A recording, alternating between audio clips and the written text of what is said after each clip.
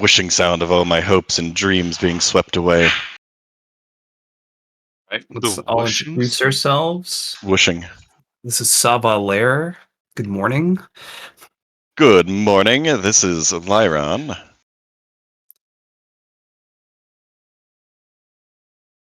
You're next. William, you're next.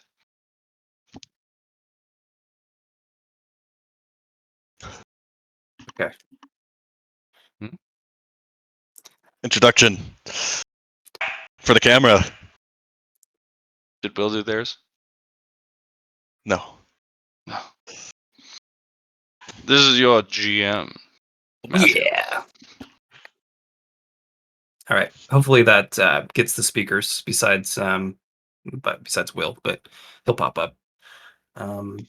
So we have some catching up to do. It looks like I was part of his learning the priming, as the priming came from me and the tribulations. So I'm 32 DTS. It looks like. I have to get caught up on, and then 34 for Liron. That's fair. Okay.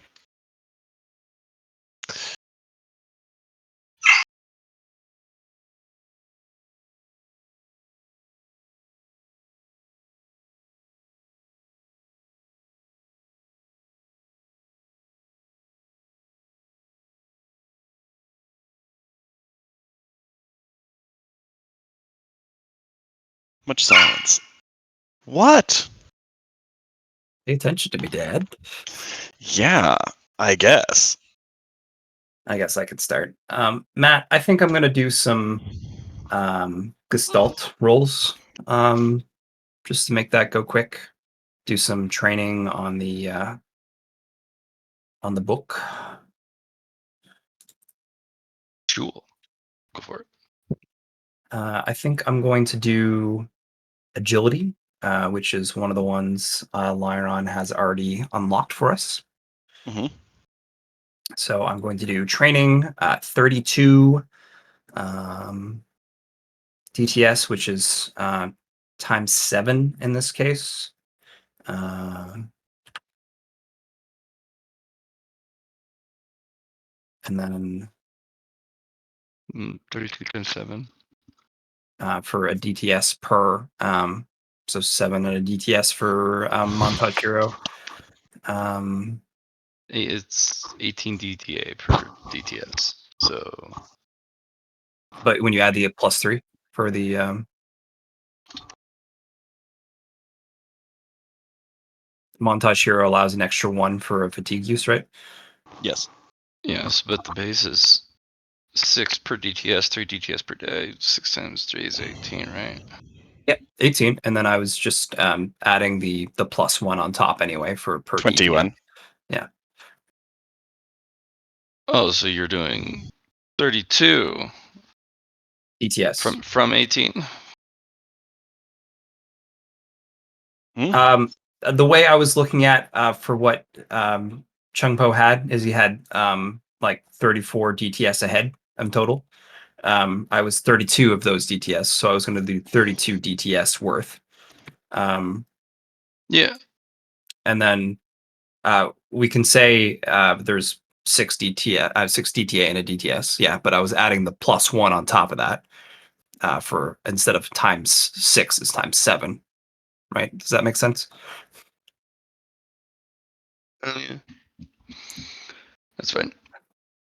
And then right, so /R for advantage 2, 4, 4, 8 D100, and I'm doing perception, so I don't really need to worry about the -20 since my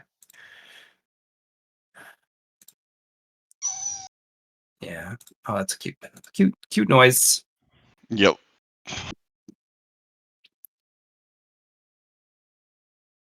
You just got a bunch of attention. Okay, you're coming on my lap then.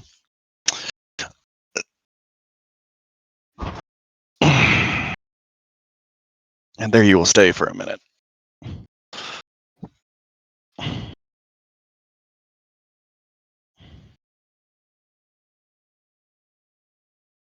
It's a lot of rolls. A lot of rolls. Also, did you forget to do the is less than? That's fine. I counted 3. Okay. Gotta get your gestalt up, bro. So that's 6 ones and 1, then 2, then 3. So that's what my perception reinforcement is at currently.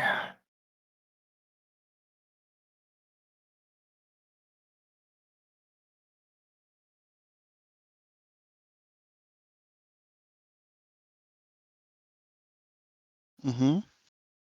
Mm-hmm. Quick and easy. That's right. That's right, doggo. Mm-hmm.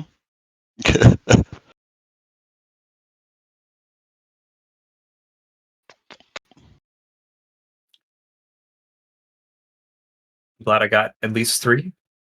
All right. What next? Basic. Yes. I'm still trying to figure out what I want to do. I could just do some guest rolls that would get us caught up quick, and then we can go do the ruins. The question is, of which reinforcement do I want to roll? Swiftness doesn't help too much. And I can't do swiftness until I do... I think this helped here. Yeah, you wanted more I need more perception. perception. Yeah. Because you need the free actions, was it, or the trying to Stop remember pressing why. buttons on the keyboard. Okay. I needed more reactions to be able to do more swiftness reinforcements. Right, so you needed a higher level in order to Yeah. do the more. Gotcha. Yeah, that's what it was. Because it's based off of our perception bonus for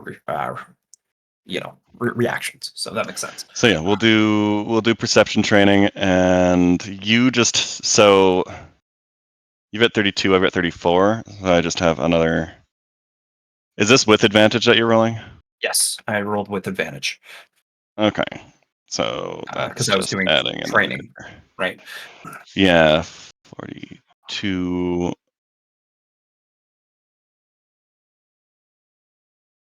Two more DTS, right? 2 more DTS is another 28 rolls, so we'll just roll.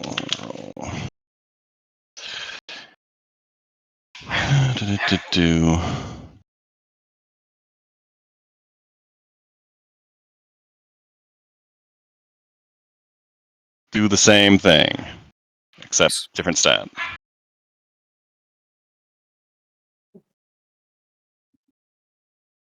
I see 1-1. 1-1. 2 ones. So 4 1s for you. Yeah. Wow. A little like 2 100s as You well. also. So I was pretty low as well. Yeah. Yeah. I got Okay, 2 3 ones. 4 ones is, I think, 100s. exactly the amount that I needed for A level, at least. There you go. Yeah.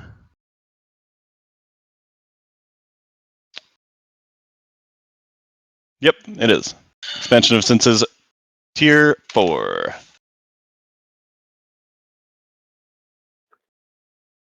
Which I'm guessing just increases all of these things by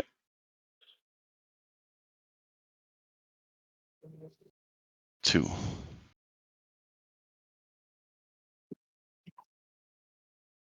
Improves vision range by 6.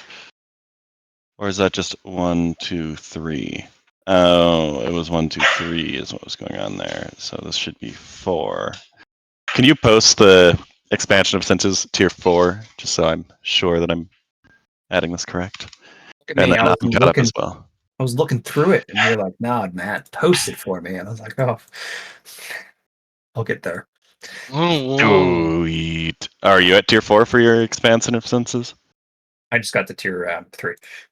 Oh, okay. Yeah, I don't know how it scales though, because 6 is a weird number. Expansion 4. Yep.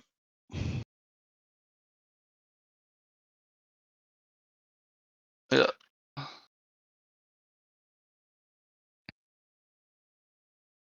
Okay, it does improve like that. Okay, so that goes up to 10 then. Pretty much a +1, eh? Is it a +1 or a +4 for this? Or is this the total that we have at tier 4? It replaces, so me getting up to 4 Replaces. additional points. Okay.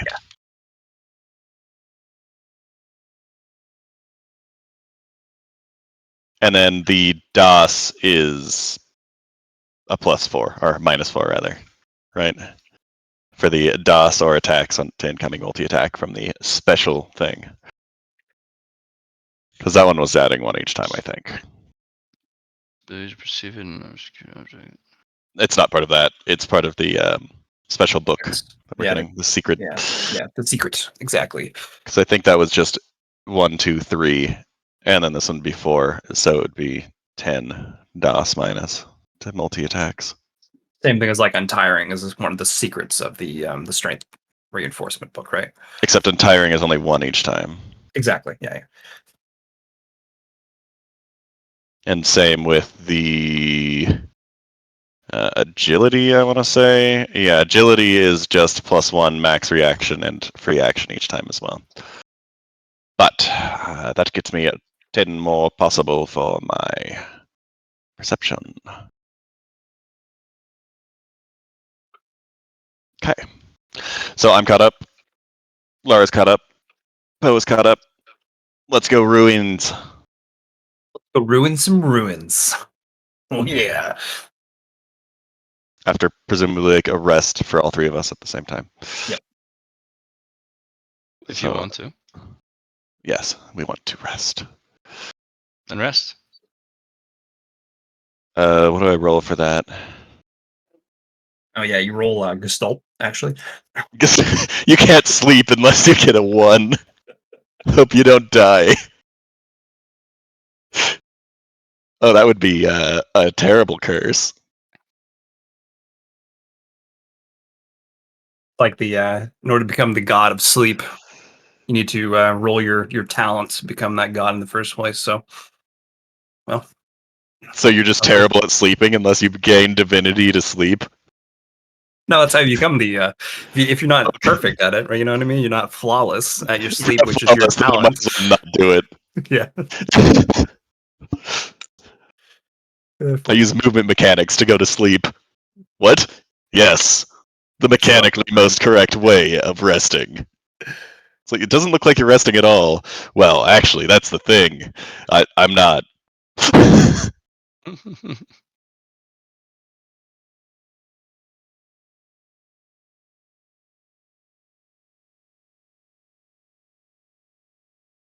Right. All Well, right. I am. You with us? I see Or are that you you're muted. against us? Maybe he's having a conversation with the waifu The masseuse? or the kitties. Let me send him a message. Yeah. Let me send the puppies some food in their bowls.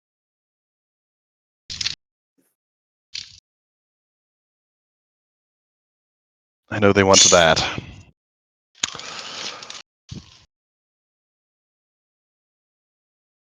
What is that? Food. Oh.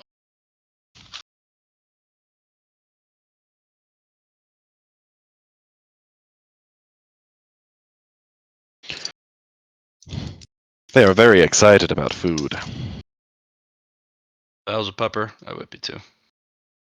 As a person, I am too. I love me some food. Mm-hmm. It's like my favorite thing.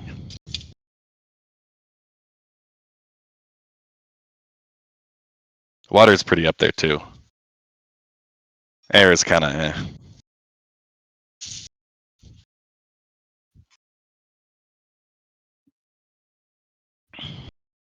Water's kind of up there, yeah, I suppose. Oh,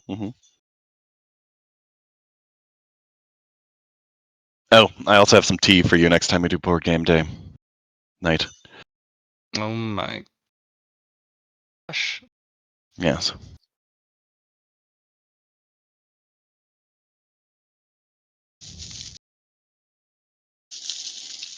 Gonna be good. Yes. I got myself some of it as well. Haven't tried it, but it smelled real good. That's the hope. Yep. You don't have any allergies, do you? All the allergies. It's got almond, apple, rose petals, cinnamon, clove, orange peel with a Ceylon estate tea. It sounds really healthy. I don't know if I can have that. I'm allergic to healthy. Oh, that's unfortunate. Yeah, it's kind of a tragedy. It is only 2 ounces, but that's enough for a good amount of tea. Well, that's a plenty of tea. Only crazy people like myself drink 16 ounces of the same tea. 16 ounces of this. Well, if you Yeah. like this one, I can get you 16 ounces of it. But I feel like that's a lot of tea. Yeah, it's the golden monkey, man. I love that shit. Is it like oolong? No, it's a black tea. Okay. I will make it for you next time you're over. Oh, yes. You can make some of There's this. It's called Winter Storm. Winter Storm. That is usually this guy makes when he does his blends. They're either like pirate or boat themed.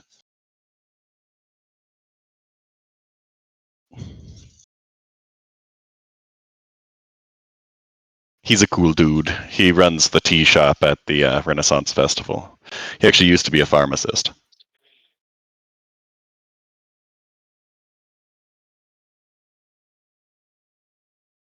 What does he do normally? Now what he does is his tea shop, the Renaissance Festival. Ren Fair is only during the summer. He goes to other Ren fairs. It- And I imagine he doesn't really need the money.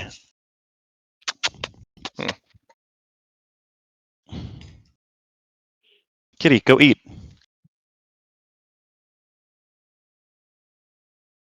Good girl. And one of them eats a whole lot faster, so I have to go and play with them afterwards. Otherwise, they try to go and take the food. And then Kitty gets interested in what I'm doing. So she stops eating altogether. This is only with dry food, mind you. Kitty eats the wet food faster than Cat does. So the opposite applies there. No, go back to your bowl. There's nothing in Cat's bowl. She finished eating.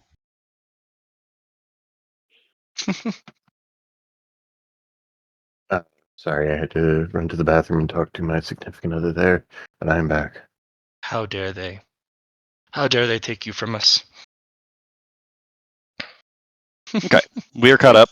We were thinking of doing Okay. ruins. Ruins. Really? Yes. Sounds like a plan. Oh, a plan? We were just going to cut a hole in the wall. Oh, okay. Well, I mean, you kind of need a plan too. On. That's insane. Why would we need a plan? I don't know. Cave-ins. Just general direction. No, we know the direction. Around us. Ah, okay. So 360. That's why we can't go anywhere right now, and with the expansion of the sanctuary. Is Elder Undying Sword actually here, or have they left? I don't think they are. Okay. Unless they were here for the 34 DTS that we're just Just doing chilling. just sipping on Lar's tea. Decided she really likes that tea. Good I habit. guess is a plus for us. Yeah, it's a good tea. Kicks me out of the training room, says, nope, I'm going back into the 5 rings. Ooh, Lar should learn how to brew the really fancy cultivator teas. I agree. Fire. I'm okay with doing some runes. I kind of have well, I have a couple of questions on a name and some, I think, not so much enigmatic secrets, but something that I probably don't know at this time. But yeah, I've been thinking of my name a lot and trying to tweak it, and I think I've found a tweak that I think works. The world tree climbs the serpent. Hmm. What? No, don't.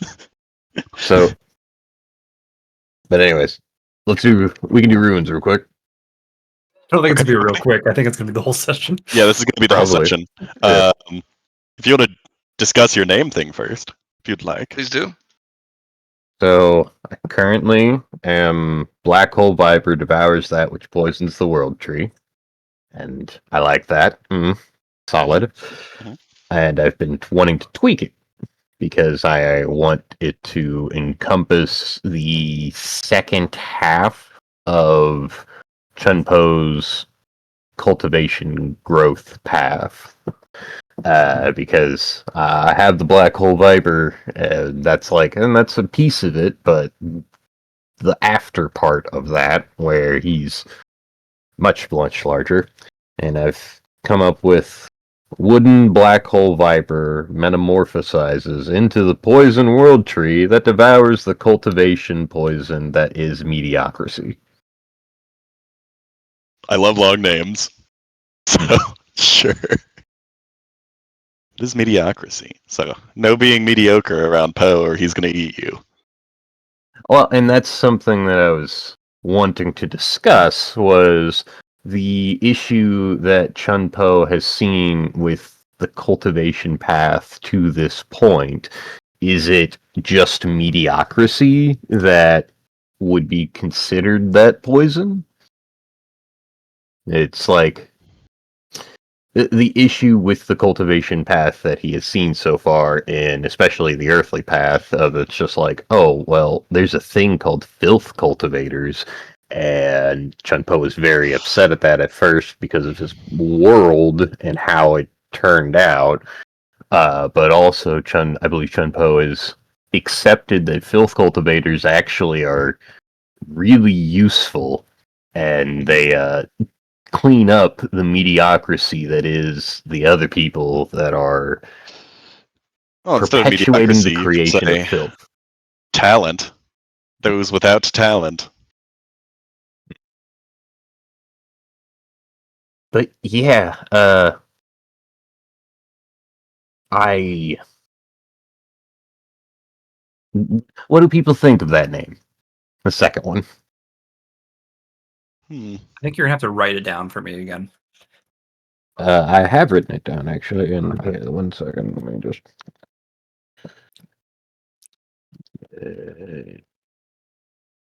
Name idea. I also want you to fix your profile picture. Right.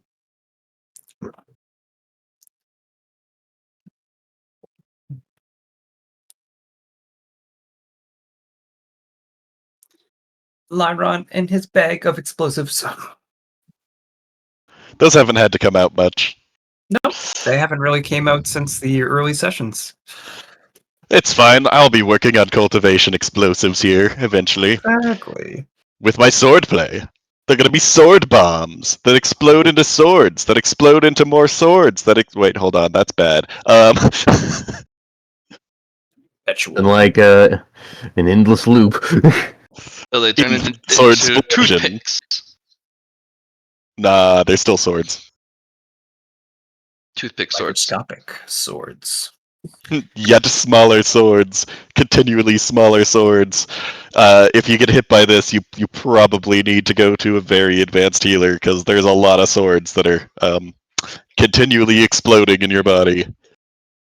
Get a sword that walks up to like one individual atom, cuts it in half, and then separates and cuts in two individual swords cut the halves and halves, and it's just like, why do you keep getting smaller? The swords are the same size. Just very fine-tuned mincing. So let's break up what you got. Wooden black hole viper. So for me, I had wooden sword. So if you want to continue going like wooden elements, in a sense, like if you want elements to be your thing, then I see that not being any problem. The I reason I added the wooden aspect is because Chun Po is made of wood, and the black hole viper would be something that is like no, it's actually like wooden. It is a wooden tree that, or not wooden tree, a wooden beast that is devouring things throughout the stars, and it still has what the black hole viper has of, hey, it is a black hole viper, but this one's just made of wood and kind of tree, and it will grow into something else once it's done eating. the only other thing I can think of here is that so you have black hole in your initial part of your name when black hole should be later down your cultivation path. That's fair. So like the wooden viper metaphorize or metamorphoses into The the poison black world hole tree. poison world tree that devours the poison of Maybe the of mediocrity, yeah. instead of that is mediocrity. But longer name is better, right? Yeah, 100%. yeah. I like Yeah. naming mediocrity as the poison that everyone on the cultivation path suffers, and that's the existence. Like, that is the reason that, like, beast tides exist. Low key, Chun Po is considering becoming a second beast tide of just like, hey, you guys. I almost want to. I don't know if I would be a precursor to a beast tide or if I would be like a after effect of a beast tide. So what is a Just beast tide? That's the first question. well, in cultivation books that I have read, a beast tide is basically, oh well, there's a section of the world where people are doing good and cultivation is progressing well, but then there's a tide of beasts that come through and kind of wreck things. And those that survive clean up the mess, reap the rewards. They survived. And it's just, I'm not entirely sure why those things happen yet, as Okay. somebody that has only read them. Let's step back a sec. You say that you don't know what happens yet, but you didn't. Isn't this one of the things you asked Dying Sword Elder? About the beastides and Like, things wasn't similar. that brought up? It Yes. wasn't. I thought that was, yeah. For example, like, didn't she tell you like that is the upcoming cataclysm for the earthly path? Yes. Right. And so I was wondering, as a late game thing of just like, well, Chun Po hating mediocrity actually really hates the aspect of the survivors of a beast tide that become arrogant and almost like, no, you guys think you're strong, but you all aren't going down the path in a way that I feel is correct, and you are creating more poison, which, I guess he devours it, but that means he's going to devour you. I mean, you're becoming a cataclysm. Yeah. Isn't that kind of what you want to do then? Oh, yeah, no, that's definitely like something that he wants to do. Is he is a cataclysmic event, and you have to be something special for him to not consider you food.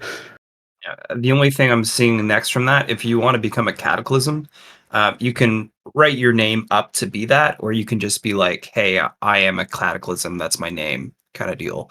And that's the way you want to like focus your DAO into, like the one who devours, or like become the one who becomes the cataclysm, or like but if you're gonna do that, it almost sounds you're becoming like the BBG. Like people are gonna kill you because you're gonna be. You I will feel like Yeah. cultivators at a certain point definitely feel like a BBG to right. most campaigns. Like, oh, I'm But not a good guy, but I killed a that's lot of just- people because cultivation. Because progress.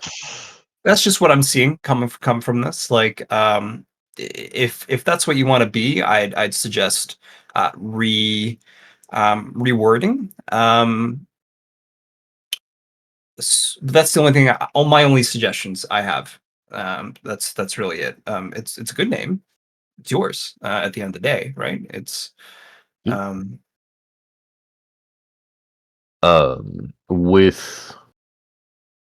With it, the name and like everything so far. Yeah, no, Chun Po's. I have like almost an image in my mind of the day Chun Po gets challenged by some really, really young cultivator who says something of just like, "You've destroyed everything. You are the bane of my existence, and you should be smited," or something or other. And Chun Po's just like, "Oh, I mean, I can leave and I'll go to the next zone and fight bigger things there or whatever if you want, no problem. I'm not trying to just destroy everything except for the things that I felt needed to be cleaned up. Like just you wanna see what happens when I decide to go fight bigger things?" Just grabbing a disciple all of a sudden, just like, "Here, let me just take you down the path of what I choose to do." That's just I think of a lot of things that don't happen yet, so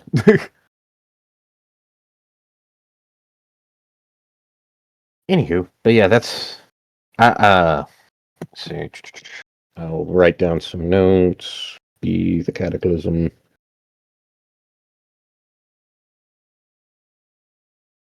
Alright, but for now, yeah. I might ask Matt some questions at a different point, but ruins. Ruins. So that's what So, we do we want to want to go in from the kitchen, the library, or the bathroom, or the bedroom? Because I don't think we want to go through the training room, the treasury, or the sword cradle. the library, I think, is the best way. Okay. I was just about to say that. And do we want to bring our? Oh yeah, we'll bring our swords. We are swordsmen. Well, actually, not you, but I'm not. Yeah. I have sword energy though. The most energetic of swords. Okay. yep. Sorry. What now?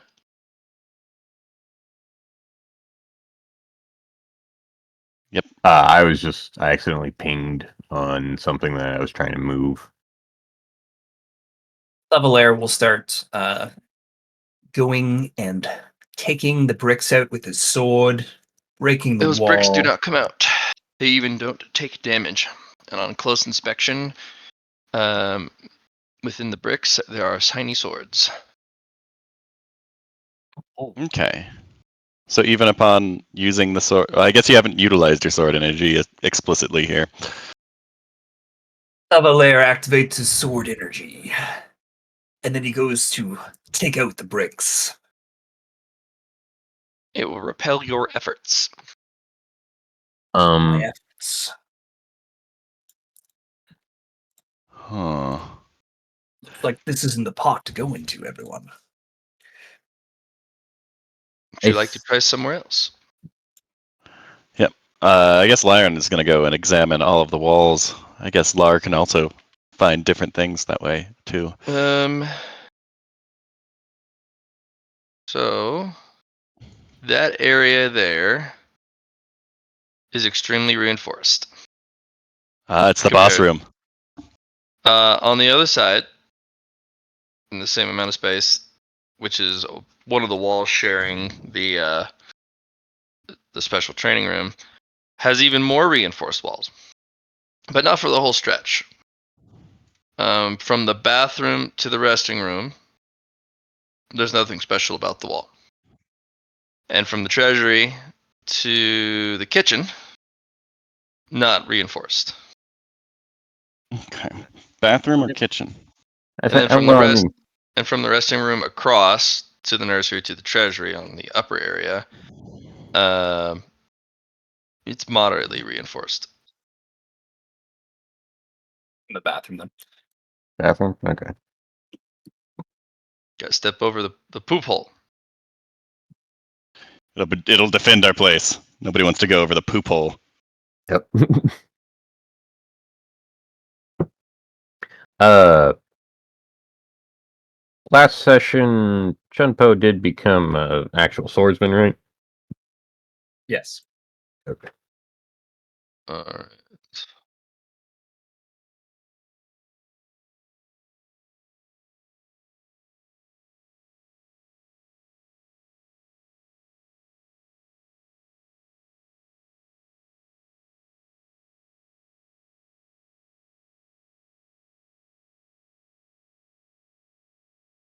Yeah.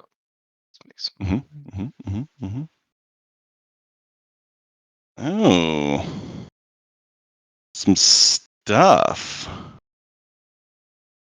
So have we broken through this part here? You I'm guessing have, that's why? yes. Okay.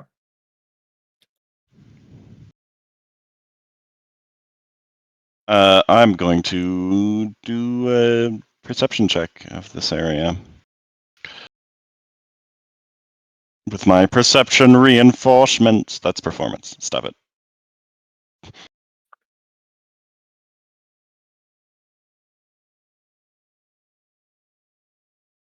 Nice. Yep. What do I hear with my elf ears? You say you're using your perception reinforcement? Yes. Oh, God. Specifically the... Where did I put it? Additional information. Yeah.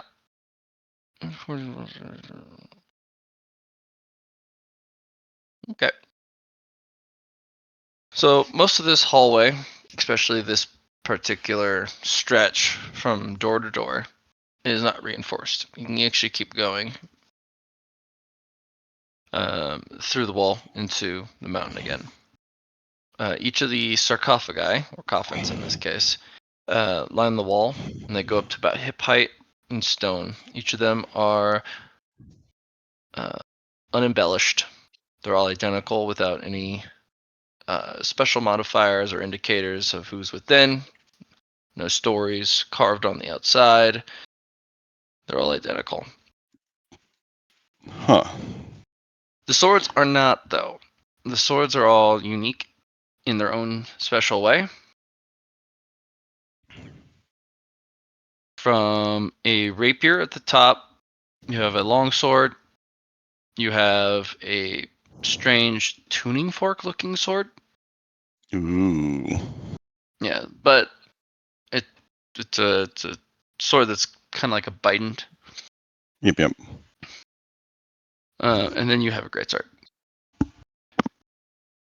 So Okay. it went from top, rapier, longsword, tuning fork sword, greatsword. Okay. Yeah, I'm gonna trying to find it. I think red will work. No. Oops. What's that? Give me I'm a also moment. curious what this one is, but Mm. what's that? Looks to be a vent. Yeah, there's looks like a hatch we can go down if we wanted to. Was it up or down that got like really hot whenever Down. we attempted down? Okay. Yeah, up gets So- sharp, down gets hot. Anyone have some really obscure knowledge on building design or fortress design or prison design? Hmm. And if I Or did, it wouldn't what- apply here probably. as that's Security like would be the only other base roll. If you I'm have making Uh, security, Yeah, I was about to say. I'm just like I can do security. I think. I don't have it trained, but I can certainly give it a go. That's plus 20? Oh. Okay, so that is an oubliette, Okay. which is probably worse than any other modern torture device, except for some of the more cultivator ones that can get pretty bad. That is what you put something in when you want to forget something. You put it in there, and it's designed in such a way that usually it's not comfortable for the person inside. And you're just left there and you're forgotten about. Okay, so the equivalent of a dungeon, but instead of torture dungeon, just like all right, bye. Yep. It's a hole But and it's you. also used for locking and sealing something away. Hmm.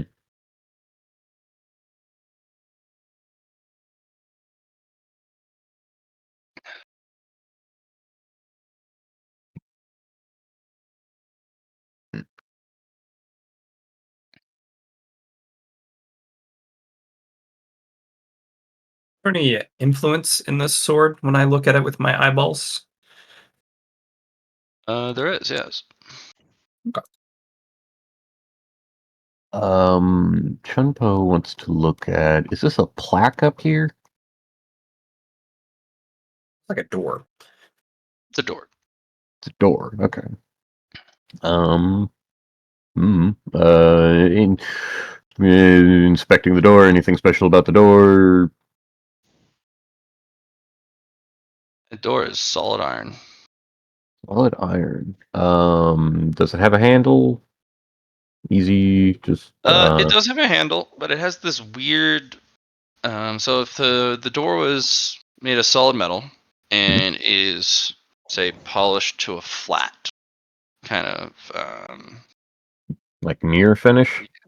not mirror finish, but as flat as you can get. There's a raised portion, about a 1 foot by 1 foot raised portion that comes out about an inch, and that's right around chest height. Oh, interesting. Yep. Hmm. And there is a little placard above it that has a stylized 0 etched in the metal. Uh. Hmm. Hmm. I'm not entirely sure what the 0 could represent. If there's 4, I will take a step back from this, and I'll look towards the sword rapier. Is this a grave behind it? Sarcophagus? Yeah, it's a coffin. Yep. Sarcophagus, Okay. yeah. Hmm. I am uncertain what that 0 could be, but I wanted to swing on it, and then I thought, there's 4 graves in this room. Maybe we don't swing on the weird door yet. Yep. I feel like we're gonna end also like we're gonna have to deal with whatever's in the oubliette because that is probably considered a room of the ruins Um, inside the oubliette. well, is there any? I don't exactly want to go in the oubliette, but is there any sound coming from the oubliette? Not that you can sense. Okay. And not that I can sense, presumably. Correct. Okay. Which means you should be able to sense something by your But I can't sound. see. It just stops right at the That's not surprising. yeah. So like I see the grates and then I see nothing beyond it. Yep. Okay. Technically, you wouldn't know there's an oubliette there because the sound stops. Because you're blind. Well, would I notice the does the sound stop at these bars or at the bars to the oubliette? No, at the stuff here.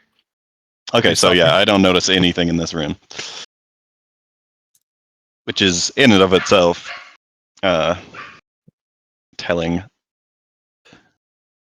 Um, I'm gonna do a sixth sense, or I guess a Psyniscience test on the seer sword with a bite into variety before touching it. It's plus 20 there. Wow, that's not bad. Is there anything weird or any connection between it and the sarcophagus? Because I can sense the connections between things a bit with my sound. Any energy running through it either between Not it connected. and the sarcophagus. Sarcophagi are not connected to either the door at the top or the door at the bottom. Are they connected to the sarcophaguses that they're near? They are. The ones they're in front of, they're directly connected to. Okay, okay. I'm gonna do something stupid. I'm a normal swing after using the sword energy, the connection, not the sword or the sarcophagus.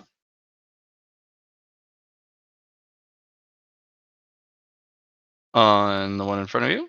Yeah, on the Bident sword. You gonna resonate with it? That Yeah, dong. I'm going to attempt to resonate with its connection and slice cleanly through it.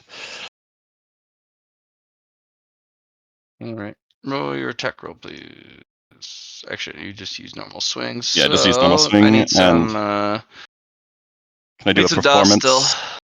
Okay, I'm going to do a performance to attempt to resonate with the connection, to cut it cleanly. And that's plus 4.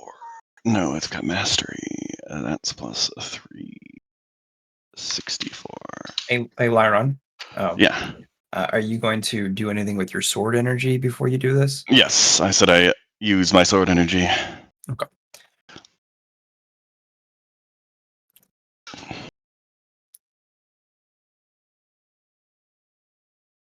Encasing my blade with it. My blade! My blade! I feel like cutting the connection is something that most people wouldn't try to do.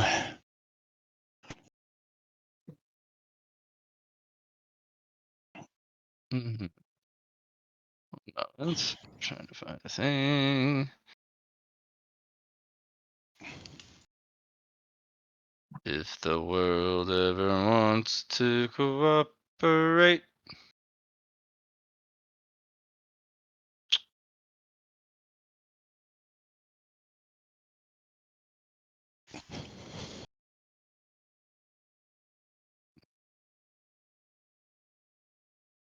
Search, please. I figured it would summon whatever was inside, but you What? know. You don't know for sure that would happen. Okay, nothing happens. Yep. Sarcophagus is empty. This was a trick I was to about make to us try and spend time. roll closer. some secrets out. Oh, sure.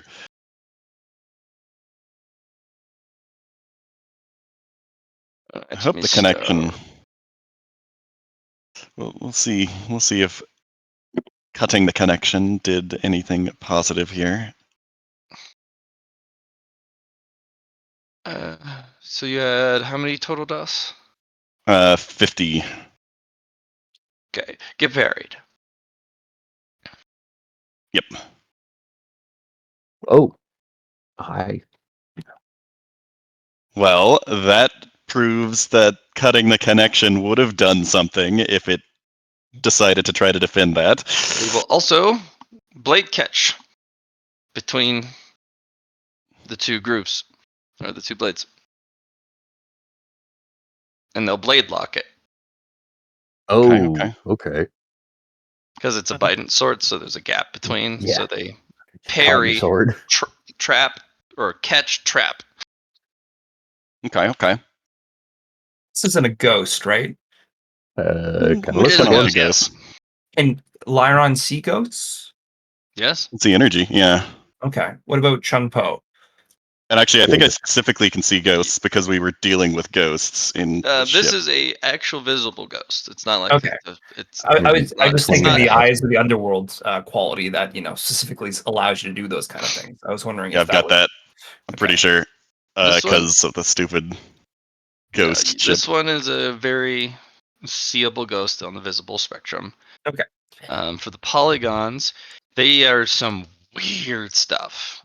So the polygons stay the same shape, but like a kaleidoscope, they kind of morph and change into the same polygon, but in different directions. And they're very loose. They're not very condensed together. Well, I'll do the Savalar thing, and I will do Eyes of the Weaver on this new ghost that's in front of us. Do a scrutiny test as I look him over. I'm saying, Liron, it looks like this is your time to figure out the Biden sword. This should be fun. Oh, yes. It's kind of So- stuck. I'm surprised you didn't go rapier. I suppose this would be a Science Obscura test, actually. I'll do that instead. Do I have Science? I have Master in Science. My perception is 122. I just got plus 15 on that. I need to put that in. So plus 60. And then we'll do an even for the Beyonds. Are we joining the fray? No, I'm just getting some information. Okay. So 44 degrees of success, rolled an 88, nice double. Eyes of the Weaver, so depending on how amount of successes I have, and with perception reinforcement, I should be getting +3 additional pieces of information. Yeah, is it that we forgive you? Many different things, mostly like its character sheet. If I copy paste for you, and I think you have to specify, right? The things you want to know. for each DOS, you can learn one piece of information about the target. Total wounds, current wounds, total fatigue, current fatigue, armor, soak, active status effect, active conditions, name, tier, total merit spend. And then, yeah. All right. Education level.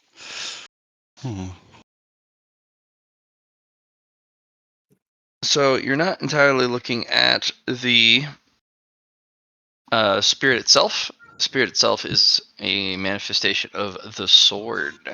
I figured as much. Yeah. So these, from what you might be able to tell, are either tier 3 or 4 relics. Each of the swords. And they're manifesting, from what you believe, they're the essence or the manifestation of their most recent user. Which is probably in the sarcophagus. As it's popped out from it. Makes sense. Yep. And it is being wielded technically by a self-wielding technique. I say we don't destroy these. More defenders is good. I doubt that they talk, but maybe we can You're try already talking diplomacy. with it. Yeah, that's what I'm saying. You've struck. We can try diplomacy with a sword fight.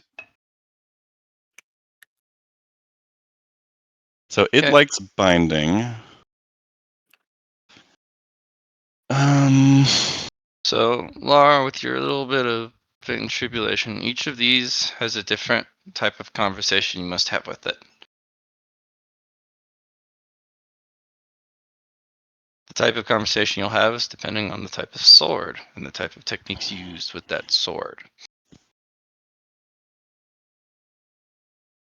okay. Iron, it's time to have a conversation with that sword. Maybe Does it I mean, it appear to looks be like it's using one of the pretty base sword forms with this Bident Storm? Weren't able to catch it immediately because of it just kind of out of nowhere parried just Mhm. perfectly.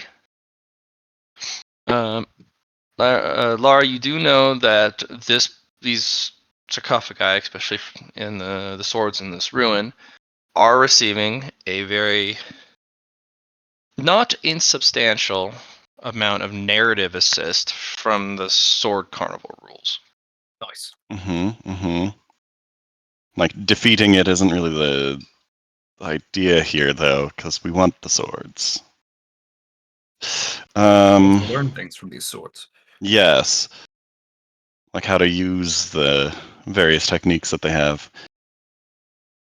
Or if you resonate with the type of sword. For example, the great sword in front of me is. Did I successfully resonate with the connection? I guess I did if it felt the need to defend against the swing that I did. And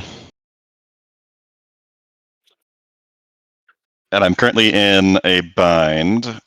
Mm-hmm.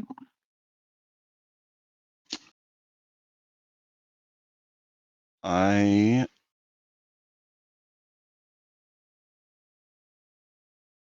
don't know. Can I do a fellowship test to, I guess, try to suss out what sort of conversation it is looking for? Sure. It will act. That will be your action against it. But Yes. Well, yeah. I've got okay. one action per its action at this point, right? Yeah, it's kind of a back and forth like a chess game. Yeah. So I'm going to do that. I'm going to use key here to boost up my fellowship. That is... My willpower went up again. Times 7. Oh gosh, my stats went up again. Mm. Oh, so awful. I have to roll bigger numbers. Have to Oh, recalculate the man. bigger numbers. Okay, so fellowship test as my action towards it to figure out what this conversation is all about. Sure.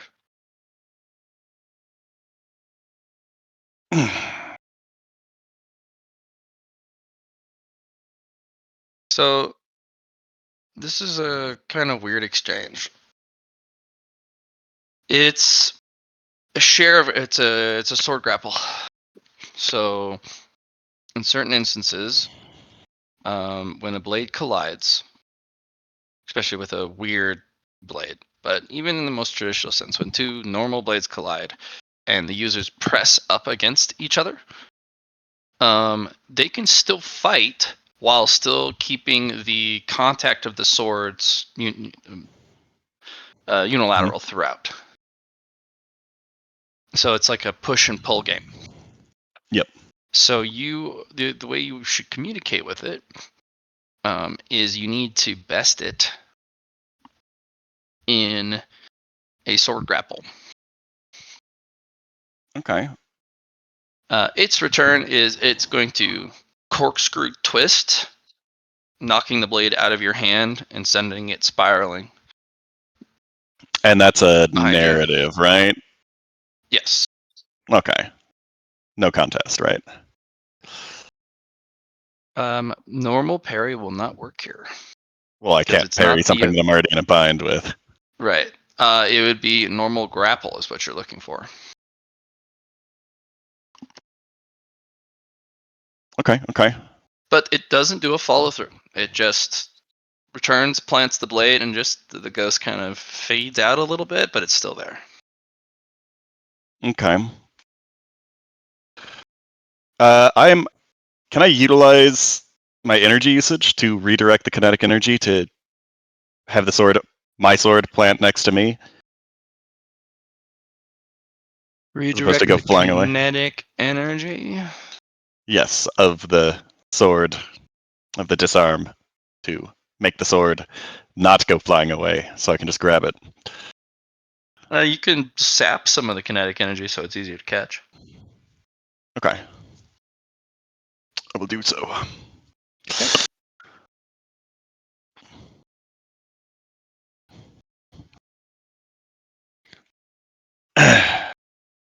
And I'm going to go ahead and... So I saw that move, though, right? Yes. I'd That like to was a examine. sword grapple move. Not part of the base techniques that you guys have learned. Yes, but I'm going to attempt to analyze and try that against him next time. So let's see. I will swing at the ghost again. And... Or I guess I'll swing at the connection again. The same way to get it back into hopefully the same position.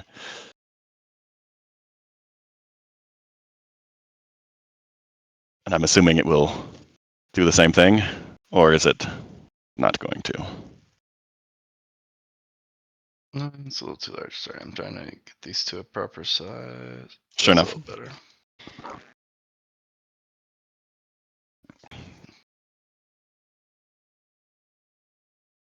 It'll meet your blade. Gets back in the bind. But it doesn't immediately lock. I'm going to attempt to get his sword into a bind with my rapier, which is a bit of a different technique, which I'm assuming the base sword forms have sword binding, right? Or is this like a higher? So sword binding for normal swords is you make sure no matter where their sword goes, your sword does not leave contact with theirs. Yep. And you want edge on His edge, so it sword bites. can lock your blade because of literally the bite in. design of the blade. For normal design swords, you can't lock another blade. You can bind the other blade, but that's by literally keeping contact with their blade with yours. And then the way you wrestle is you exchange leverage or try and get leverage upon the other guy to either slide your blade across theirs or to push them off into a advantageous position, or to knock them off their center, attack their fingers, or in the more brutal case, you slide under using leverage and get a complete close range, undefendable hit at their core or at a limb or even head. It is a very risky technique. Most cultivators are traditionalists. They want to fight in the most orthodox fashion, showing off their big moves, maintaining distance. This is a disgusting technique. This is like an unorthodox, frowned upon taboo style. This would drive people crazy. Okay. I want to learn it. Because they can't use their moves. They can't swing or gather energy. If the moment they try and gather energy, you're like, oh, you're going to try that on me? I'm going to activate sharpness, and I'm going to shear part of your sword sharpness off with mine, and I'm going to slide under your guard by pushing your weapon up and slash diagonally down from shoulder to other hip. It's like Folly of Beggars and Beasts. People hate it. Because why am I cultivating? Why do I learn all of these fancy moves? Why have I put in all this effort just for some guy to come in and be like, no, you're not allowed to use it? Okay, so I get it into a bind. It's not trying to bind my sword, or I don't get into a bind. You're I not meet sure the what it's swords about to and... do. It's maintaining contact with your blade, though. I'm going to attempt something similar to what it did for a disarm. And I'm going to utilize movement mechanics. And do you want a weapon skill check here? I do. Okay. Also with key.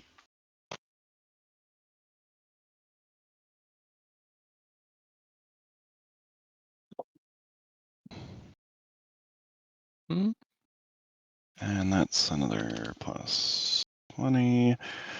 Is movement mechanics going to give me any bonus here? Or just let me perform it the way that it did? I Movement guess. mechanics in the sense where you are now, when you visualize moving yourself in a specific manner, you're It able to works. do it first try and second Okay. try and every try after that. And there's even in the cultivator world, moving the way you want to move your body is hard sometimes. Even with Sure.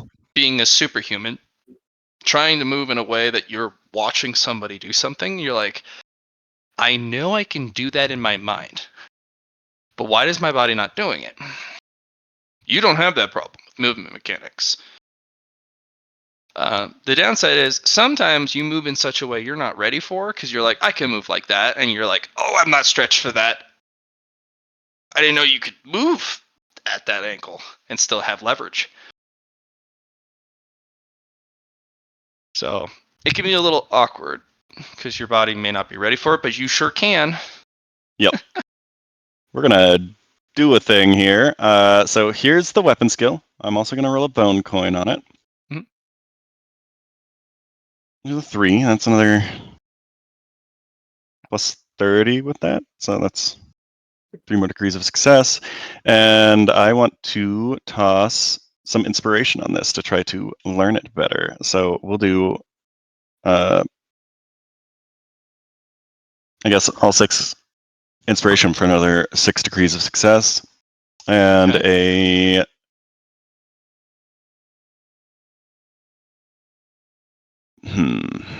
I don't think I want to use any narrative. So that's all I'm doing to attempt this. And Okay. I'm just watching to see how it reacts. Okay. You're just trying to find leverage here. Yeah, I'm trying to find leverage. Yeah. Yeah, because you can't use that same corkscrew lock that they did Nope. because you haven't Sure can't. locked the blade. Due to the nature of its blade, it's going to twist the blade. Basically, because it's really wide and it has a kind of a you can twist to reveal the other bladed side. Uh-huh. So it's going to slide down your sword and twist so that the other blade goes for your fingers. Goes for my fingers. Mm-hmm. Okay. While still maintaining a sword grapple. Because basically I'm counting it as having 2 blades. Can I in one coat sword. one of my fingers in sword energy and normal parry it? You could, yeah. I will do that. Okay. It lessens the blow, but it crushes all of those fingers. It has a higher sword energy. Yeah, I figured. And you end up, you drop the sword, you back off. I can utilize movement mechanics, presumably to not let go of the sword when it breaks. No, the sword doesn't break. Your fingers break. Yes. Yeah. When my fingers break, I could probably still hold onto it if it didn't cut in, right? It just was a No. big impact that. Okay. Yeah, huge impact. Pointer finger, middle finger, ring finger. I will use nature magic to mend those bones right quick. Okay. Since you use nature magic, it's going to cantilever its pommel and smack you right in the nose, which will knock you back. Okay. And then it goes to plant the blade. And it resets. As you then fix everything with nature magic, but you're still covered in blood. Ugh. Huh. Possibly broken nose. Definitely broken nose. He hit Liron hard enough. The nose is flat on his face. Ooh. But Well, with a little bit of nature magic and a little bit of time and not a small amount of pain, comes right back out. Yeah. I'm going to continue to try to learn from this sword if you two wanted to check on the other ones. I'm going to sit and meditate upon what it did. Okay. It does not pull its punches, but you can tell it's not doing super lethal stuff yet. Yep. Like it's not using sword energy, it's not using well, it has this It is but- passive defensive energy like skin layer to it, but it's not activating its destructive sword energy. It just kind of has a passive coating of energy to it. Okay.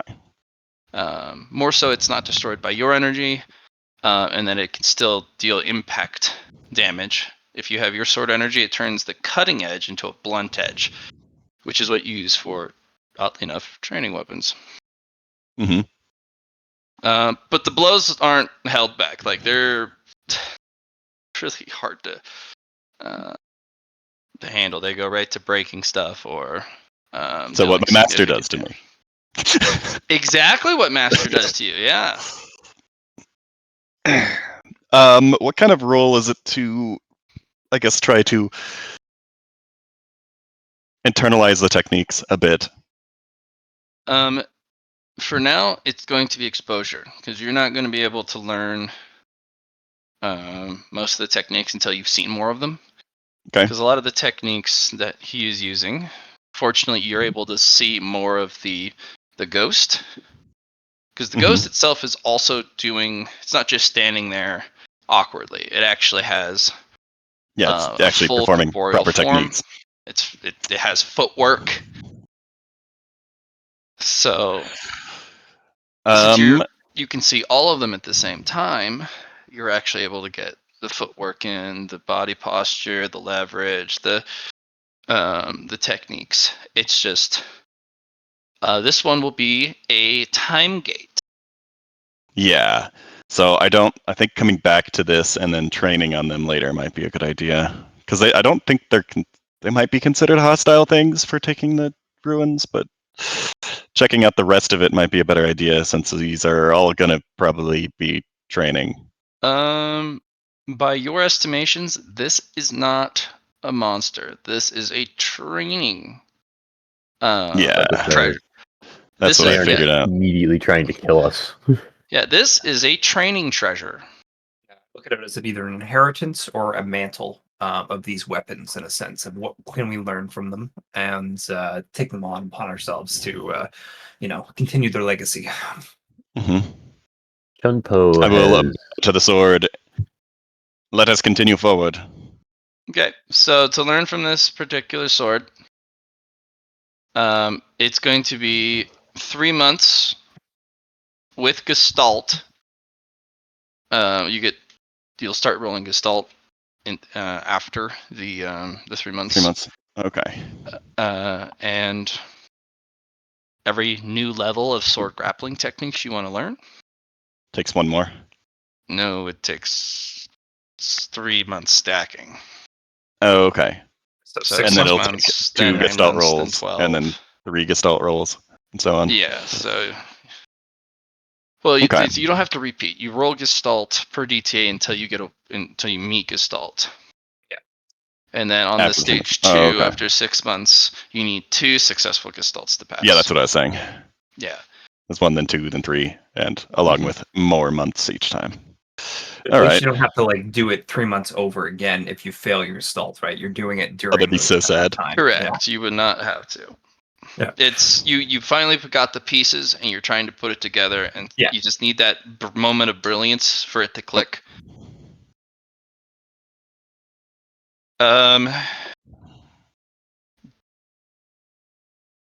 Do take note, this is for Lar, part of your Weaver's Eye. Yeah. If you learn these techniques, they will color how you fight going forward. These are not all of these can be picked up. Yeah, and there's But- 4 options. I mostly look at greatsword because that's the kind of weapon I use. So I think it would be beneficial going forward. But I don't even know what it does yet. Sure. So yeah. There is more to the ruins than just this hallway. This is a section. I figured. Yeah. So Yep, that's why I was saying we should come back to this. Yep. So Lar, you were in front of this other sword. The greatsword.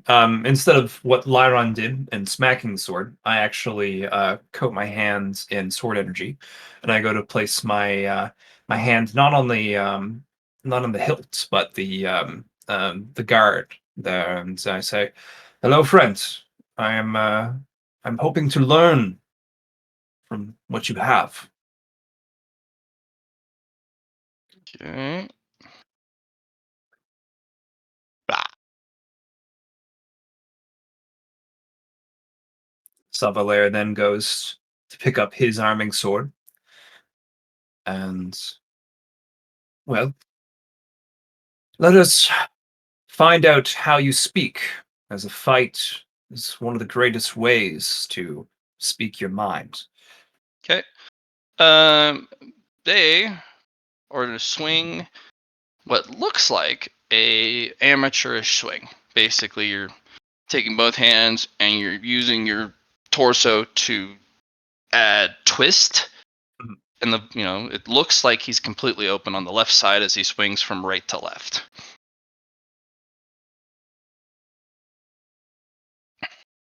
I'm taking in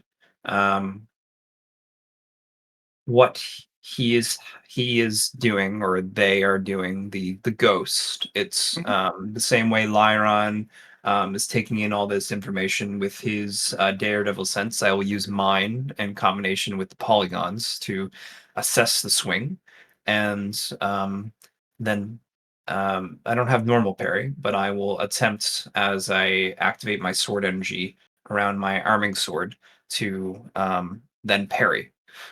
Okay. So you're going to parry. The interesting part is it's an actual opening in the Mhm. side. You could just attack the opening. I could attack the opening, and I feel like it, just from my intuition as a swordsman, that this was a intentional opening to attack.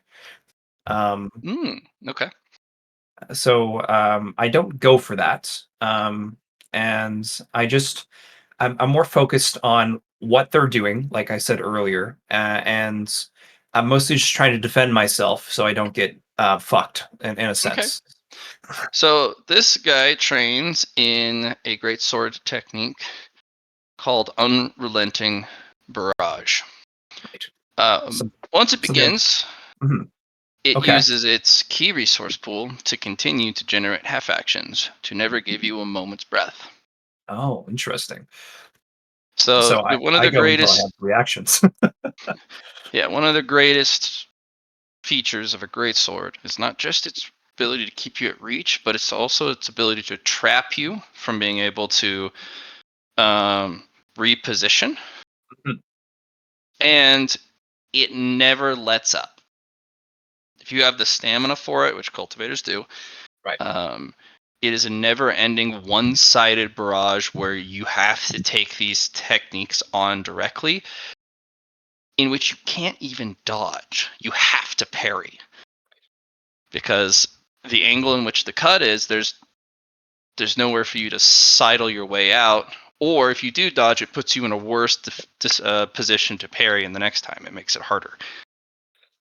So this Savalair, is, he's yeah, just getting flashbacks of the time with the Titan as they did their unrelenting assault parry back. Like they were just kept going, and yeah.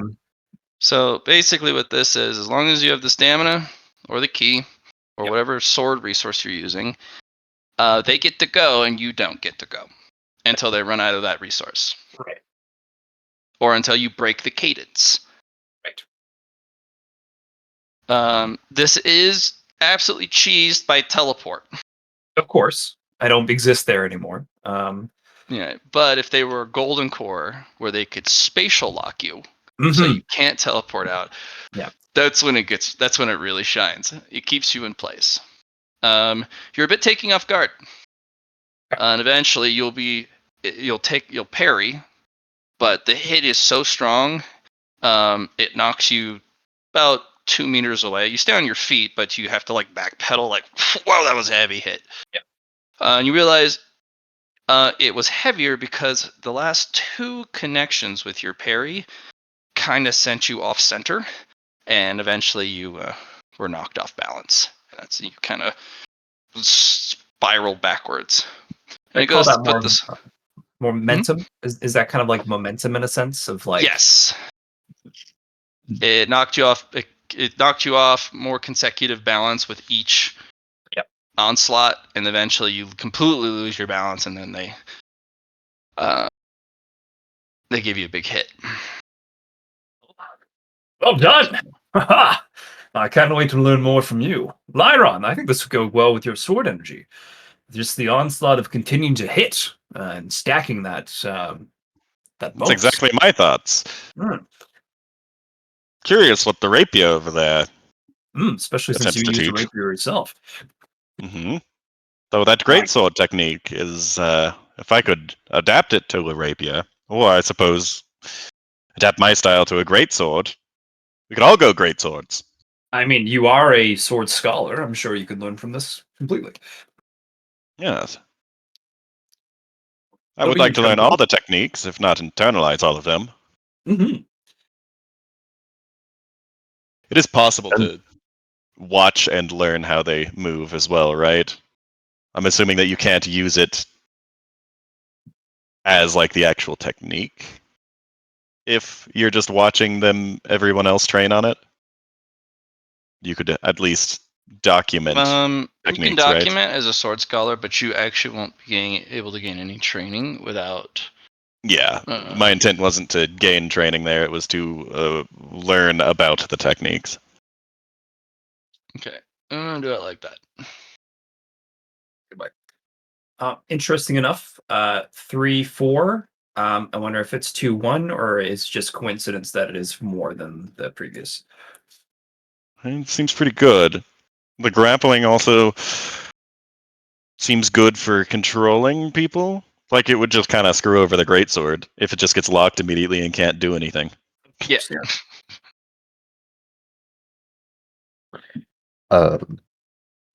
Chun Po is investigating the. What was the name of this again? Oubliette. Oubliette. Which is also a pretty good magic card.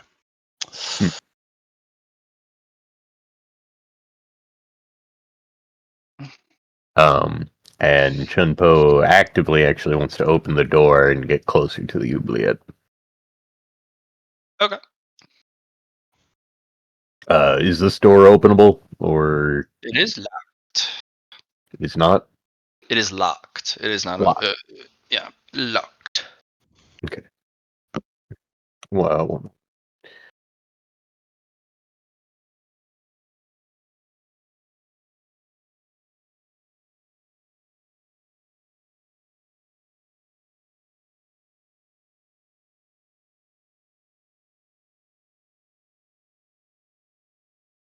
okay.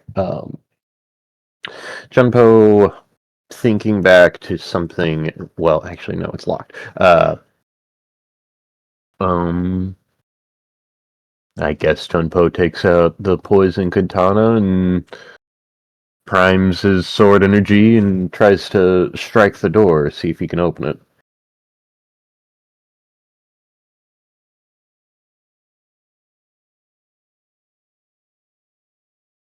Gonna try and open it. Yes.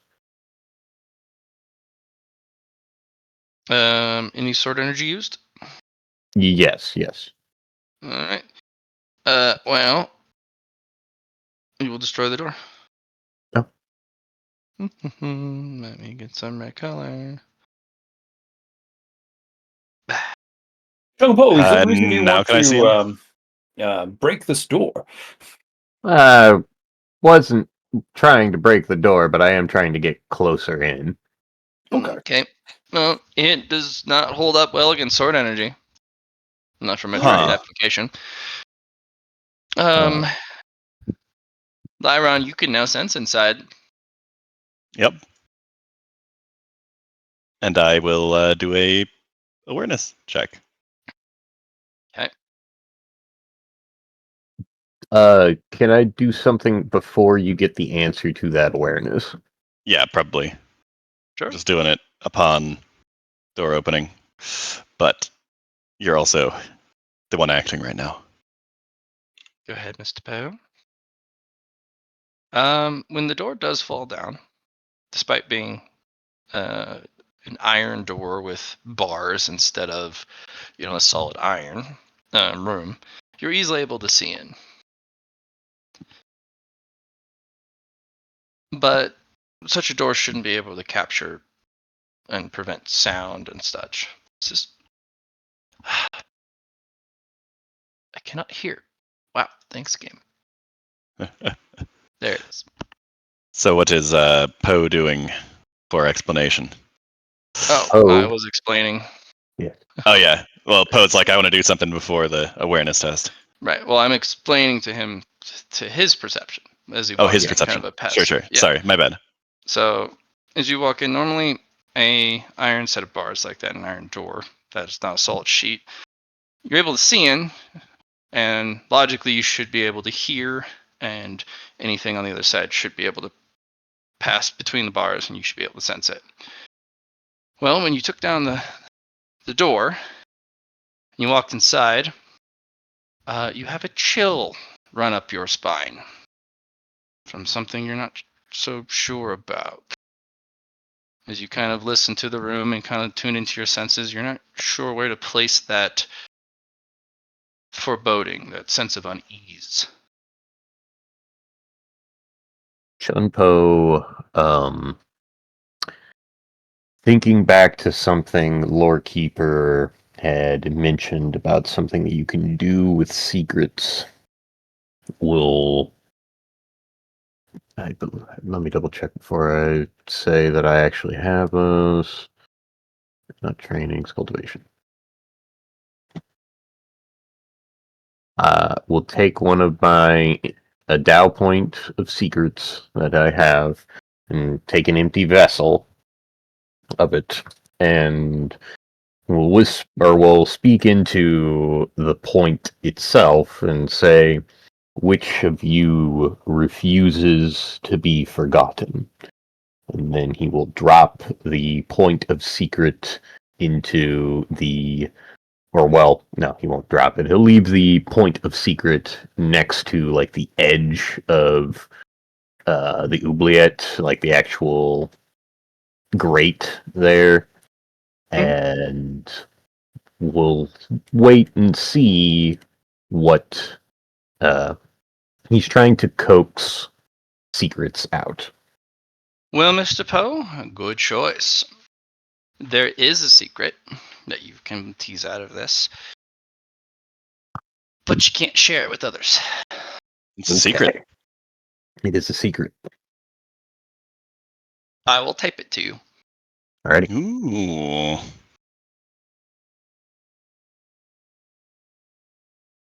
If you share this secret with anyone else but a secret keeper or someone who trades in secrets, this will no longer be a secret.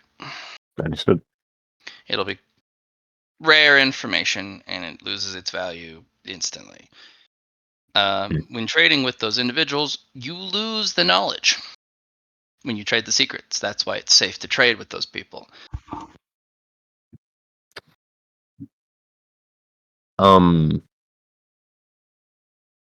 In the event that my party members find the secret, not that I tell them, but they find it, it's not near as secret, but does that work? Well, the grade of information can go from there's a spooky thing in there to all the way up to a whole bunch of its details, its history, its previous users. Like they can gain information that's identical to yours, but as long as it's not everything that you get to know, knowing more than somebody on a subject also can be secrets. Gotcha.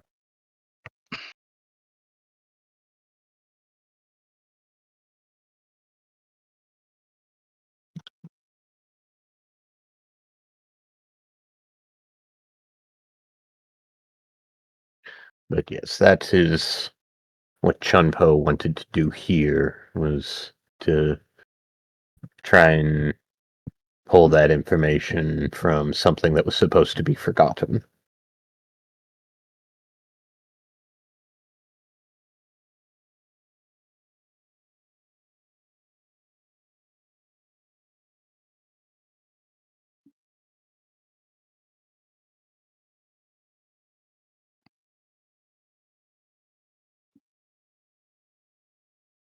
I have no idea if the door being gone is going to cause us issues, but it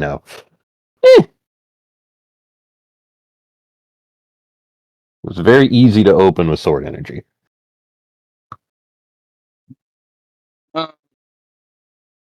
Yeah, something about that mist seems to be much more potent in holding down whatever's inside. Hmm. But when you look on the inside, that metal, whatever was etched into it, has kind of corroded a bit. Hmm.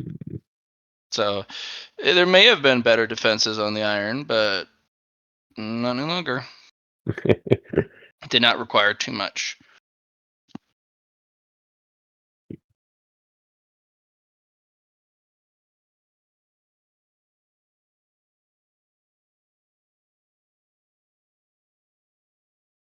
What do you think, Chun Po?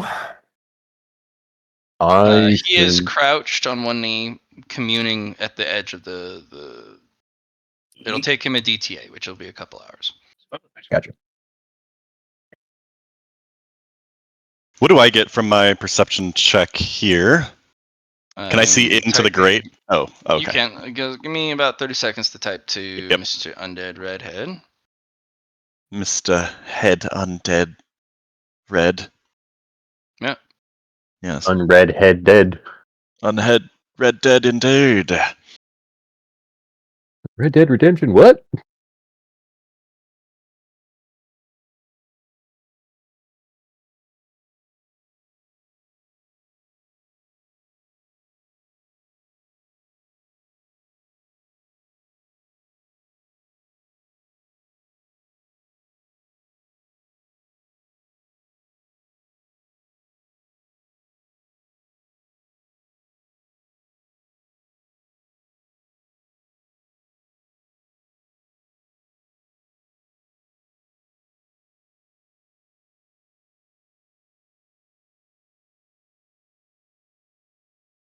Right.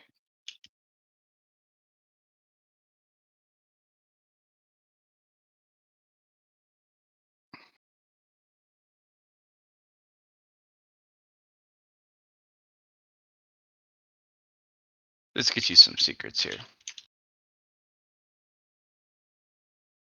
Good use of secret point. Yeah.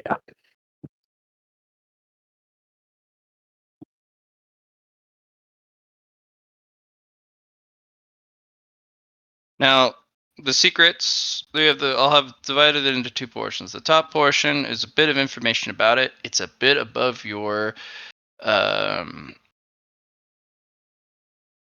assessment capabilities, so you'll be given very basic information. The second part will be secrets. They have no context to what they mean. There's just going to be some information that you get to have. How they're applied or how they're applicable.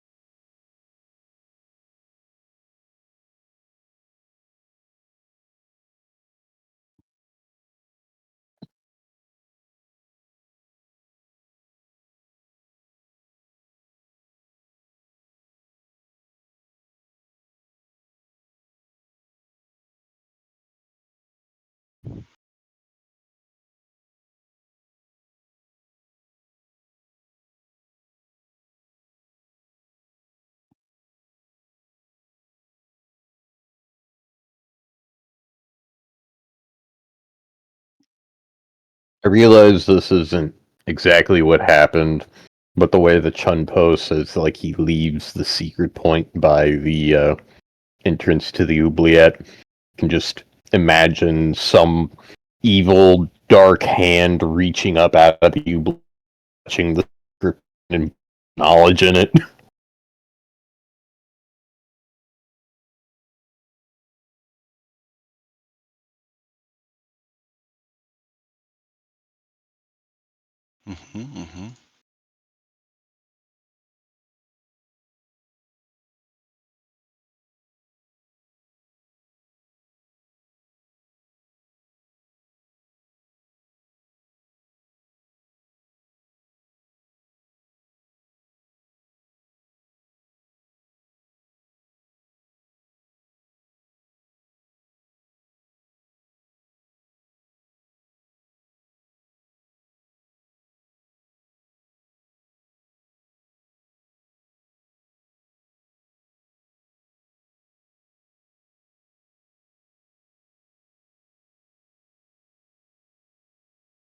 It's not how that's spelled.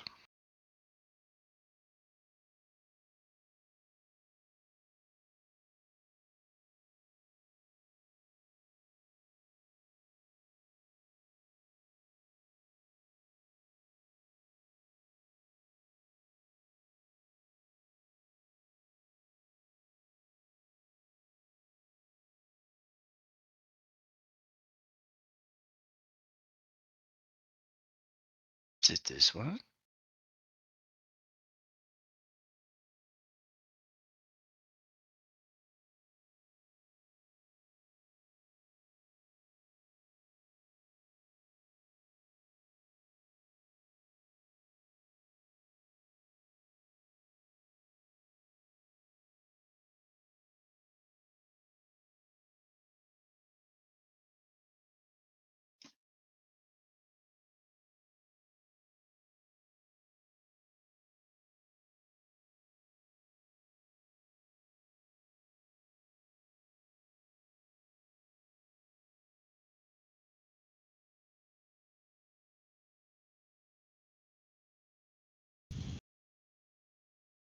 There you go. Righty.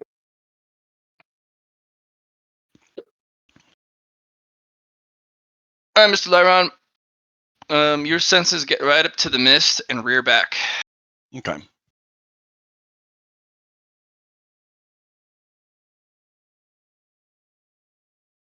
That is what I was expecting.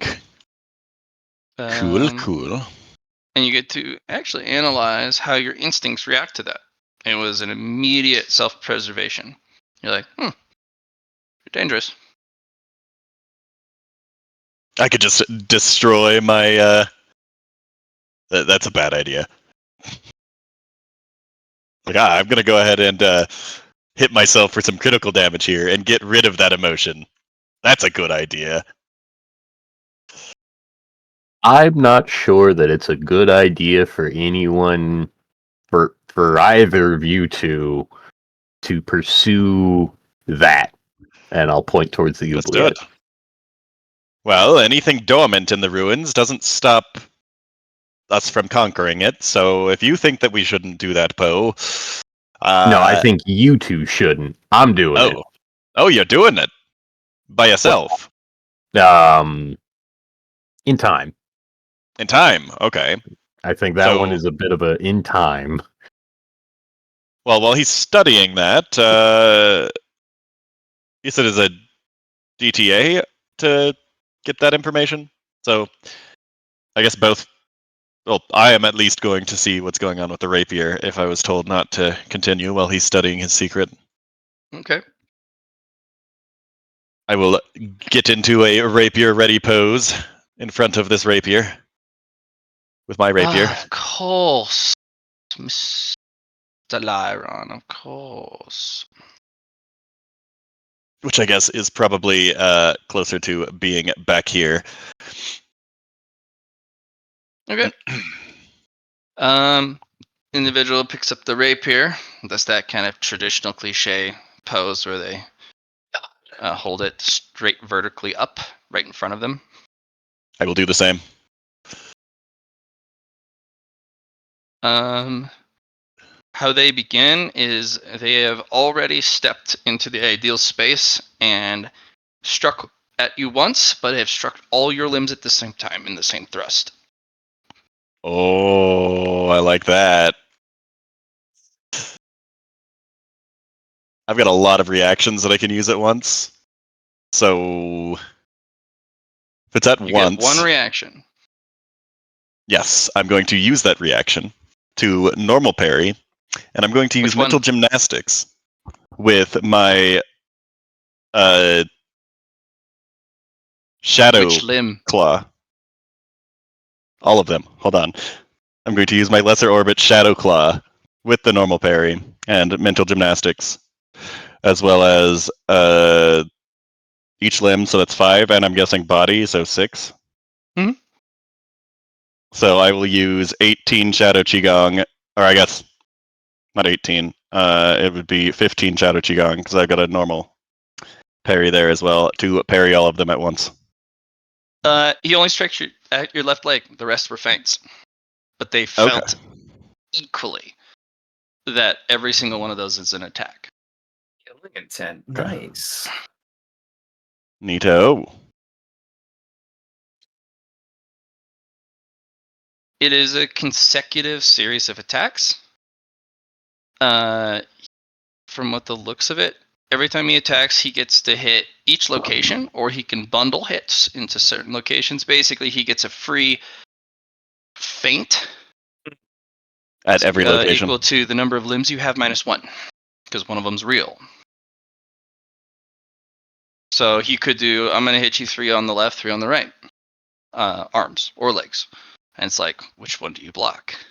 And all of them are feints until Mhm. he decides which one Yeah. he wants to do, right? Well, no, in this particular case, you can already tell he's decided. It's not retroactive. It could be at higher levels where the next level is I can retroactively pick which one is the real one. But at the moment, if I use like scrutiny, I could figure it out.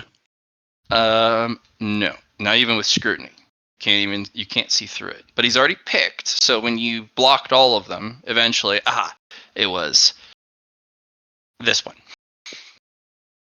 Okay. And the other ones were fake. The next level probably could yield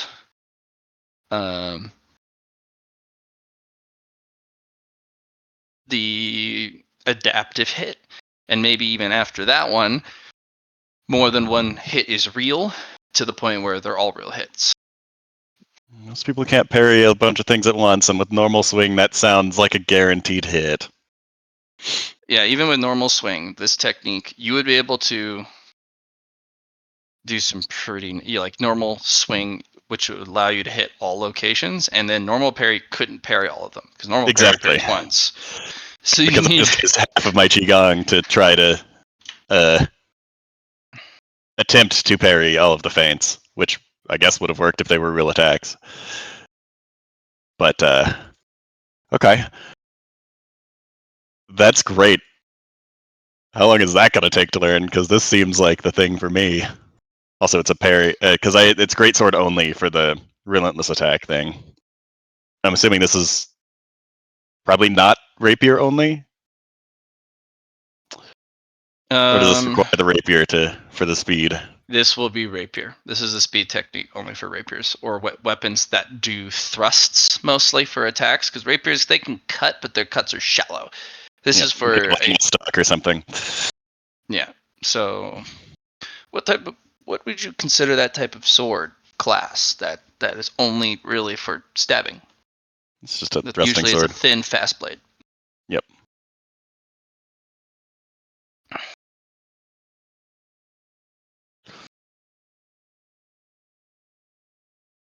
Okay. Okay. So we got that. Is Lar going to test out the longsword whilst I'm doing this, or is he watching this one? No, actually, I went to the door. I figured Chun Po should have his chance at the longsword because that's the closest to a katana that I can think of. I agree. Then that does make sense. I do like the idea of a chance with the longsword, and I'm also sitting here like, if as a swordsman, could we only learn one of these? As anything, you can only internalize one of them. Like, I could learn the other ones, or rather, learn about them, but I can't utilize more than one of them, as it is going to. It affects your sword energy. It affects your sword. There is an opportunity potentially to pick up maybe 2 if everything aligns, maybe 3. But it may not have to be these because you have more of the runes to explore. True. Okay. Oh, okay. But I will go ahead and let's see. I haven't messed with a sword yet. Okay. Because I don't think we're going to be continuing it without Poe, so we could just wait the rest of the DTA. And that I'm going to be spending this DTA figuring out what the rapier is doing. So then Poe will be able to do stuff. I'm not actually doing anything more here, but That is the description of my DTA. Sorry. Continue. My bad. Oh, good.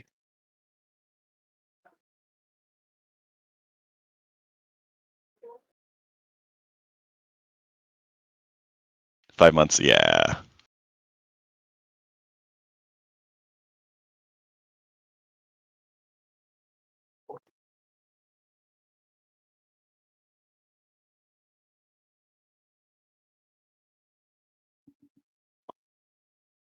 I missed Poe.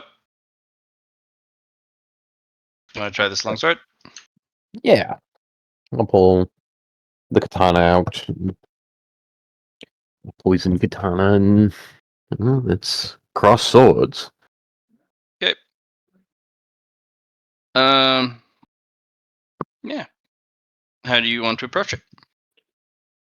I bow to, well, I give a bow to the sword before I promptly give it a quick overhead left to right, just downward swing, and see what it does. Okay.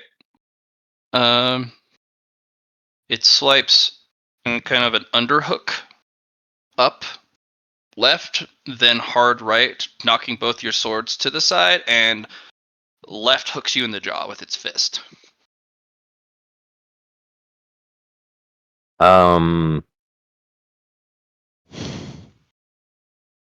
Is there a way that I can, well, just try and punches me in the face? Cool, but I'm just like, I'm made of tree. I'm not quite sure. Or does that really fucking hurt from this spirit? It does not hit you in a spot that is so easily shrugged off. It hits you in the connector point for your jaw to your skull. Ooh.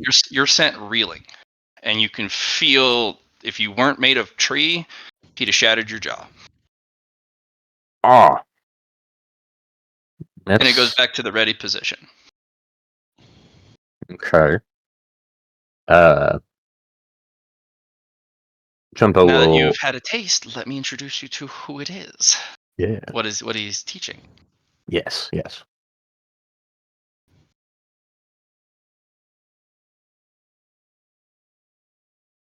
You can coat your hands in poison, right? Theoretically, He yeah. teaches combination sword combat. He teaches you how to fight with your fists, your feet, the pommel, every part of the sword. It's not a martial art, it's a combat style. So when you're fighting someone and you're like exchanging sword blows, that guy, a traditional martial artist, will only wield their sword against you, and only the bladed part. This guy will teach you how to gouge an eye with the cross guard, or break a skull with the pommel, or kick somebody's knee out, or punch them in the face if there's an opening. This is Western really style. like that. This is Western style martial arts. Also unorthodox just because it's Western. It is taboo and very unorthodox because people hate Westerner style. It has no honor. It's all to kill your opponent as fast as possible. That sort of On style. top of the fact that it's Western, which seems to be the reason they don't like Western alchemy. Exactly. Fuck those guys. With these 4 swords and what I found in the oubliette, is it a 2 theoretically could be learned? Well, the oubliette is you're not sure there's a teacher, more of a threat or an existence. Maybe it is a teacher, but these are more willing to teach. That gave you bad vibes. And with the information that you have, the secret that you have, it is up to you how you discern and decide what the heck's going on with it. Understood.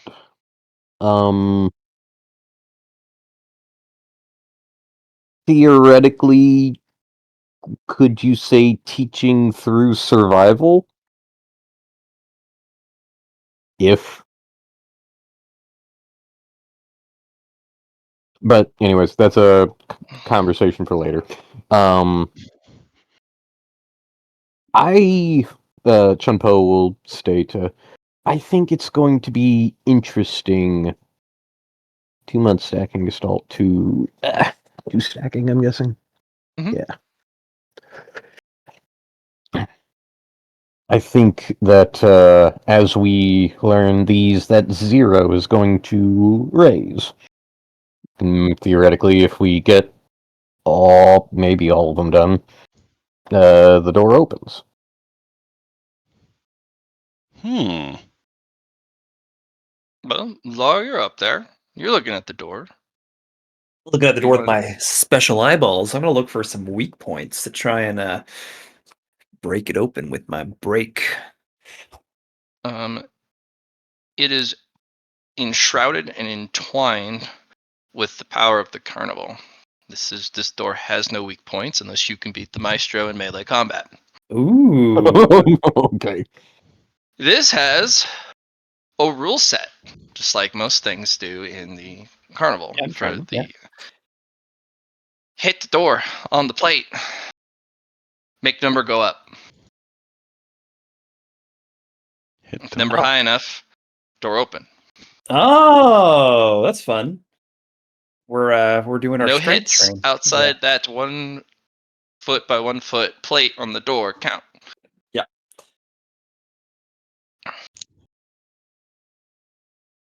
I think, what was it? The rooms that we have that were sealed, the elder said, hey, you should use those as training, are like, what was it, reincarnation rooms? Or, can't remember what you called them. It's where my beetles are. Yeah, those are Isolation good chambers. ways Isolation. to get gestalt, pretty much. Because that's what the sword elder told us. Gotcha. Well, guys, it looks like this giant big slab here is a way to test our skill in the sword. It's like a high score. You know those video games you guys used to play? video Yeah. games. I know some of you guys aren't used I to know that what you're sort of talking thing. about. Chun Po, good. Well, sometimes there's a number you need to beat, and I'm guessing it's just depending on how large that number is how we can open the door. Hmm. In the meantime, though, we could try to a different part of our sanctuary and go through that way. There was over by the bathroom. I think there was a place to go into. Oh, sure. We're in the bathroom. Well, Yeah. Sorry, I'm in the kitchen. This is what I meant to say. Kitchen between that and the treasury.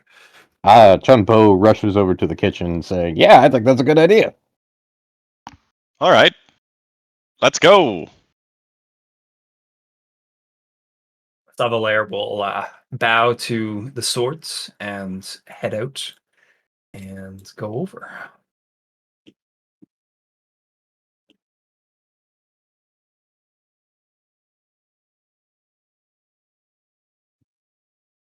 Okay, guys, head on over.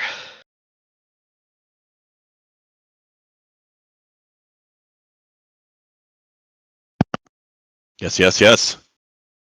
Savalaire's going to look at this thing. Is this a rock or is this like Yeah, continual soot? it's Okay. your rock that you use Freaking as a stovetop. stovetop. Yeah. Okay. Yeah. I was looking at it. I thought it was getting bigger and bigger, and I was like, "Is that what I think it is?" Okay, good. It's our stovetop. Wonderful. Yeah, Hot stone. nothing nefarious there. Okay.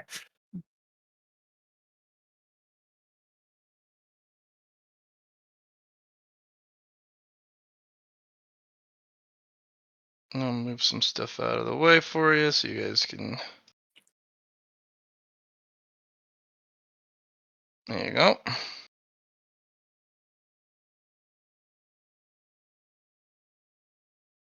You're gonna cut inside? Alright, right there then.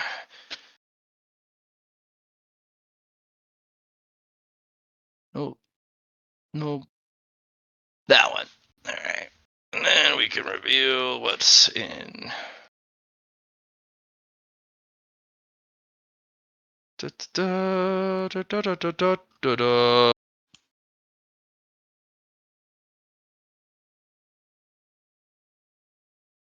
Ooh, more sword techniques, perhaps. After you, Chun Po.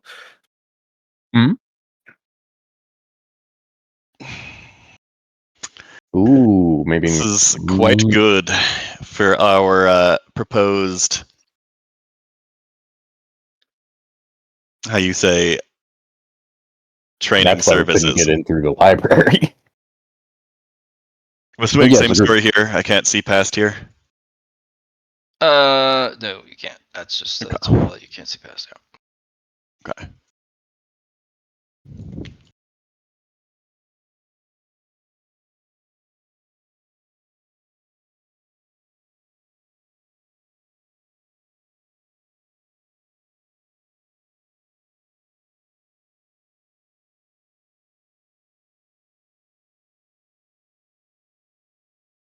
Normal looking sword.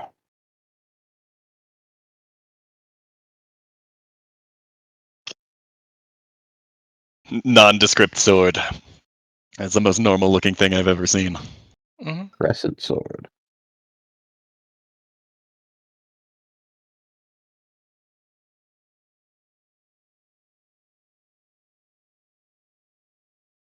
Okay. I don't know that we're going to be able to clear. Well, I mean, we're not going to be able to clear the ruins probably in this immediate attempt. Maybe. We'll see.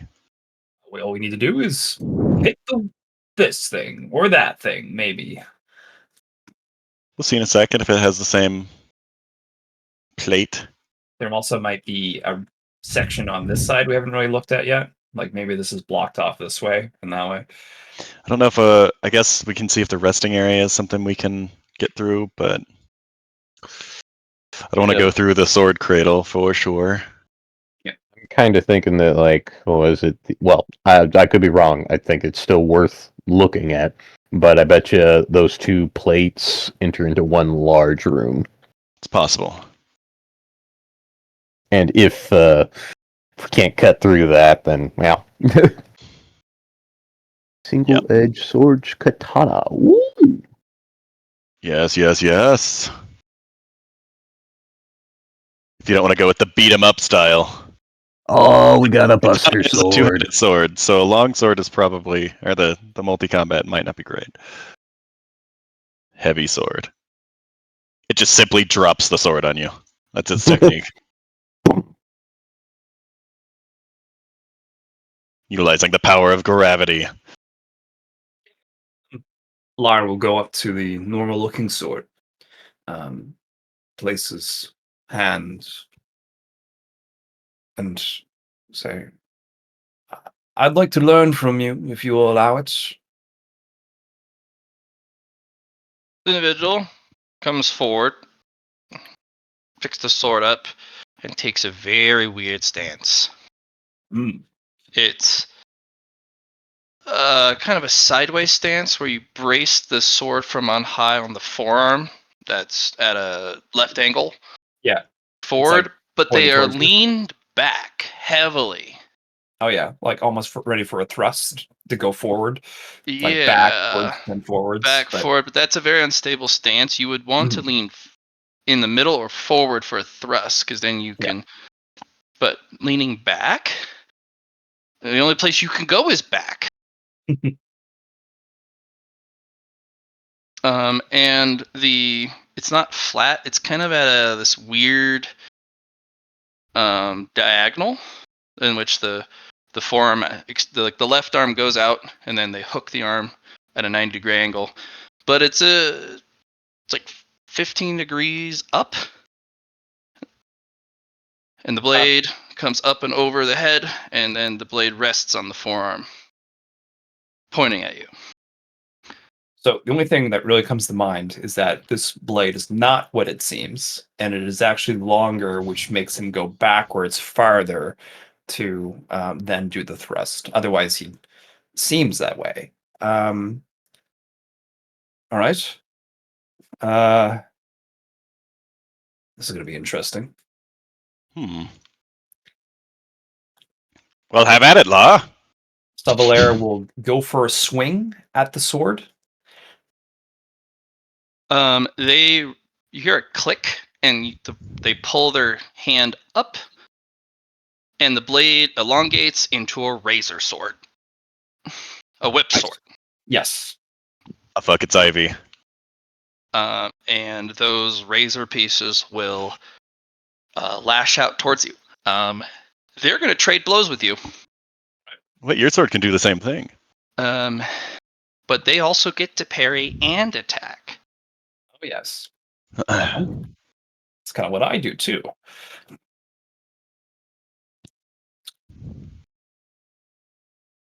But at some point, I'm just not a match. And Well, and your technique this is more about individual binding. has no blunted edge. Mhm. At one point, it hits your shoulder, and when they pull the blade back, 8 segments hit your blade, dealing 8 felling to your shoulder, cutting it deeply, unless you have 8. And I think it's impervious. So, from our Path of the Sword mat, you've actually given us impervious equal Good. to a weapon skill, if I do remember correctly. Mm. And I also have impervious from where is that at? Yeah, I'm impervious 5, and I have impervious 15 for my armor. Good. So, So it'll yeah, rake off your shoulder. You're yeah. realizing, oh, if I put sword energy on that, that could be really bad. That's 8 hits of sword energy. Right? And then you realize the attacks just kind of flow into the next one, and they're consecutively harder and harder to defend. Right. And they're always in a domineering position of both offense and defense simultaneously. Well, of course, they're a whip user. Of course, they'd Yep. be the dom. Mm-hmm. And eventually, you kind of take a nimble couple steps back because you've assessed it. You're like, you're not a normal sword. You're a whip sword user, and we'll change that for everybody. Nice.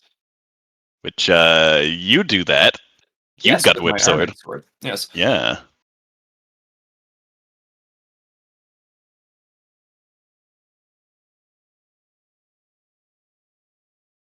Which makes sense with the going back, because someone with a whip will lean back first and then do their flick kind of deal. So that makes Yep, yep. sense.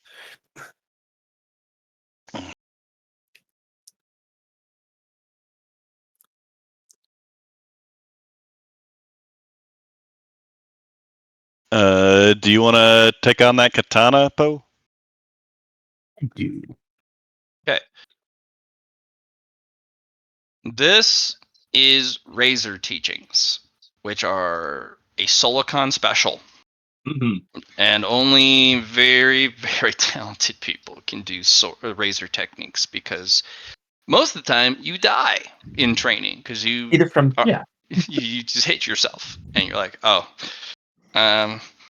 that's Oh, not good. dang it. Oh, dang it. Just explodes. I will. Well,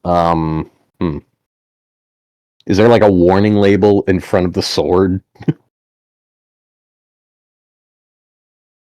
Or was that the whip sword that was the razor teachings? The whip sword. Oh, okay. Gotcha. Chun Po will bow to the katana sword in front of him and use the poison katana and do his best katana strike. That it's just like, all right, let's see how you act. In a beautiful motion, sword comes out in an ite, knocks it in a speed draw up, raises blade to a downward chop, grabs with the other hand, and cuts you. All in the same motion. And they step back and they resheath the blade, unlike the others which don't have sheaths. Take 100 damage.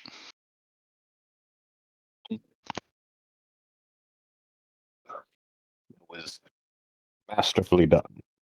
Mhm.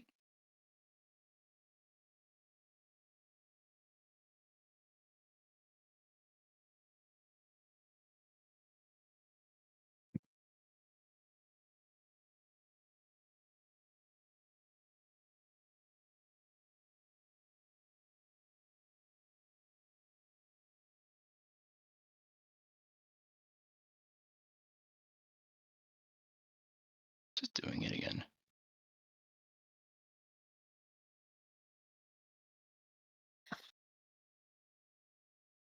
Hey, just as a note to everyone else, Chun Po just kind of says, that is a very good form. It looked quite deadly. Well, sounded quite deadly. Very efficient at it.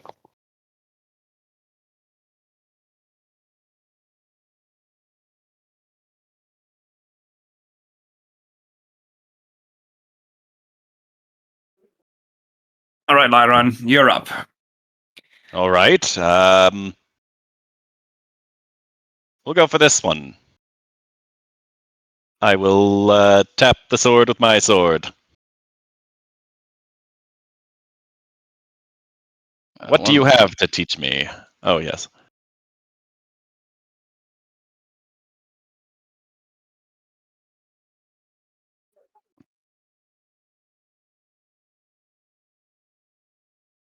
EI Jutsu and instant kill techniques. Funnily enough, I don't know how appropriate that is for a poison user. If you ever want to do the Omaiwamu Shindaru with the sword where you pull it out just a little bit and then resheath it, that's this guy. Yep.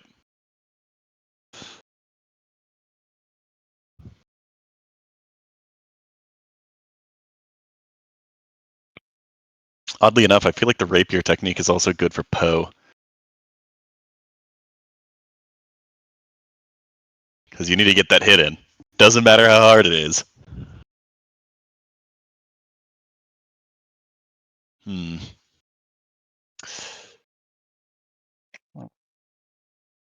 This is the rule of cool sword, though.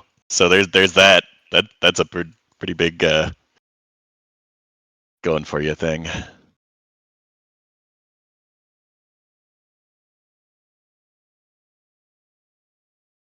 Okay.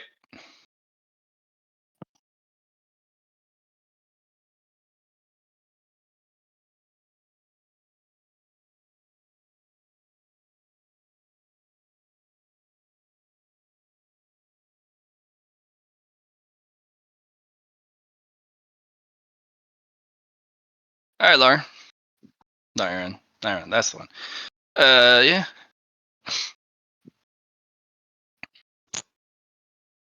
I tap the sword with my sword. Okay. Individual comes out and he has a Kopesh. Oh. Get some axe techniques here with a sword. I swing at it once when he comes up. See what happens. He goes to parry, right in the middle of the crescent, and then they hook the tip of that crescent that's closest to you, and they rake it across your wrist, bypassing your guard. Oh. And you're like, fuck. You actually, even with movement mechanics, he cuts the wrist so bad. Well, if it fingers cuts let go. ligaments, it doesn't matter if I have movement mechanics. Yeah. The individual steps back. This guy teaches guard bypass. Huh.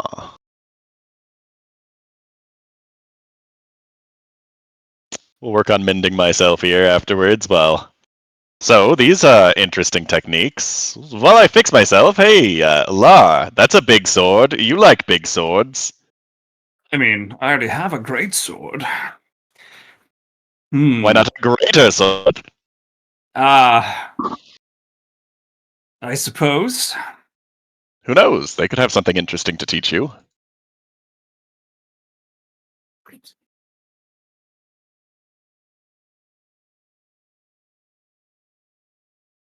Well, with a heavy heart, I come over to the large sword, and I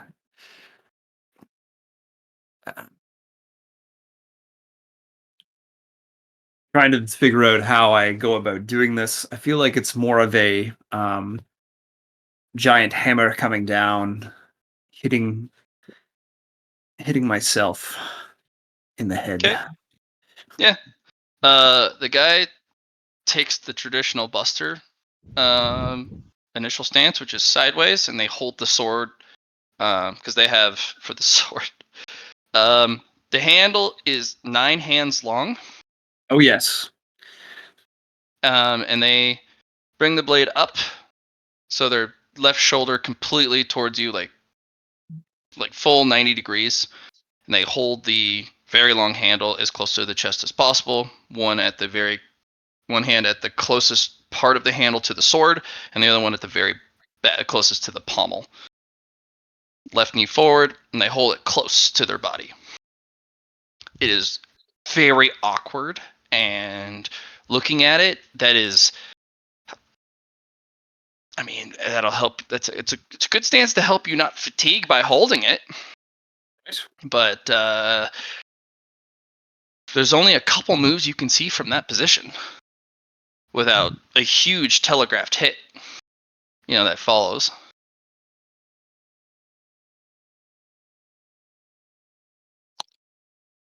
What I'm going to try and do here, I think I'm going to shadow flicker when he goes for the swing to get a full view of the motion, because I feel like this one's going to be more of a you can't parry, you filthy casual, you just take it kind of thing. So I'll go for that. Like they can't parry because it's No, too heavy. no. I can't parry the flow that comes down from them. That's what I'm getting from this. Because it's a heavy sword. Yeah, it's a buster blade. It's a ridiculously large sword. So yeah, I'm just gonna watch him do the movement of the swing and then shadow flicker when he goes for the hit, and then pretty much dodge out of the way. Okay. He does eventually, because he does slide forward and does a pommel lance at you. Yeah. And then he does the comically large swing. Yeah. Usually to knock you forward with the shoulder or the pommel, to knock you back, to put you off kilter, to swing it, but you're ready for it. And the blade swings and it hits the floor. He actually lets it hit the floor and embed itself. And then he's already up off the ground, acrobatically swinging like a monkey bar off of the huge the handle, and crescent kicks you in the head. Nice. And he lands back down, but he hasn't pulled the sword out of the ground yet. He teaches heavy sword acrobatic fighting. Nice. So the sword is it's a leverage point where you use your weight and its weight in tandem with each other to throw each other around the battlefield. Nice. You're not just manhandling it. If you're going to make a swing, let it hit the ground. Yeah. Or let it spin you and give you momentum. You're never static with this sword style. Every swing throws you, and every time you're thrown, you then can throw your sword. It's all about maintaining momentum and directing the flow of the momentum and never halting it unless the ground stops it. And then you use the impact to pull yourself. And eventually, after a couple exchanges, he's like, his sword is kind of perched, tipped down, and he's like up on top of the Buster sword, kind of crouched like a monkey. Yeah, I was just thinking Monkey King. Yeah. But not with the staff. Yeah. And you're like, fucking, what is this sorcery?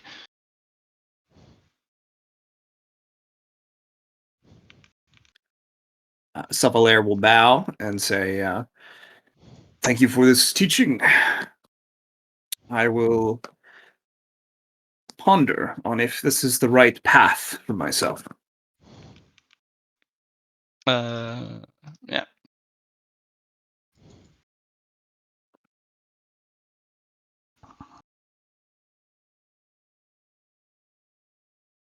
Mhm. Okay.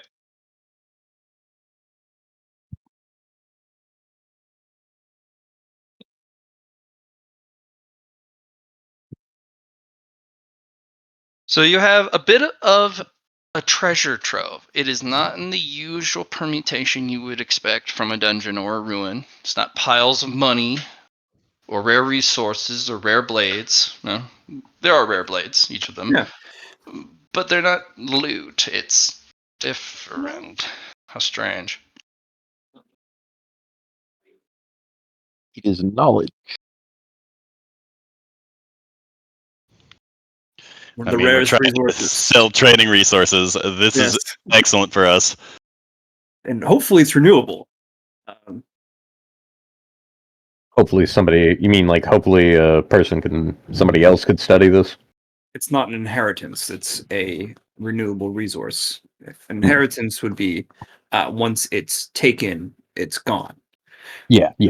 This seems more of a teaching from or teachings that we can be utilizing, and not all these paths will be or will resonate with us. So the more people we have, the better their odds are, as long as we have time.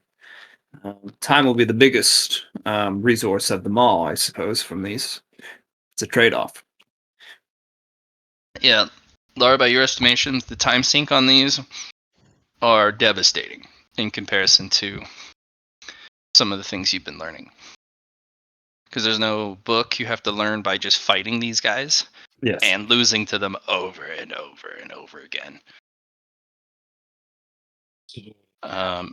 Narratively, they also meet your level of energy and your Yes. level of pinnacle as the carnival fills them with power, so that their lessons are never ineffective or lose effectiveness. Unless you somehow surpass the maestro and can't. Correct. In which case, But if you can beat the maestro Yeah. in melee combat, then you why run the carnival at that point, my guy. are you here? Why are you here, homie? Yeah, what do you want us to teach you? Because, my guy, the guy who's just better than everyone else, who insists, oh no, I can't possibly beat you. It's like, dude, you just like manhandled me like 5 times in a row. No. I don't need to learn from you, master. It's like I don't.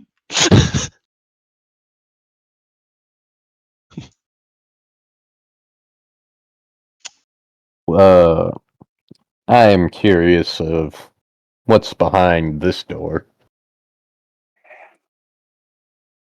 I'm a little bit worried that the last time that I just randomly cut things and, may have unlocked something. Something might get out. Theoretically. Well, it looked like the defenses that were on that door were not really existent It was going to happen anymore. either way, Chun Po. Yeah. Yeah. If they were going to get out, we- then they were going to get out regardless of the door.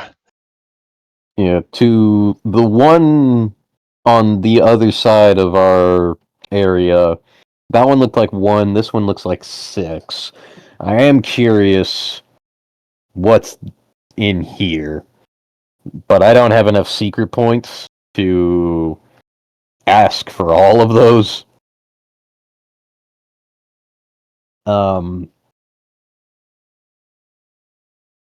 What do you all want to do? Stop a layer. We'll look at the door. Okay. The one up there, identical to the one across the way. Oh, hold Same on. sleek flat door with that raised 1 foot by 1 foot plate right at chest height, with the placard above it with the number 0 on the placard. Hold on, Liron. Yes, let's try striking both plates at the same time. We I have to figure out suppose. a way to, I guess, synchronize, but I suppose actually I can do that. I'll go over to the other room and Mhm. begin singing loudly. Can you hear me? From across the room. Can Lar hear me here? My daredevil sense is that many is more than that. So I should be able to, like, I can even do it like this. Yeah, I could probably hear you then, just fine. that's half, right? I have 150. Well, 130. So Got a yeah, lot more than that, so yeah, right. Need to can add I on. hear and see Lar from here through the openings, or is there something blocking that?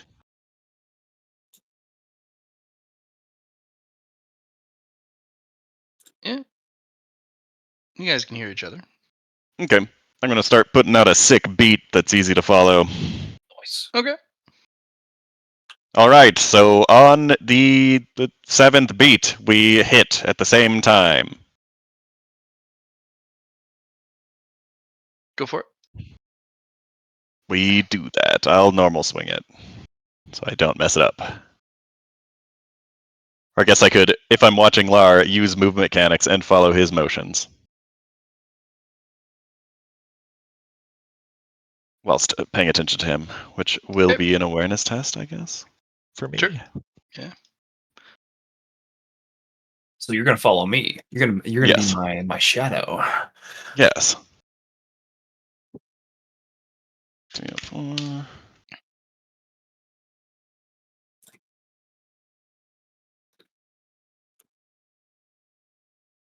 Sublire's just gonna sing. What should he sing? Look at my Let's get sword. down to bit. Wait, hold on. Look at my sword. My sword is amazing.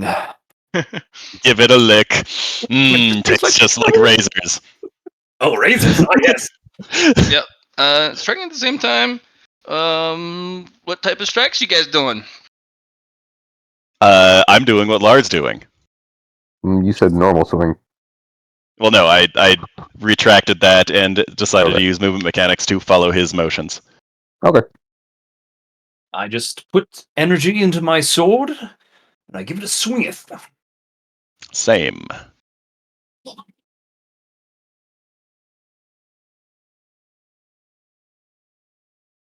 Yeah, you both hit it.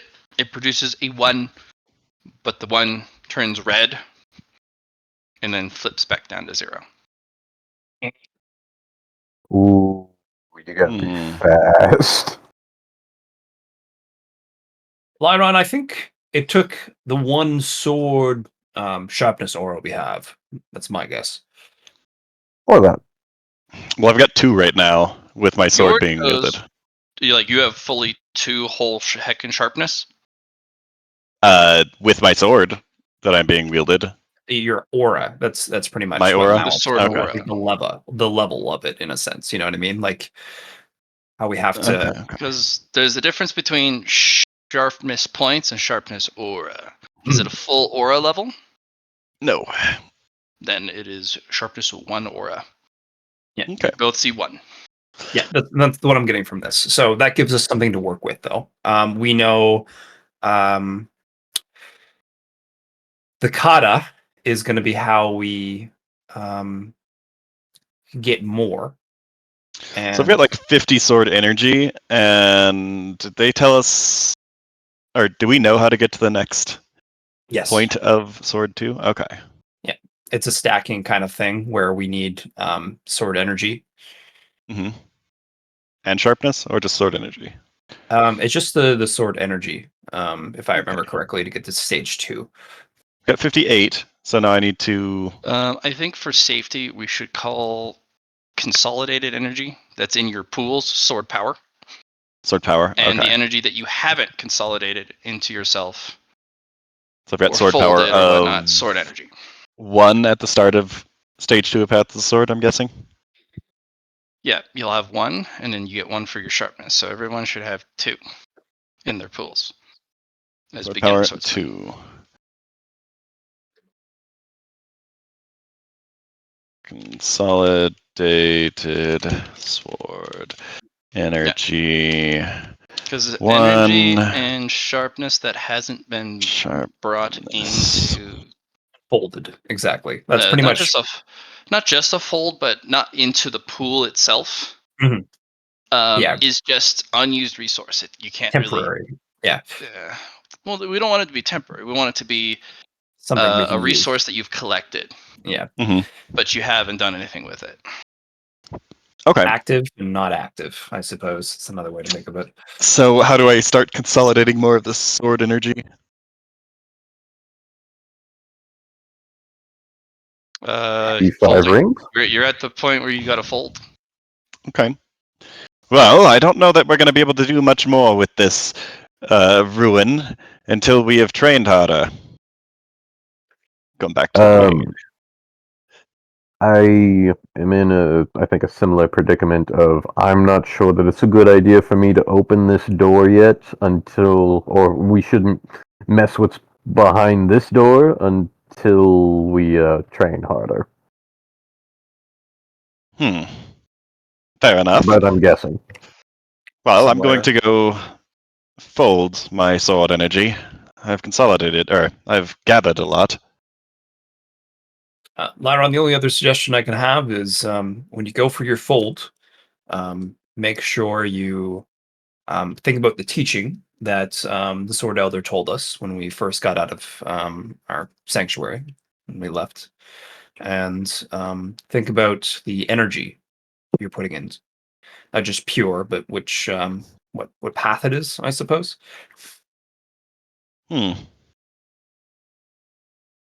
Well, I can separate it with my Taiji circle and then decide how the energy folds together.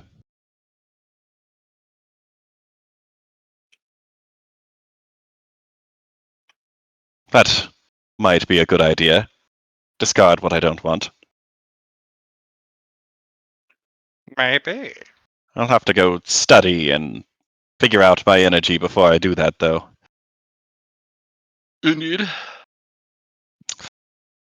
I'm going to spend some time doing that. I don't know that anybody else plans to study their sword energy before doing that, or you're just going to go by feel. We are the dumb ones in this relationship.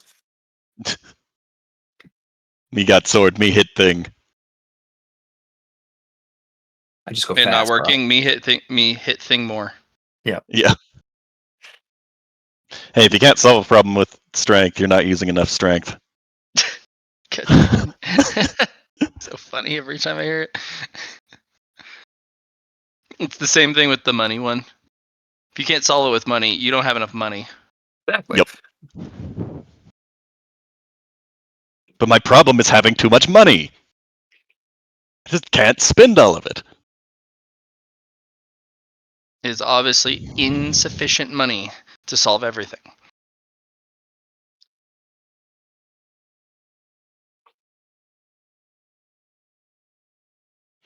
True.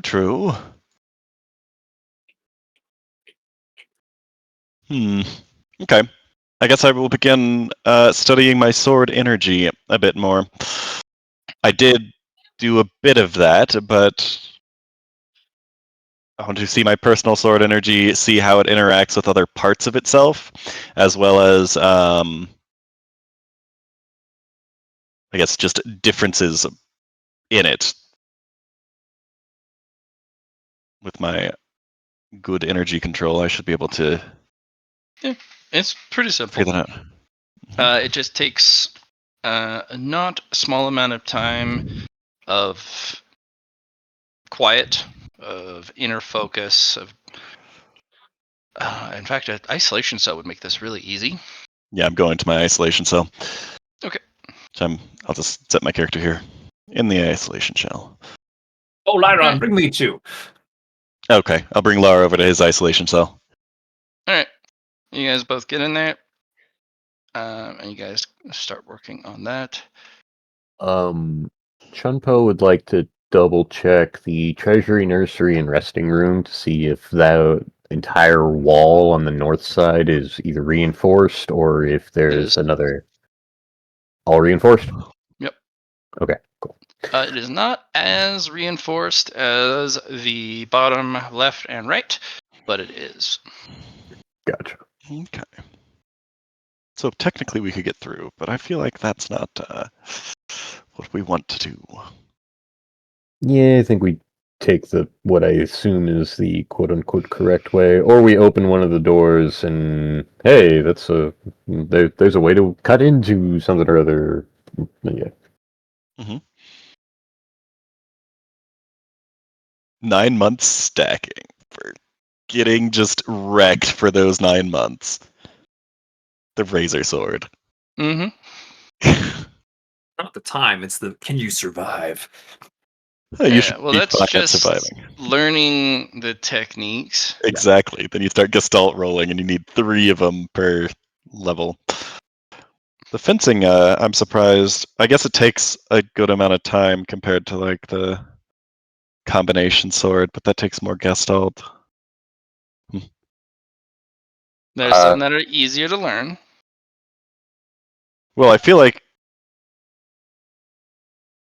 it looks like most of the specific sword ones aren't too bad, other than the Buster sword, but that one is acrobatics as well. Well, the katana is also needs sheath. It's not just a katana, though, I guess. Well, yeah, no, it's the katana in traditional samurai, like you not so much use the sheath, but the sheath is like a part of your draw and execution. In Soviet Japan, sheath use you.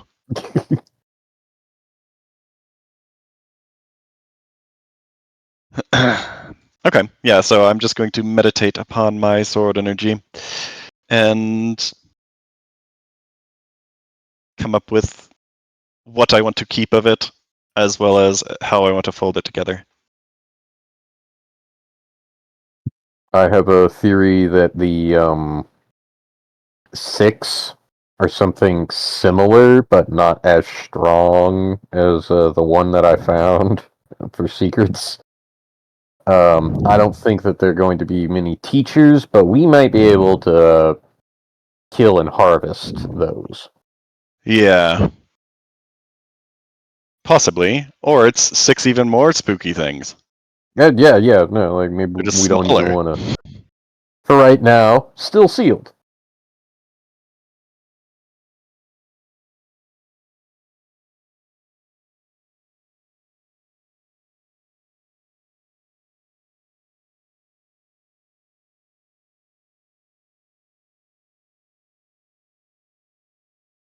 So, Chun Po, are you going inside your terrarium, or are you going inside one of think the so. empty cells? Okay. I'll go inside my terrarium. That is the one that, besides the fact that I'm feeding my little beetles, in both studying them, I also just like, hey, that one was mine. I believe it is wise of me to actually do it the way it was intended. I'll also be going into mine, but not because I want to really fold my sword completely. It's mostly I want to work on the Energy. creature that is inside. Yeah. There's 2 of them, right? In yours? Yeah, there is. Yeah. It's the same thing, right? But they're just multiple different balls going through. Think of them as like 2 little apparitions, little orb-shaped ghosties. Will Is the there any wisps. difference in them? Yeah, little wisp. Yeah. Not He that I hasn't found believe. out if there's a difference between the 2. I just Oh, know those they're cold. They almost like a deva in a sense, or they like to eat the energy, slow it down. Yeah, there is a cold sensation.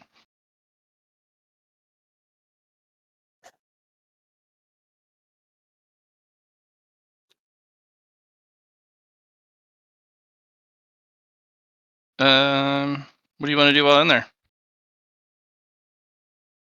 I'll go first then. So Mhm. the reason I did the energy training was A, for my sword, and B, was for this moment going forward to find out the elements of like what I'm working with, kind of deal.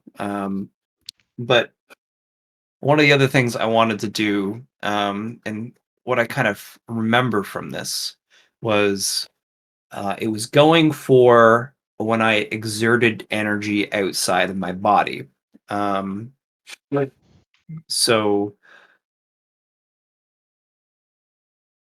and even if I tried, like there was a lot of situations where I thought I was internalizing my energy flow, but there was situations where it was, getting out.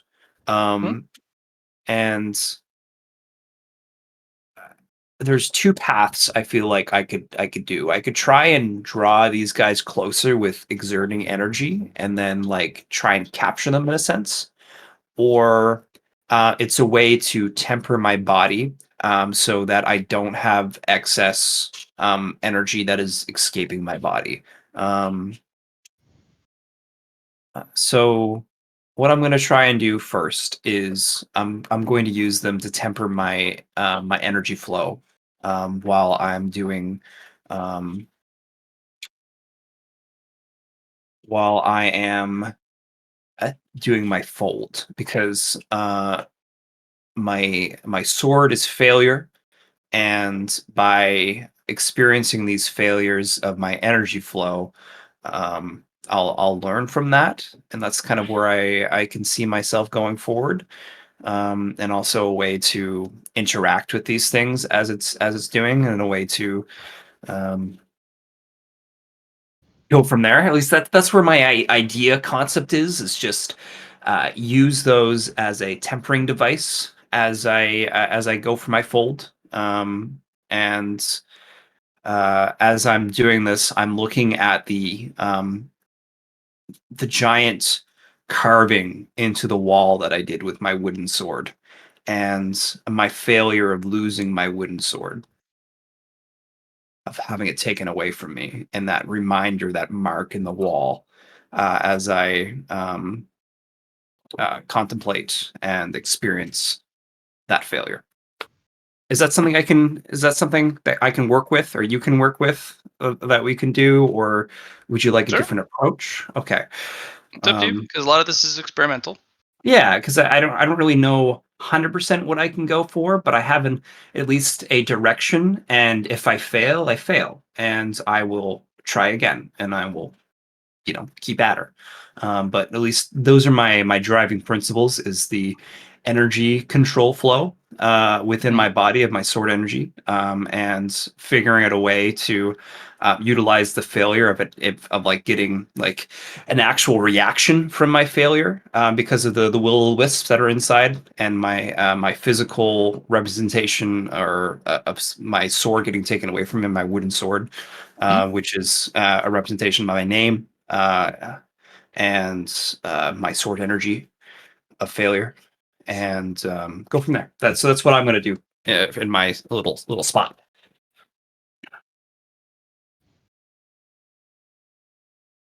Okay.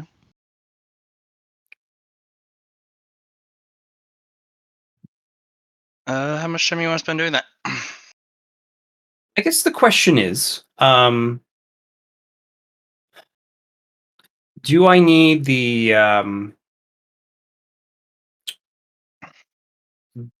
I think I need more sword energy from doing the kata before I can really actualize it. I know I did half of a fold for myself, right? Mhm. But I haven't done a full fold like you were saying. Not yet. So I would need more sword energy in the first place.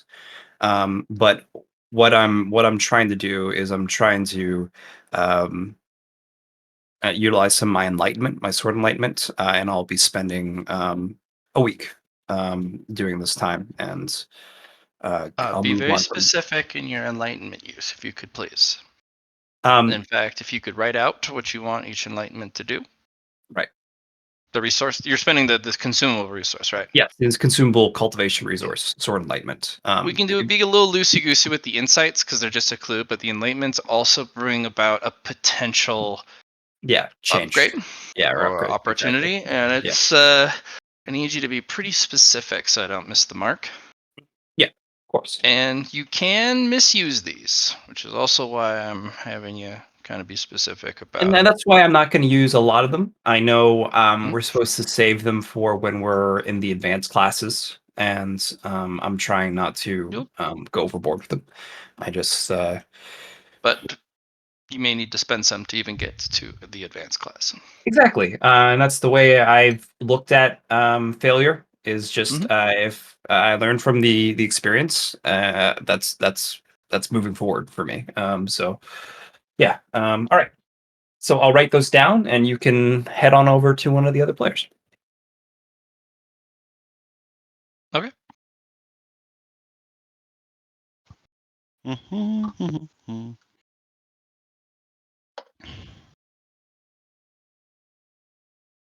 Mr. Liron, you finally make it in.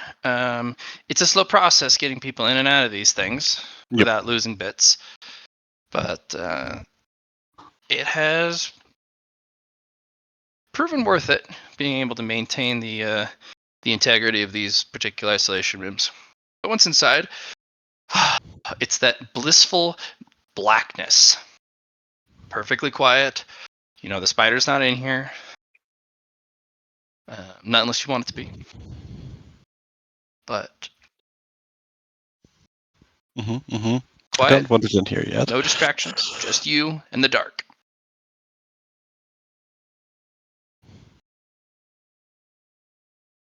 So I can utilize in-game resources to upgrade my conflux.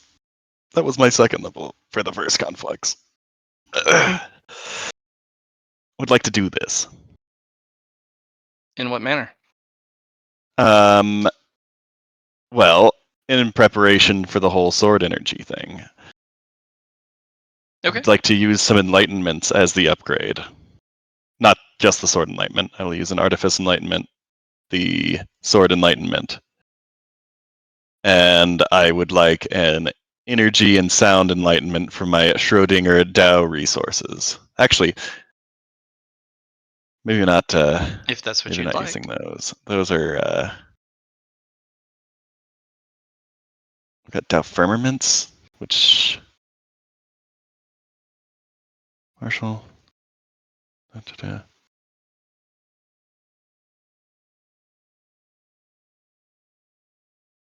The firmaments are also resources to be used. Yes. Mm-hmm. But certain resources can only be utilized properly in very specific instances. Some are more unilateral, like the insight and the enlightenment. Firmaments might be restrictive. What is the exact title on that one? It is a Dao firmament of sound. Okay. If it's sound related, a firmament is it's terminology used to describe a fundamental, if not outright like a testament of truth. It's a foundational truth of self, or a foundational truth of something. So probably not something you want to waste, considering its heft. Yep. This, you have a sinking suspicion, is a resource used to build precepts. Okay. So I don't want to use it yet.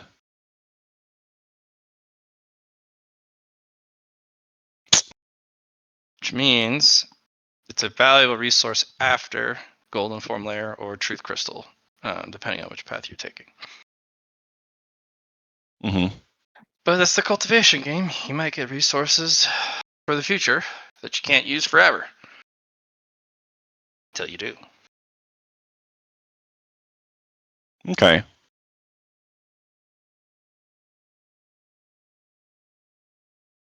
Then I guess a sword enlightenment the artifice enlightenment, which represents the change in manufacturing. Sword is dividing and, I guess, simplifying things.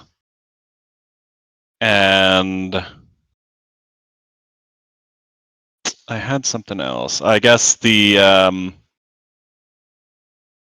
yin yang blue tribulation charge, also for the defiance one. Mhm. Utilize that. And then I need a fourth one.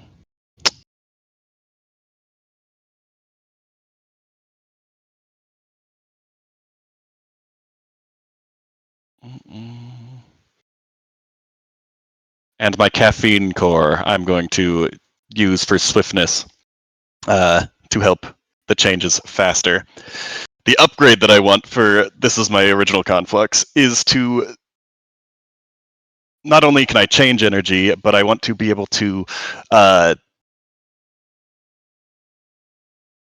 different ratios, evident or obviously, move pool thresholds around. Like change Qi into Qigong, for example, as a actual maximum resource. Not with the resources you're going to use. Artifice and sword enlightenment are not going to be sufficient for that upgrade. Okay. Remember, sword needs to be a sword upgrade, and artifice needs to be an artifice upgrade. But artifice being the manufacturer, okay. You need something energy related. Like the Taiji would caffeine work. core, the yin yang blue defiance or charge.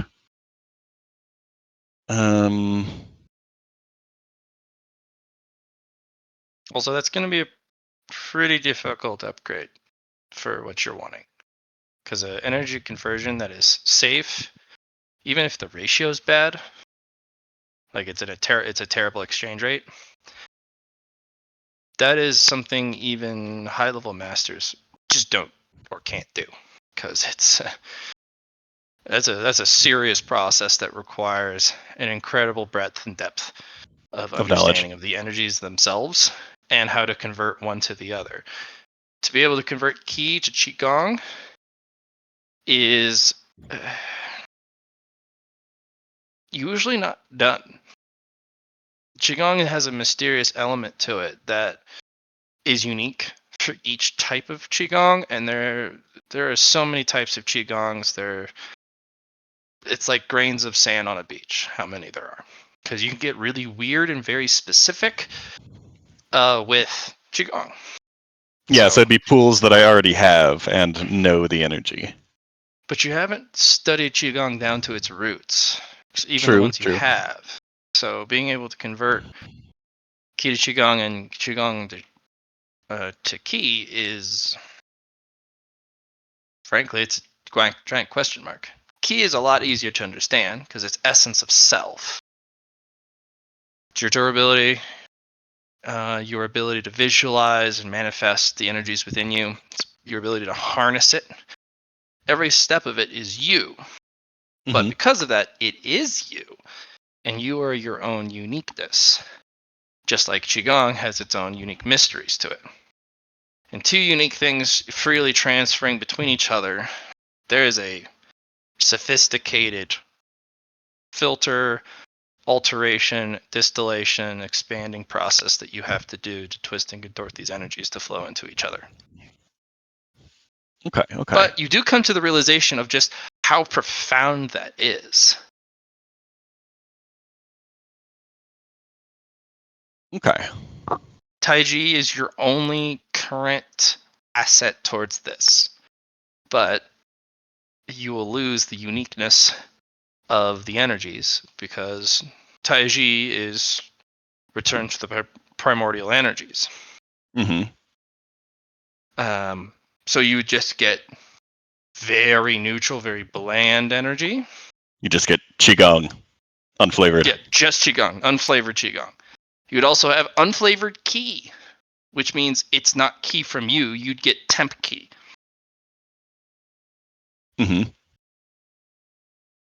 which could be a strategy. Maybe you overflow on ki because you're going to make a big attack, and you stack a bunch of qigong converted into temp ki, and now you have this huge pool for a single turn or for the combat. But it's doable only through Taiji as you know it.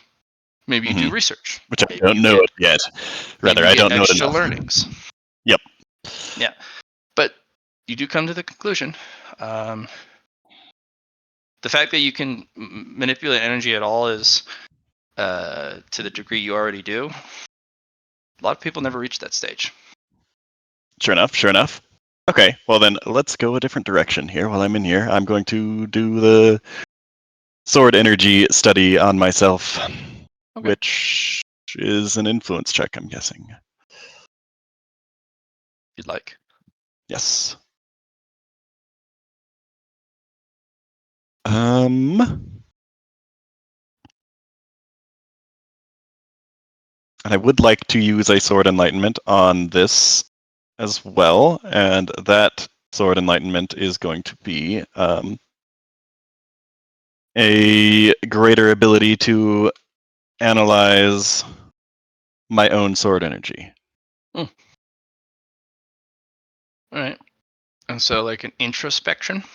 Yes, introspection. You can add introspection of the sword, or sorry, introspection of the self sword. To I'd probably say other skills, unfortunately. Okay, and I guess I'll use that, and that's one check mark that I have. Correct. This will be a. I want to initially say perception. Okay. But yeah, no, let's go with perception. One check mark. And sorry, hold on. No, don't die. Don't do it. No. Saliva went the wrong direction. Okay. How many DTS did Lar spend in his place? Well, one because it took you that long to put him in there, and then he spent So he spent one.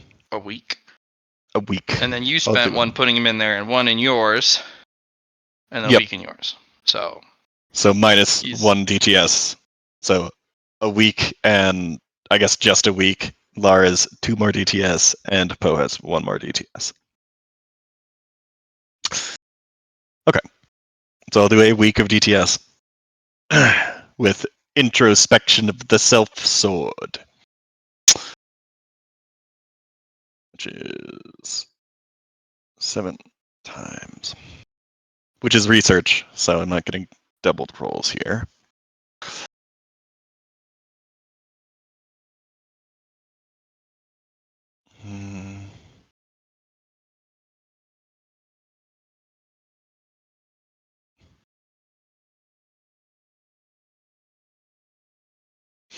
So 147 of these. And I only that was hold on. There we go. Any 100s? No 100s. A couple of ones. Do the ones give me additional check marks in this, or is that additional sword enlightenments that would be required for that? No, you can just buy more with merit. Okay. What about ones while using the skill? Count them. Okay. So that's double ones for those. For the ones, oh, you're not actually doing the folding. Are you doing the folding while using the skill? Nope. Okay. I'm using They're just introspection. D4s then. Okay. I will end up doing the folding, but I wanted to first study my own energy and figure out what I want to keep, what I want to get rid of, and how I want to fold it. So that's 44.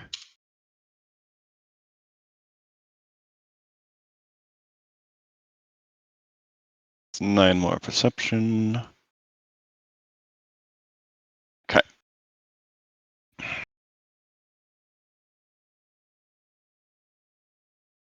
So a week of that, and that's just self-research. I guess I can give you the amount of progress that I got. Which I have the waveform sword with me, so that is applying the 30.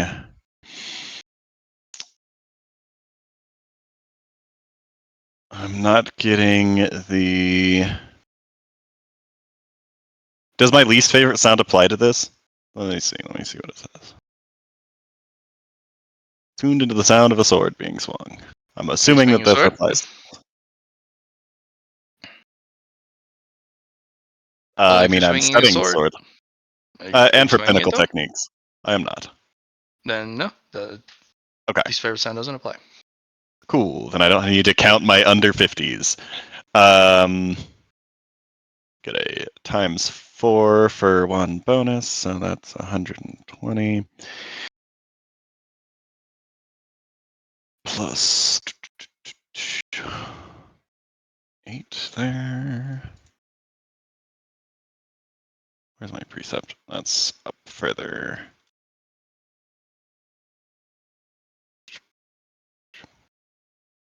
Int bonus.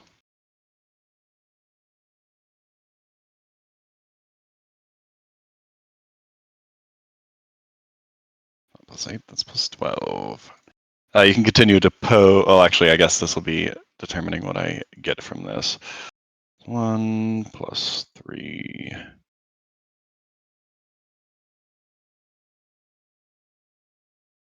Sorry, 4.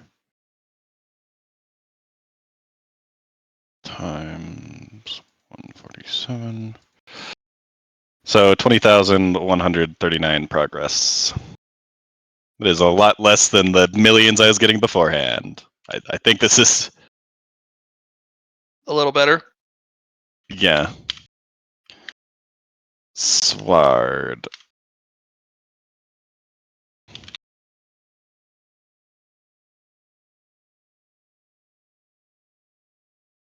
Those are some good rolls. Yeah, no 100s, which is good.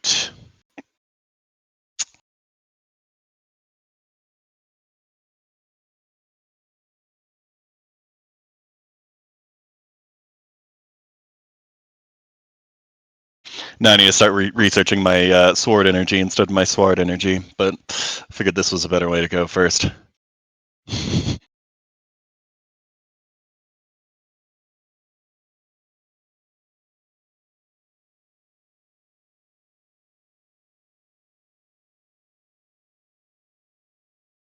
Okay.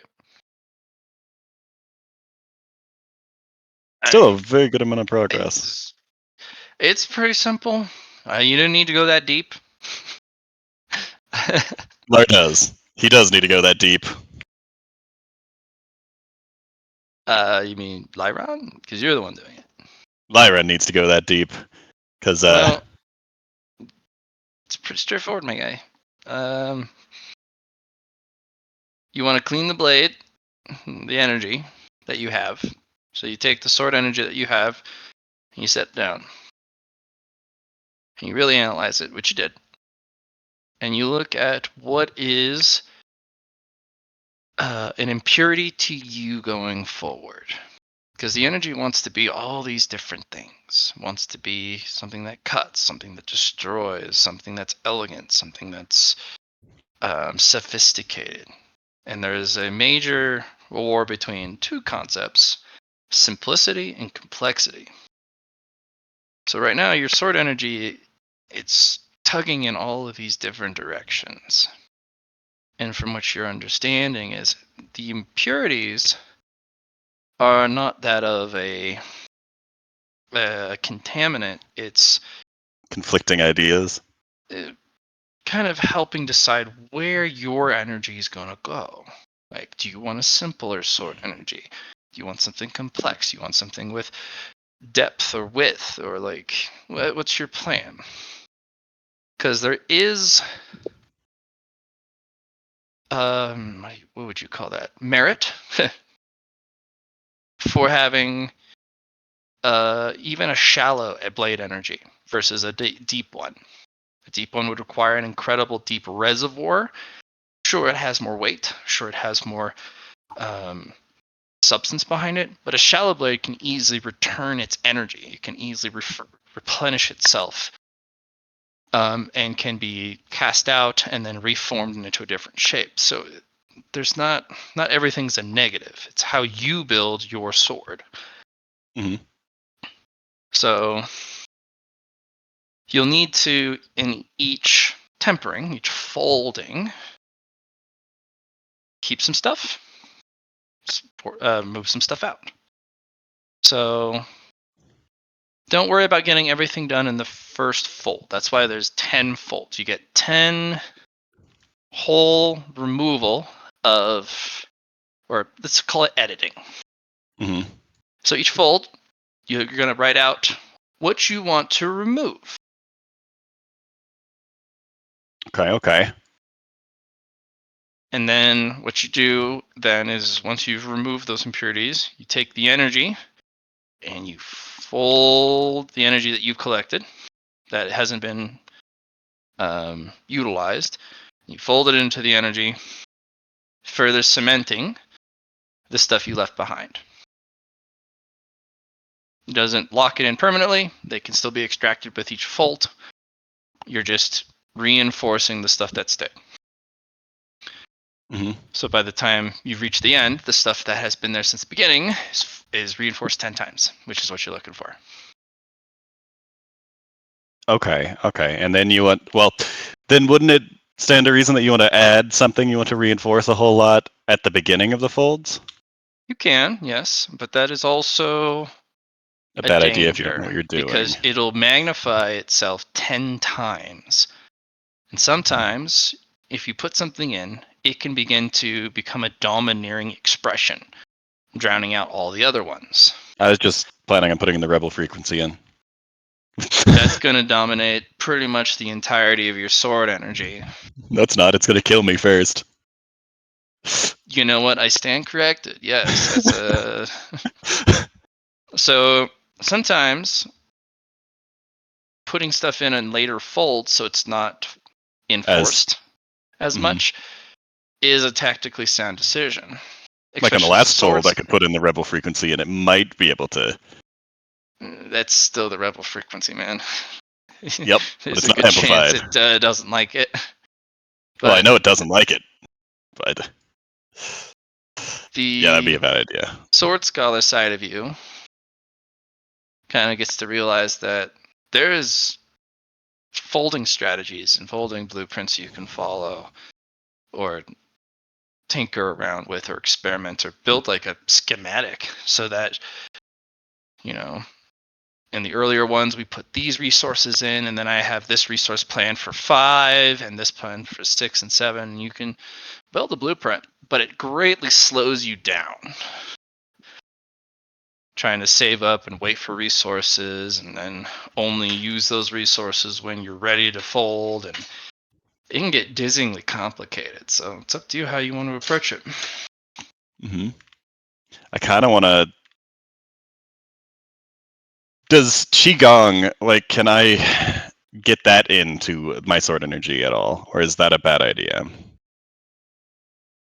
From your specialization in energy and your understanding with the sword energy that you've accumulated till now, this is a exclusive Okay. activity. You don't want to introduce other energies that aren't more sword energy to a Makes sword sense. fold. Even if it's neutral, even if it's literally blank energy, it's not sword energy. Yep. Now I kind of will go learn the rapier technique before my first fold and put that in on the first fold. That'll take time, though. So I'm assuming that the martial techniques and stuff will flavor the sword energy as well. Well, again, you're going to want to, as a sword scholar, really focus on concepts or ideas. As opposed to techniques and okay. Yeah, you want to keep out because this Martial the prowess. folding has nothing to do with techniques or how to swing the sword At least not with me. yeah. This is about building an identity for your energy. In fact, the only time you need to swing your sword is to help it after each fold mix the energies together to become homogeneous. Mm-hmm. That's the only time you need to swing the sword. The entirety of this process of becoming a level 2 swordsman. Yep. So Okay. Then I am going to. So just a list of things to take out. yep. And yeah, if you have a complete list and you want to remove everything all at once, you can, or you can remove a little bit at a time. Mm-hmm. So I have resonance as my sword energy already with its special effect that it's doing. Remember, it's not specifically about what you got going on. It's about what the energy wants to be. Yeah. It wants to be Well, all these things. Well, I'm just thinking about how I want Okay. to empower that further. Okay. I'll leave you to it. That will take some thought. Yes, it will. Let's hop over to Mr. Poe, actually. Hello, Mr. Poe. Overpoat. What by chance are you up to, Mr. Poe? I am in my isolation chamber thinking about what. Well, let's see. The isolation chamber is supposed to be training to the flow of your sword energy? Or. Because I realize it's supposed to be, hey, cut your way out, but. Well, it's not particularly cut your way out because you've had the realization after talking to your allies earlier, one of you tried to cut your way out. And you could, but the rules didn't want you to. Not until you've conquered the thing inside. So Gotcha. technically, it's you're locked into a battle with the creature inside, whether it's for who lives and who dies, or one is the teacher, one is the student. There's a dynamic. And then the carnival will permit exit, either by cutting your way out or whatever, or any method of destroying the isolation cell only after you have come to some conclusion with the creature inside. Whether you just capture it or like Liron did. But there are obvious big loopholes, as in somebody can pull you in and out as long as you don't destroy the cell. Yeah. Yeah. But I any will. cell that isn't occupied by a creature or whatnot, you can cut open and put a door in if you guys want.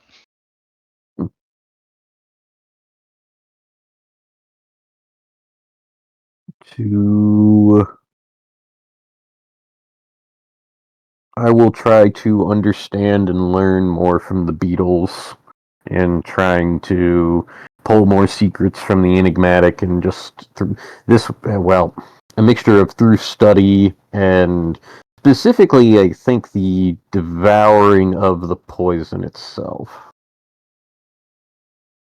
Because that's kind of what they do. Well, they are very hungry now that you're here. Yes. They're gonna nibble on you.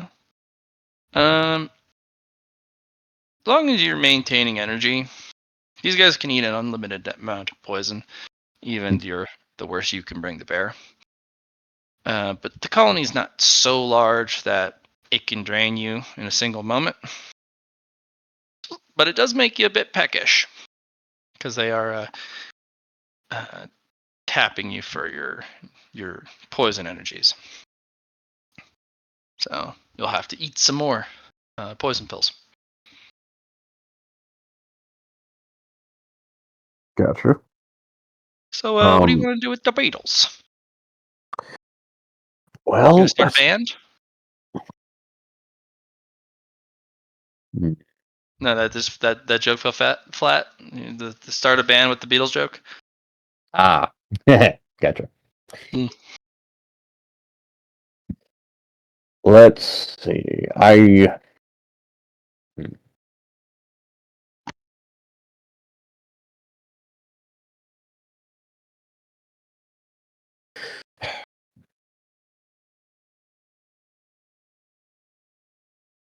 It's an interesting conundrum with the beetles because to learn from them is just okay, even the worst poison I can throw at them, they just eat it. Let's see.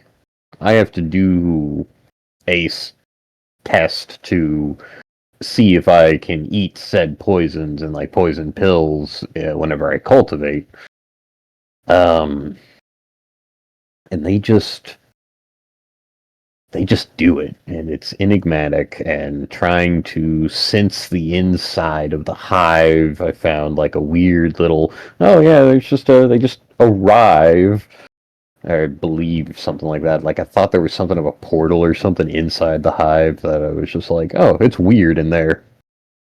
No, they kind of phase in and phase out, like spawn, like enemy spawns in a video game. It's kind of weird. It's like I'm here. Where'd you come from? Who knows? Just phased in. Mm-hmm. Interesting. They only do it inside the hive. Uh, I kind of want to look at the structure of the hive then a little bit more intently. Just being like, what is it about you that says that you spawn in that these things phase into you? Okay. What's your methodology of exploring the hive? Right. Okay. So.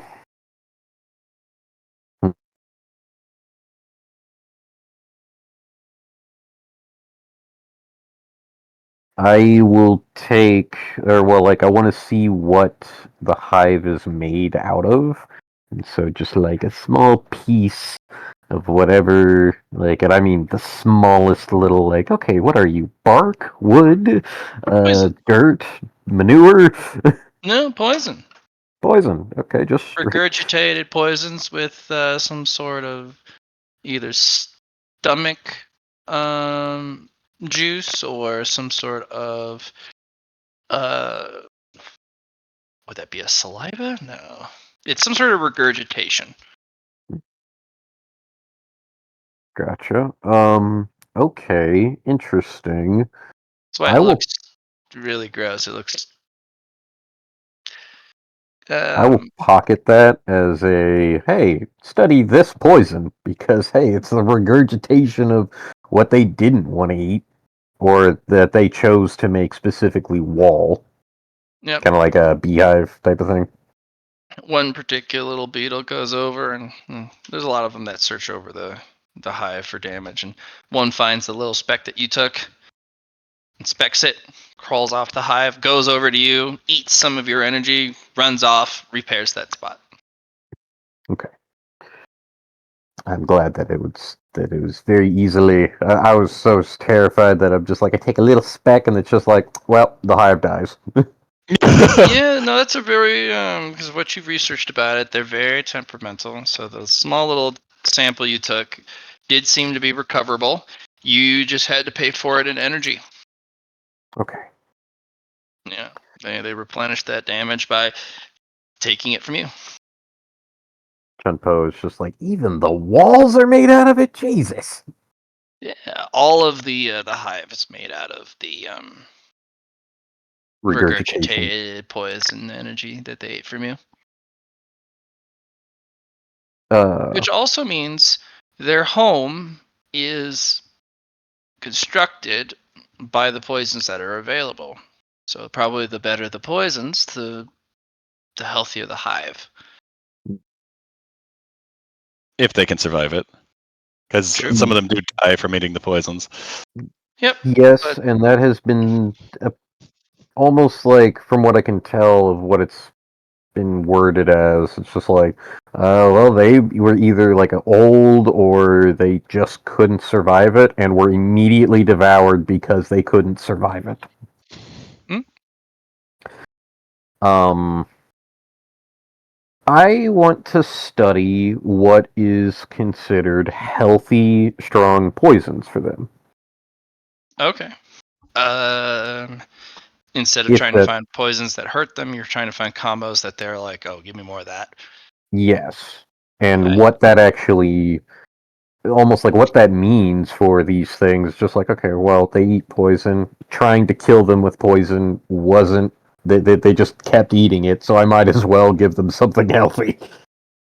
Okay. How much time do you want to spend?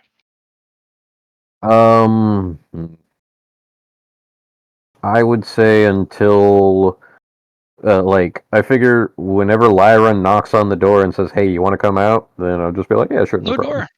No door. Remember, it's a solid granite wall. Yes. So even knocking on it, they would have to hit it with the pommel of their sword for you to hear anything. Hmm. It's pretty thick. Gotcha. But yeah, until they come by. Mr. Liron, when are you gonna come by for them? Because you had to spend quite a few DTS just getting them in there. So took you a whole day just to get yourself in yours, because the first DTS was for Lar, and then the second for Poe, and then the third for yourself.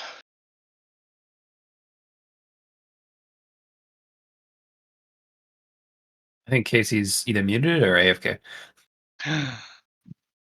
Oh, AFK letting the dogs out. Nah. I know he spent a week, Yes. so you got about a At week. least that. So how do you want to approach your research? With my 1,000 poisons that I have access to, I want to see. It's going to be a lot of trial and error. I will create like a grid on the floor and put basically, let's see, 100 by 100 is 1,000? Or 100 by 10? Mhm. 100 by 10 would be 1,000. You Yeah. also could just manifest poisons on yourself instead of having to make the 1,000 different poisons, because there's also every combination of poison too. So it's not just 1,000. You have Yes. 1,000 That's why I'm doing times 1,000, I think. No, bigger than that. I believe it's like a factorial going downwards or something similar, because like I know it takes steps away, but at the end of the day, because I'm just like, I mean, I could throw it all at it, but I do create the grid on the floor. Let's see, 10 by 100, and then let's see, so I could do 50 by. I think 50 by 50 is too big. Some sort of number combination to create a square and just put the individual poisons there. And then on myself, after studying and seeing, hey, do they like a specific one? Or they just eat it all? Is there any poison that they're just like, hey, they Why don't vote? we make some research rolls, my guy? Yes. Okay, and let me write Got a week worth down. of rolls. So, Which, by the way, is in the handout, or the Word document that I posted in the changelog. You guys can click on that, right?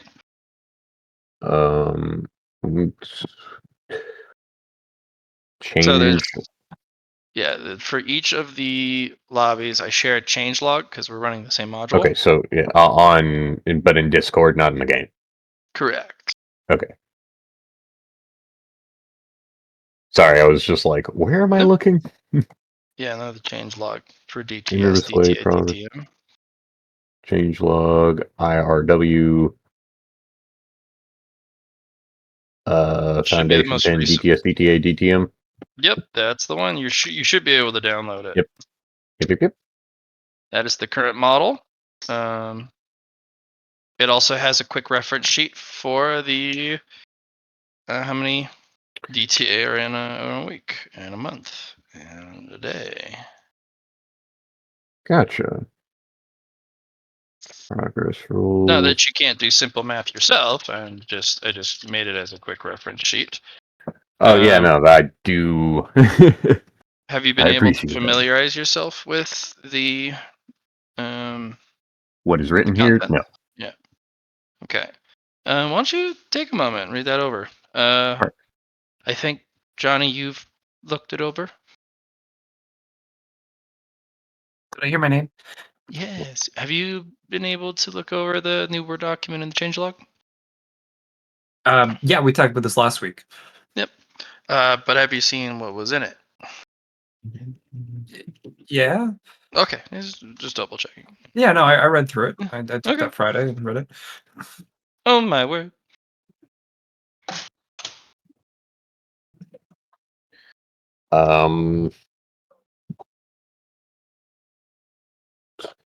I'll set it at, let's see.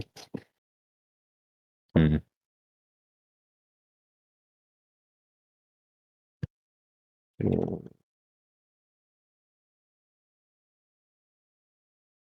setting it at 1,000 because I'm using the 1,000 poisons as the.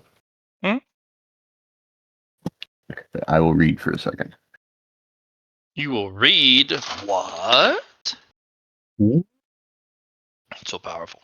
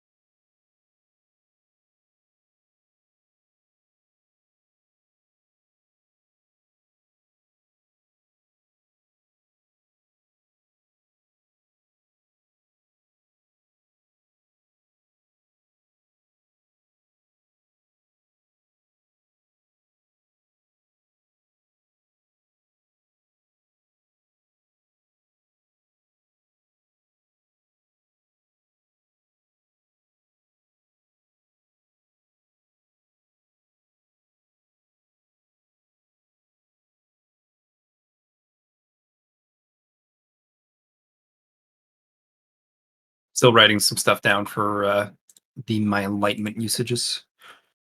Okay.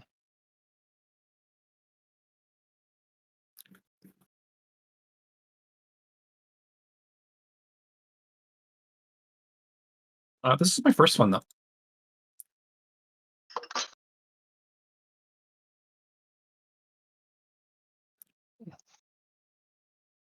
I am in a new pickle because I have this brand new tea set that Paula brought me back from Japan. Oh yes. Nice. Do I use it? I think I use it. What do you guys think? No, yeah, you should use it. Okay, What's the point of 'cause having it if you're not going to use it? If you can have it as a displays piece, I suppose you're more than welcome to. But no, I like functional yeah, right. display pieces. Welcome back, to Casey. wash it though. Hello. Welcome back, Mr. Casey. How long Casey, do you let Chun Po be in the chamber? Do we have a way to communicate with each other? No. I'm spending a week in my chamber and then checking on you guys. Yep, that was the plan. Yep.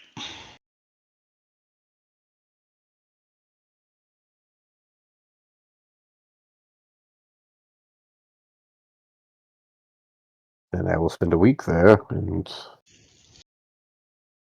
Research. yes.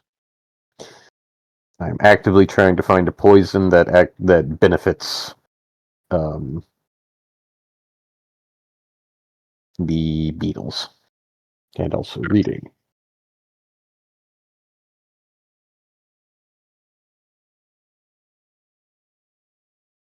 You'll need to make me a research roll. True that. True that.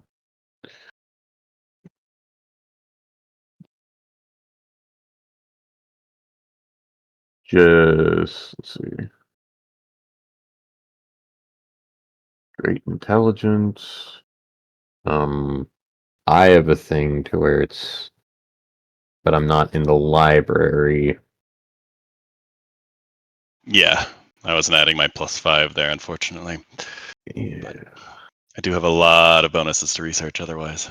And you also don't get the waveform swords, but you're also doing poison study, not sword study anyway. Yeah. With this research, can I add my skills that I have learned through poison things to the bonus before I roll this? Which Or skills? poison coding, application, thermodynamics, dermatology, somatology, epidemiology, CDC protocols, those. Can I add that bonus to the Do they add progress bonus to the roll? not progress, but more of just bonus roll if possible. If not, then You can add it to the roll. okay, because that's like 23 or some odd that I have there. But progress wise, let's see. I don't have a teacher. Could student of the forbidden apply here? Sure. Okay, If you have a teacher, is that how that works? I believe that's how it works. And yeah, I don't have one unless I choose to say this is the teacher. But it's really that's not how it works because hey, you're just working hard.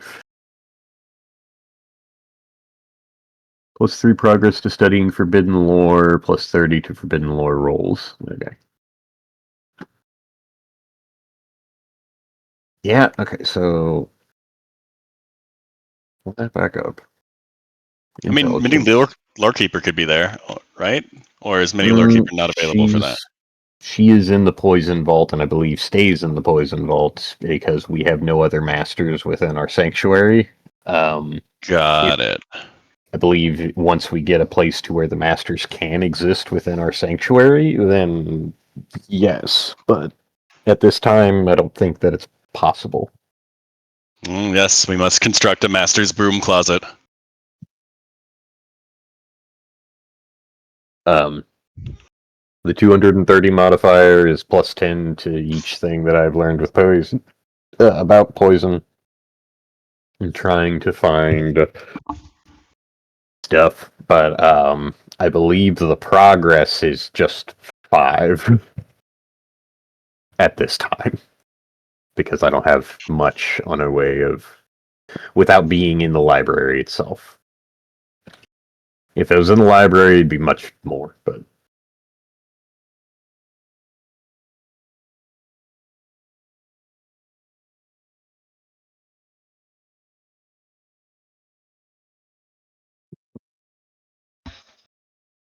Yeah, so you can add all the poisons because remember you have the consolidated poison stuff from your poison list where you can consolidate all of your poison bonuses into a single roll from all poison related skills, right? yes, that is the 230. Yep. As a note, this may spoil some of your plans, but I believe the waveform sword has a constriction on it. He's not being affected by it right now. Right. I just want to double check.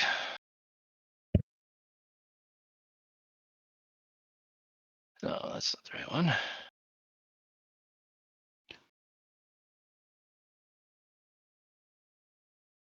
some of my plans, or No, I'm just double checking that your waveform sword bonuses as the predominant sword only give bonuses while in Sanctuary, and the isolation cells are not yet In added Sanctuary. to Sanctuary.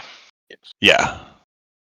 And it's also only research towards swords, energy, and sound. Yeah.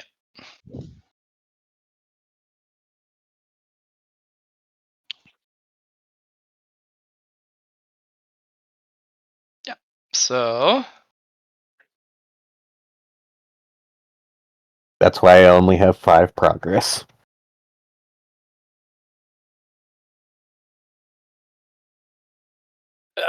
Don't you have a positive quality called Eureka? I do have Eureka. that's a game changer. Yeah. Go ahead and read Like- that. What that does. That's a good one.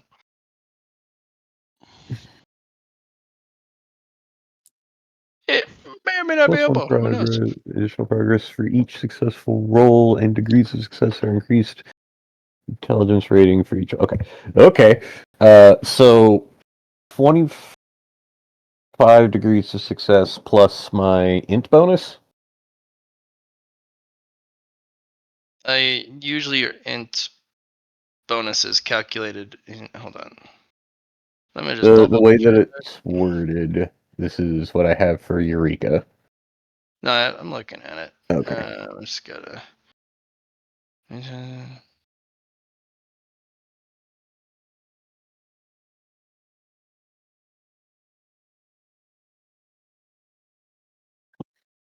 Okay, no, degrees of no. success are increased by my int bonus, so that would have been Your DOS is increased by your Yeah. int bonus, but you gain +1 additional progress. It says 6.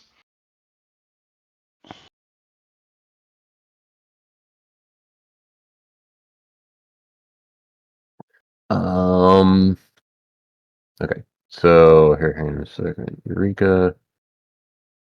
Is there a way that I could try and apply mental gymnastics to the Eureka to try and make it to where my degrees of success are added as progress to the roll?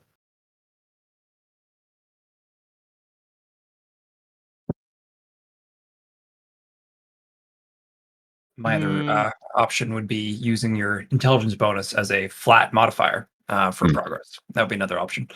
That would be a much cheaper option too. Then I will go ahead and reword it then as every time that using mental gymnastics, going to try and do a logic test to make it to where whenever Eureka comes into play, my intelligence modifier is added to progress. We're gonna start with half. Half intelligence modifier. Okay. Because eventually you're gonna get intelligence, reinforcement, and then things get really silly really quick. Especially if you get to level 10 intelligence reinforcement. Gotcha. It's 5% per, Hmm? or is it 10% per? No, it's not 10% per. It caps at level 5 for the percentage reduction of how long it takes to do something. And then it starts gives you doing something different. Okay. Yes. Because I was looking at the numbers when I was designing it and went, that's not healthy for the game. Additive reductions are bad. But Use that logic test for it. Mental gymnastics Omni, Matt. Mm-hmm. Would mental gymnastics be an Omni modifier for progress? Same with Eureka.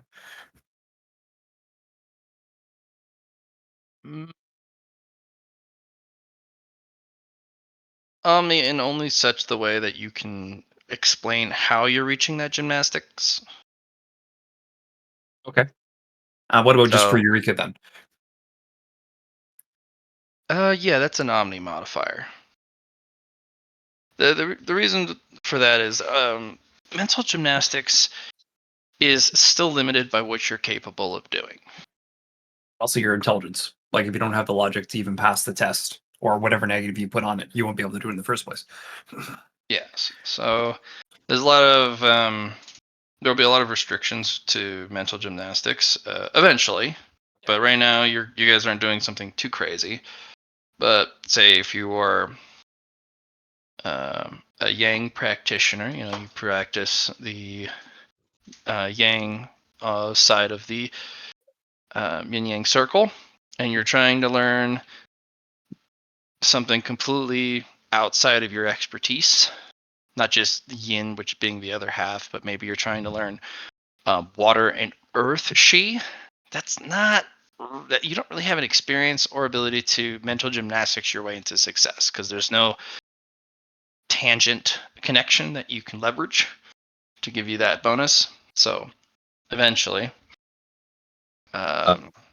Is this okay? The top little bit of it hasn't really been changed. That's just a normal Eureka. The mental gymnastics change is what I have tweaked. okay. Oh, the mental gymnastics change. Add half your not bonus to progress. Yeah, that's fine. Also, if you have it, anyone else has it, they can get that as well for a mind select. For the half modifier. Yep, half modifier Okay, if you'd like. Further thinking on it, Mr. Johnny, we'll go with if it does apply, like if you're able to apply the mental gymnastics, it can be an omni. But I'm kind of leaning also towards more personal because it is limited to your ability to Make it happen. make it happen. Yeah. So I think Almost sounds like a case by case basis of like what you're trying to do Yeah. with it. Hey, we ask, you say, that makes sense that you could do that. Let's call it a personal. Change my mind again. Yeah, let's call it a personal. Sounds good. And as for the theme, we can just call it a neutral theme. As long as you can get it to apply, it's a neutral theme. So it acts kind of like an omni. So, but it's considered personal under the type, and the genre will be neutral.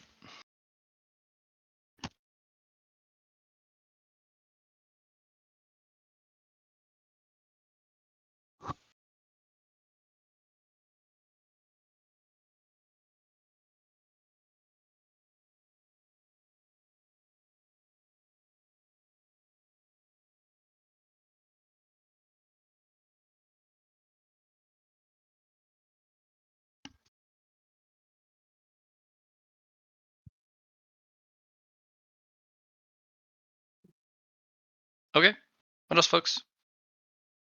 How many rolls would you like for the week that I am there? Well, mister, how many DTA in a week? Gotcha. Okay, so within a week. I think it's 7. a couple. I think you get a couple rolls. Just 2. Not too many though. just a few. But don't get carried away now. 21 DTS.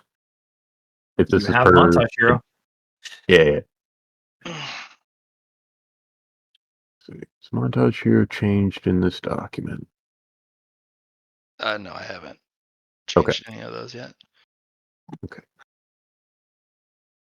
Double check what montage hero actually has on it. I have a question, especially about mental gymnastics. Is it almost like a power has a slot in which I use mental gymnastics, and then this is the only way I can use mental gymnastics on this power / ability? Or can I be used multiple different ways depending on the situation? Regardless of the way you use it, it can only be applied once to the Roll. Yeah, bonus per series player. Yeah. per player. Yeah, but yeah, you can be pretty flexible with it. I don't mind. It's still can only be targeted by a single multiplier, and it Yep. can still only account for itself once. But other Yep. than that, with those rules, I'm a little bit more open to how things can be used because we now have a really solid structure about DTS, Multipliers and such. DTA, Yeah. yeah, bonuses in general. So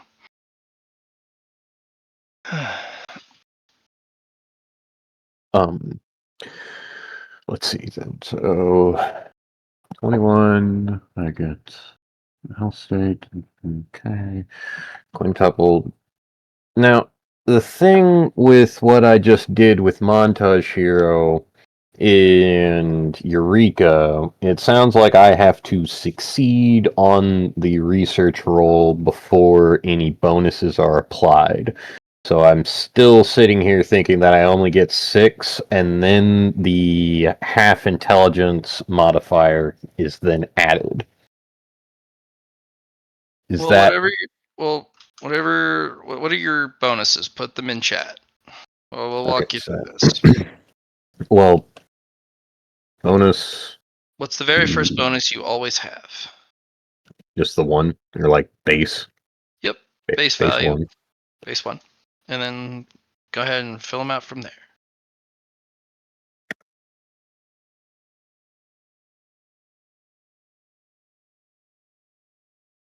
Coupled Montage Hero.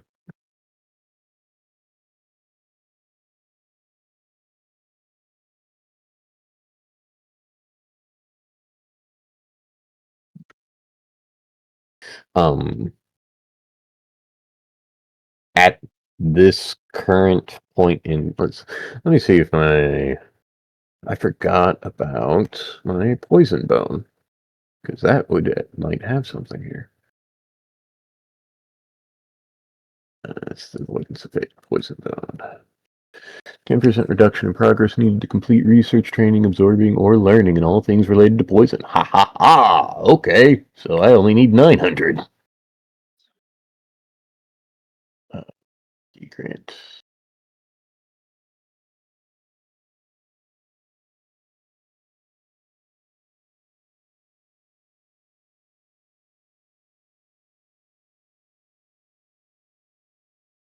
Okay, yeah. Oh, dang it. I was wanting to hit shifts.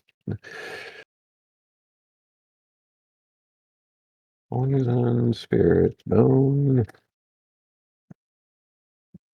Reduce number, reduce total. What are you doing? Not you guys, just the dogs. I believe currently in my situation that I am in, this is all that I have. And then, let's see, post successful roll.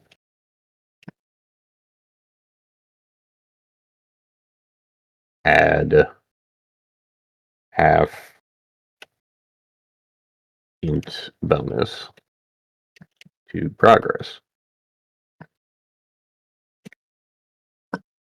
I believe that's that's all my bonuses that I have, and I can't really apply my int bonus until after I have successfully rolled. Now, if I can add that times 5 to even half my int bonus, because that's still an additional 20. Remember, this is what you got. This was called a bonus series. Mhm. So you have your first base. Okay. You have a quintuple. You have a what is called an after bonus, which is any percentile reduction. Always applies either like once I give you the number like that Yeah. you have to reach or assign it, you would then apply it immediately to that. It doesn't actually affect your bonus roll. Mhm. And then you get your successful roll added half in bonus to progress. So since it's neutral, you would then take your half in bonus, and since the quintupled by Montage Hero can be applied because they're thematically compatible, you can apply the times 5 to the half int bonus. Okay. And then you can't add any more multipliers to it though, because you've applied a multiplier to it. Okay. But if you had another multiplier, you could apply it to the base 1. Understood. Yep. Um, Yeah. So how do you? Lars got it for you. So you're going to be looking at plus 21 progress per roll that you succeed. Gotcha. Awesome. I need to remind you, you do have a merit purchase you made that allows every downtime scene to get an additional progress. I think you have maybe 2. I'm not sure. Just search around. If you can't find it, maybe not. Maybe it's. What did I call that if I did buy that? I don't know. It's a base thing that it's a merit purchase. I think they're called enhances. Okay. That Matt has. Enhances. Yeah. Strength enhance, int enhance, maybe int enhance. That's swiftness. Yeah, there's not a lot of them that give progress bonuses. So I think you're right on the money there. Yeah, +1 progress to training, research, etc. during each downtime scene. I thought you did it twice, but I maybe just did it once. And that wasn't a quality; it was an enhance. Correct. Then okay, so I need to write that down somewhere. Maybe it's in my journal later. Okay, so I'm sorry. Could you say it one more time? Did you purchase it? Is it in your purchase list under the advancements? Looking at both of my purchase lists. Let's see, montage here, training, research. Because if you don't have it on your sheet and you haven't paid for it, then you actually might not have spent the merit. Actualized power, gravity, qigong, the vaulted horde. This is not quite. Yeah, I still have 168 to spend on that one, but I've might selected montage hero twice, and I said I bought it and put training and research. Might selecting it, brought it up to quintuple, but that's that one. Let's see. I have a enhance in intelligence and swiftness and mind for intelligence that I've spent 5 on each, but it just says intelligence. It doesn't tell me, hey, this is, and like on my montage hero, I've added my multiplier 3 different times. So that one I know for certain. I'm just like, hey, I got that at least. But poison spirit bomb, a spirit select in mod. No, I bought it with spirit because that one's 50. So to confirm, you do have it written down that you have enhance, but you just put int, right? Yeah. Okay. And I'm not entirely sure what that would even do. And yeah, it just says int. However, if you say that, hey, you bought that to give myself more progress, that I'm just like, okay, well, let me change this. But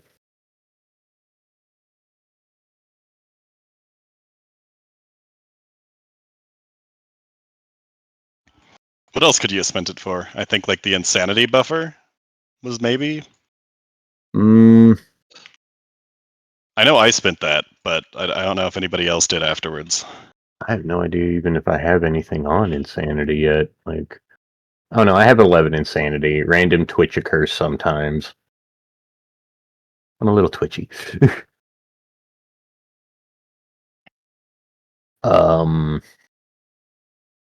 For right now, though, to keep the ball rolling, I know for certain I'm at least at 21 per successful roll.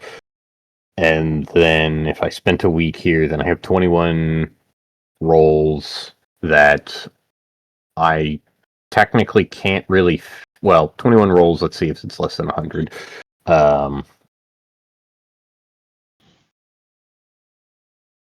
If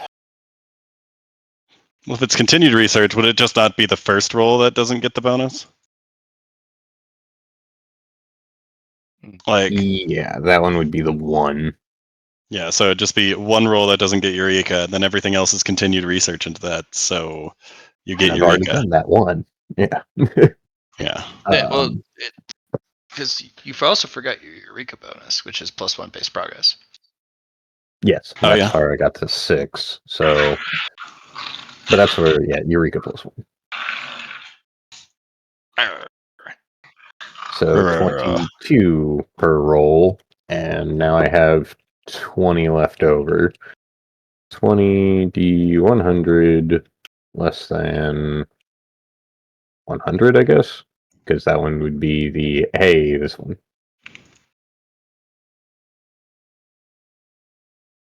No 100s. At yeah, at 22 per calculator. Matt, new record. New record. Wait, why are you just doing 20 rolls? That's a week.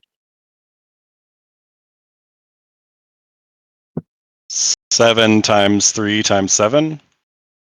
Well, this is for DTS. I figured if it's montage Oh hero. my lord. It is. I have not seen a triple Oh, wow. banger in years. 361s in a row. Dude, Nice. That is. I didn't even notice that. I was just like, oh. Oh But you also my have a lord. lot more rolls than that. You have 7 times those rolls, I think. Well, is research DTA or DTS? DTA. It's DTA? Uh-huh. Shit. Okay. Alrighty, then, yeah, times 7 more. So we're going to ignore that then, and we're good there. So ignore that roll. Oh, we're not ignoring that. We're keeping those. No, we're Move keeping on. those. Yeah, move on. Okay. Yeah, just do more rolls. Don't ignore the rolls. Well, because it'd be 20 times that. Well, no, it'd be 21 times 7, which would be fucking too early. 147. So I need 120, and one of those was taken away. So 146. Yeah, 126. Okay, fine. /R 126 D100 less than 100. Oh, yep, there is a 100 in there.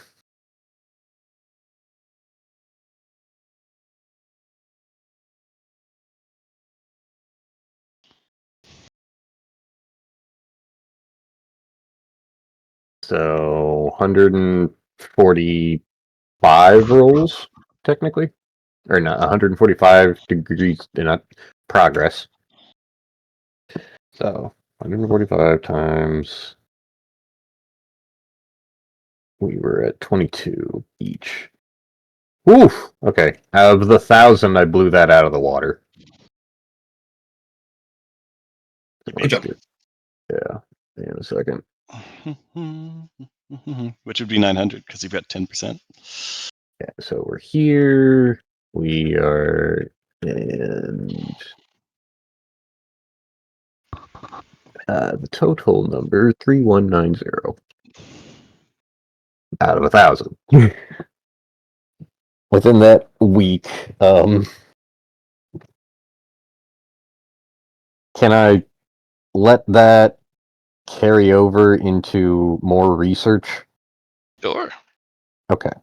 Yeah, you can just keep going. That 1,000 was set by yourself. So if you Yes. overshoot it, well, who cares? You just got get more more research. progress. Yeah, more research. Yeah. And that chunk Yeah. for that 1,000 was just the individual 1,000 poisons, I believe, to see if just like did they like any of these more than like any one of They did these more. not. They like them all equally. That's kind of what I figured. And then with the extra 2,190 progress, there are certain combinations that they prefer. Okay. There's some strange poison combos that you can get from your 1,000 poisons, because the amount of permutations you can have is quite a lot. Especially when you get to the fact of if you have the permutations of you can only add one poison once in a ratio. What happens if you do 10 of one, like a ratio of 10 to 1 of a certain poison, and it's no longer a 1-to-1 for everything. Now you have an infinite combo of poisons from your 1,000. The bugs can help you bring out more lethal combos, or more debilitating combos, or basically just better poisons by whichever one they like the most. So the more they like it, the more lethal it is.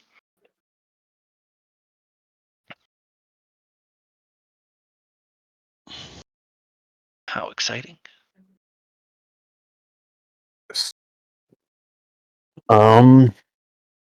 Ready. So The we hungry. have ratio, ingredient combination. Mhm. I think I want to test as well certain almost like flavor mixtures, the best way that I can think of it in my brain, but thinking like, okay, well, I have an itchy poison here and something that makes it heightens your sentences or something or other, like a combo, like making a poison that's really annoying and seeing if they enjoy that more. They do.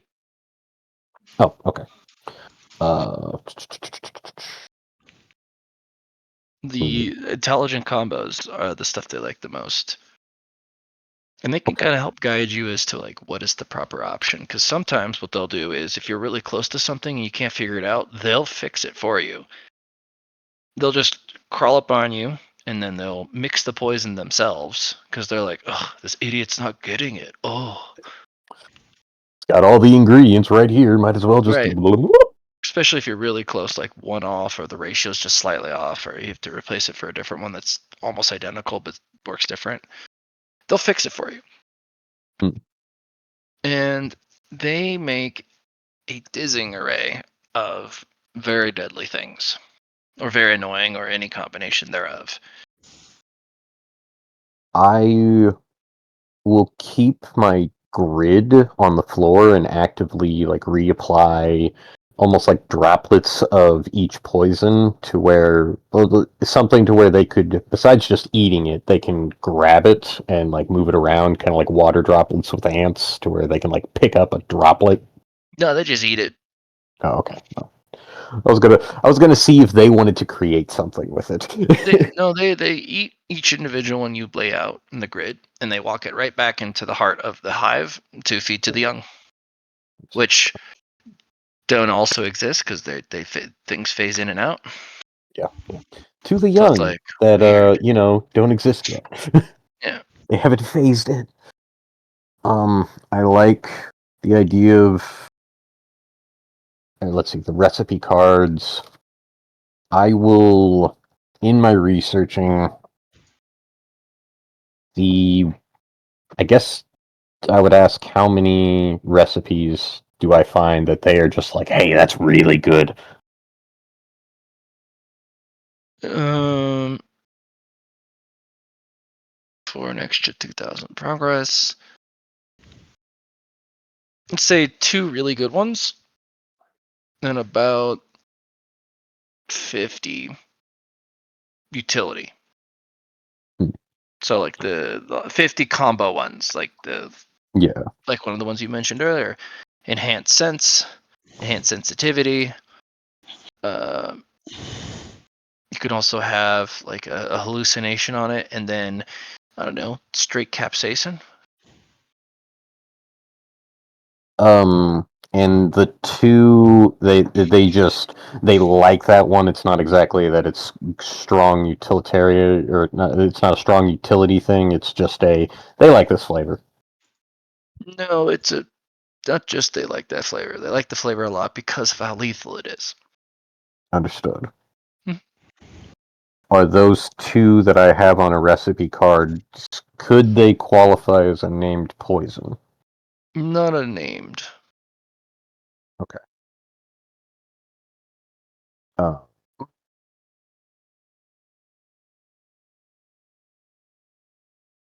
the yeah. You're pretty sure if you give them enough time, they might be able to. But it would have to be like a pretty special moment for them and you, because you're also the one circulating the energy. They help with the fine tuning once you get close to something. So maybe if you try and research a named poison using the bugs as a helper, they can help you narrow it down. And that sounds an awful lot like he has a teacher with him right now. They're not teaching him anything. They're just helping. They're an assistant. Yeah, this is observing, basically. I do appreciate that. I'd love it to be a teacher, but I'm just like, They're more of a connoisseur.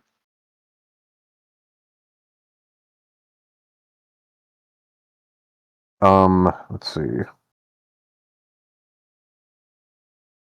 With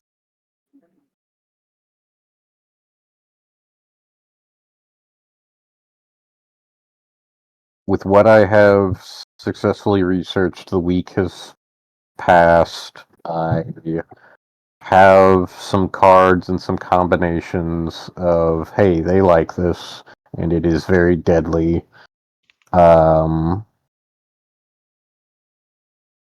will hold on. Could I either research or apply the ones that I know are very deadly that they like to it becoming a poison for my sword, similar to, hey, I have one poison. Okay, well, this one's really deadly. Mm-hmm. Okay. Yeah. Wanted to So see. you can give them a name because they don't really have a name. They're just kind of a recombinant. The first one is pretty straightforward. Its effects are rather immediate. They're rather startling. They're extremely debilitating. It kills quickly. So basically, it deals a huge dot every turn. Okay. They do get a defense. And if they have any poison defense, they can get an additional iteration of poison defense every round. But they do take at least 10d10 directly to their health bar every round. Ooh, okay. And what's particularly nasty about this one is you can stack the poison.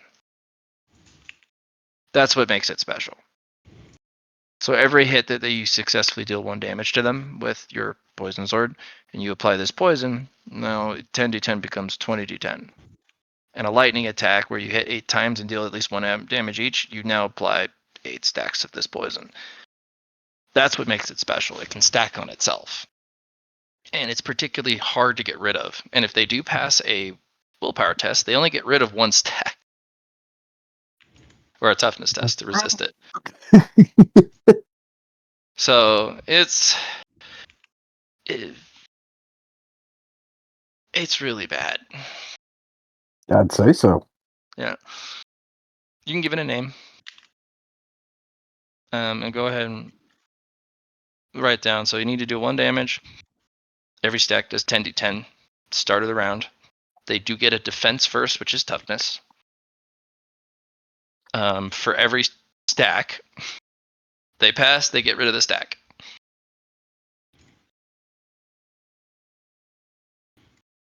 But yeah, it stacks. I believe I would like to call it the strong man's poison, because it's just like, well, how many stacks can you take? How much almost like how much can you carry? Now, as a warning, if the individual has regen kicks before this triggers every round. Understood. But it triggers top of their round after regen and other regen related effects. So it's before they get to act. Unless, of course, they have split second.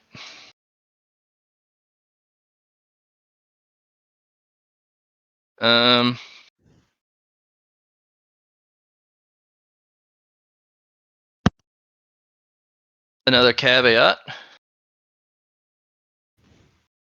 if I'm audible. Another Yes. caveat to the strongman's poison. If they remove the limb, Understood. it's gone. Takes away. All right. Well, generally speaking, that's also a positive for us. Yes, it usually is, yes. The other poison is something they only found that they like later on. Your little bugs.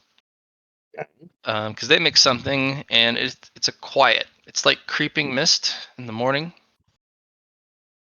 Eventually, it starts as a little bit, and then everything's just foggy. You're like, what the hell? So this is a fear poison. It causes extreme hallucinations with sensory input. The illusions can't harm them, but you can. So it's slow, though. It's a very slow poison, but it's really hard to see it coming because it's so slow. It's very gradual. It's not very practical to use in a fight because by the time usually cultivator fights are over, especially early fights. Later on, fights will be like, we fought for 3 days and 3 nights. This poison would absolutely kick butt, a prolonged fight like that. But in a fight that super high lasts level 30 cultivation of seconds we to a fought couple, for 1,000 years. yeah, fights that last from Less than a like day. 30 seconds to like 10 minutes. Yeah. This Not- won't really be helpful. This poison takes about 30 minutes to an hour to kick in, depending on their physique.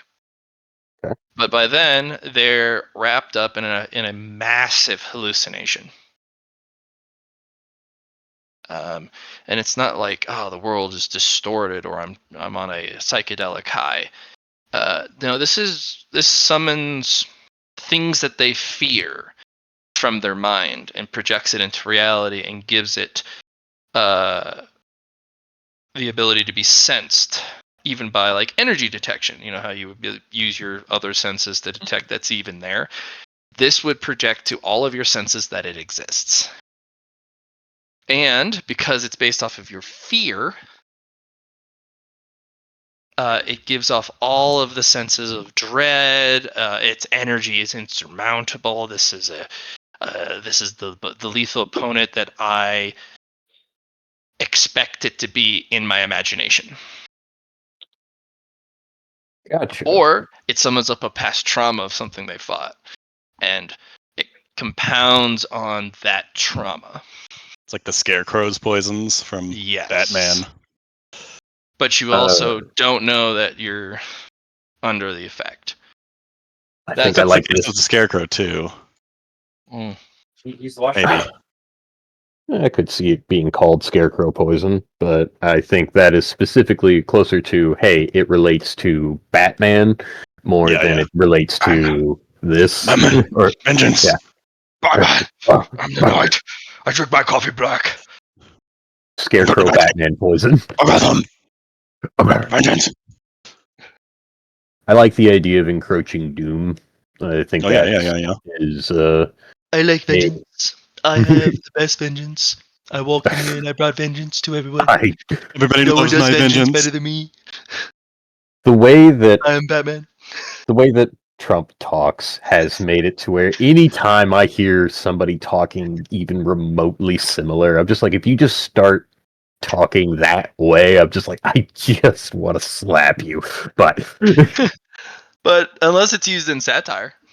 yes, in satire, yeah, that's fine. I get it. It's a joke. But I'm just like, if you're seriously talking to me like that, I'm just like, ooh, you're just. But anyway, We already have one clown. We don't need you to. yeah. So encroaching doom poison after 30 minutes, 30 minutes to 1 hour. Do we want to say it's based on toughness bonus? for like how long it takes for this poison to actually affect. Oh, or actually, no, it's a fear thing. It could be. I wouldn't say toughness. It is, as a note though, a actual poison that Mhm. brings out your fear. Gotcha. Based on, I want to say perception. Perception bonus. Now here's a weird part. Mhm. This poison is entirely ineffective against individuals who do not have a fear or trauma. If they have no regrets or shame, if they're a fucking unit that are like, so what? I lost to him. Who cares? I learned something. I lived. I went. I may not have gone back and killed it yet, but I will. Or it It's doesn't matter if I defeated. do. Yeah, it has a mentality part to it. So if this person has a impregnable mind that this poison can't draw upon the fear, Like a it will determined not. ego. It will not affect them. Sorry.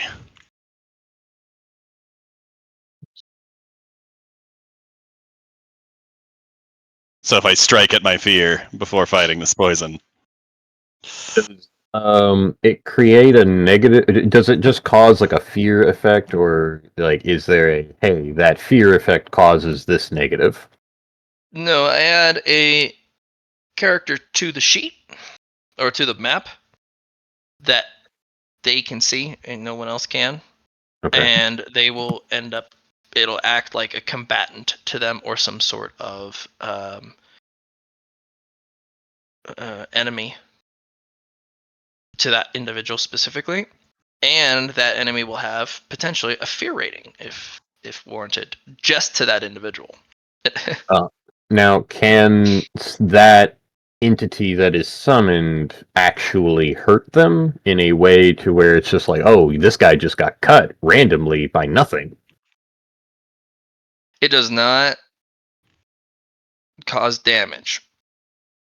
They cannot be Okay. hurt by these illusions, but in the hallucination, since it produces sensory, they can think that they've been hit or badly wounded or that their Tao has been attacked or like it's a powerful enough hallucination that they think and believe that they've been hurt. The pain is real to them, the damage is real to them.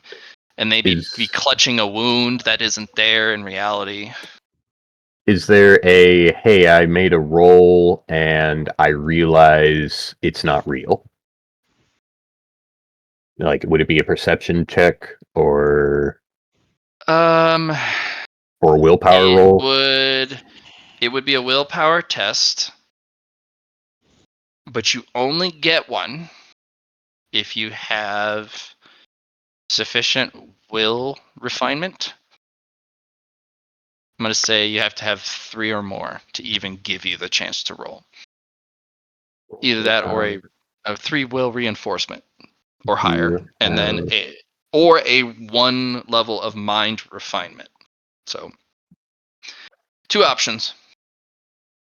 Okay, so But if you 3 don't willpower reinforcement or 1 what was the mind refinement. 1 mind refinement. Yeah. So if you don't have one or the other or both, you don't get a roll and you can't tell the difference. So this is why foundations are important, because certain abilities, if they're strong enough, do what is called a stat check. And it doesn't just check your stats, but it checks your most basic cultivator foundations. And if they are insufficient, you are defenseless. Gotcha. This is what I have so far. If that needs tweaked, just let me know. And yeah.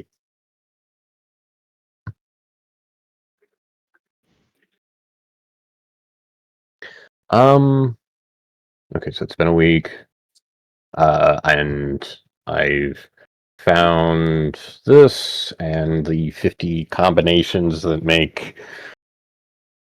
that are just strong combinations of hey, these go well together.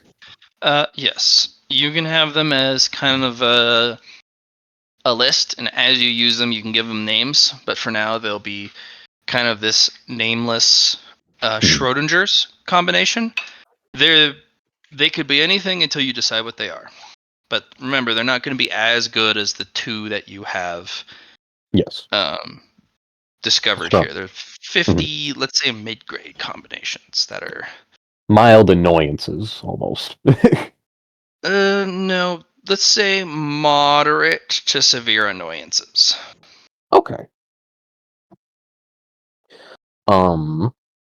Because With they wouldn't have been that interested otherwise, because you have an extra 2,000 progress. So you have a huge repertoire, and a numberless repertoire of really minor annoyances. It's the moderate stuff that is a little bit more sophisticated.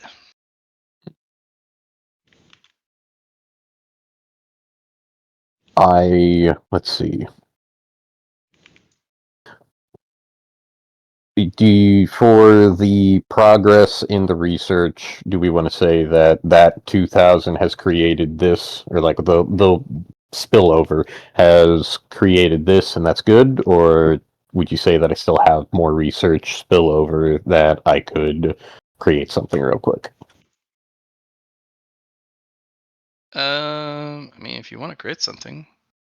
More of a Chun Po says, actually, the 50 combinations that I have found that are moderate to severe annoyances, Chun Po tries to think of a way to create a not perfect or epitome annoyance, but to like take these 50 and see if he can then either combo them together or in a way create something that is this sucks to go against. Unfortunately, those 50 do not combine in that manner. Okay. To Understood. create a nameless or a named poison is what you're looking for. That is just a debilitation. You would have to make a named poison for that level of severity. Okay. Yeah. And to which, okay, I got a lot of reading to do. Okay. I'm gonna need to invest in a Kindle and just have it to where it sends Roll20 documents and Discord documents and just be like, all right, cultivation. Then Chun Po whenever Liron phases in, hey, you done? Sure thing. Let's go back. For a week. Yep.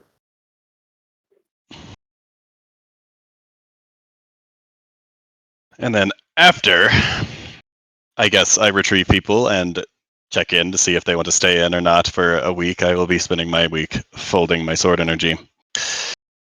Oh, you just staying in yours? I'm going to, after I check on you guys, go back into mine to fold my sword energy. Okay.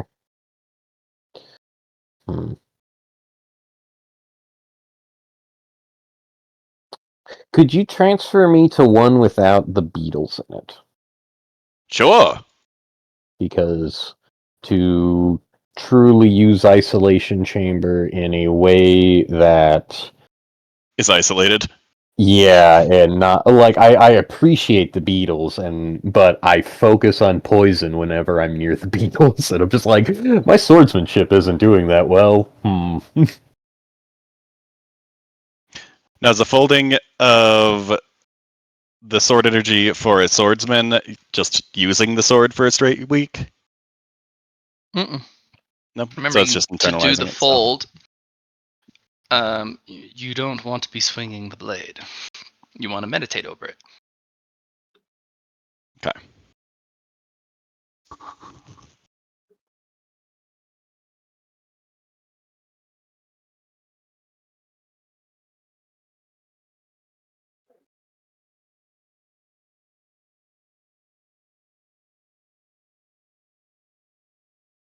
The swinging part, I think,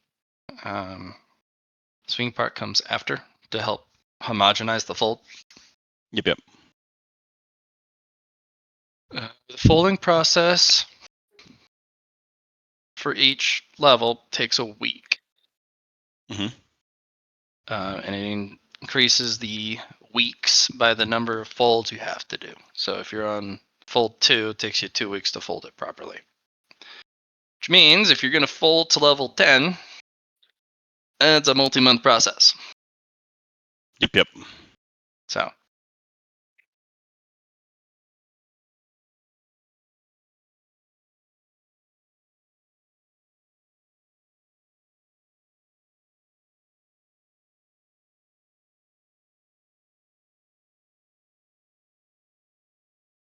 Makes sense. all right.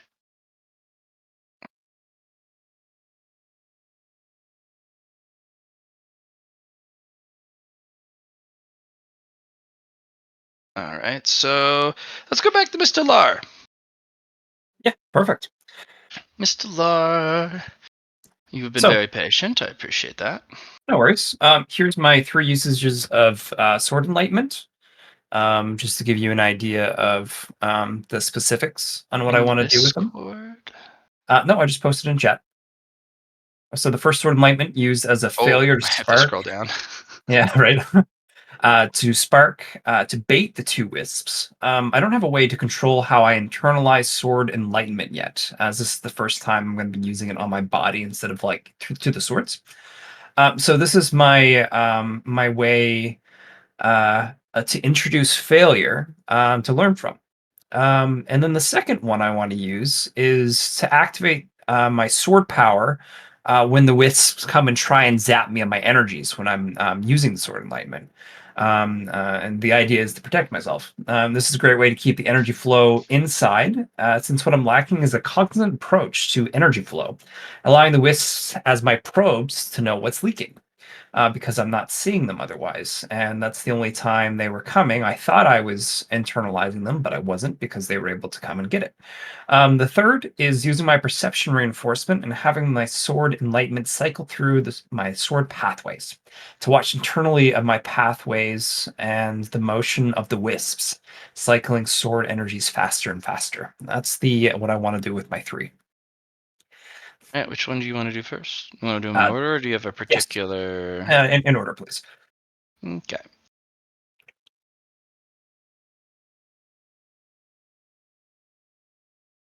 Okay, you're gonna spark. Use used as my failure spark to bait the 2 wisps. Oh, I control how I can try some alignment. Keeping them. All right, so you're gonna use it as kind of a bait. Yeah. See what they do So with it.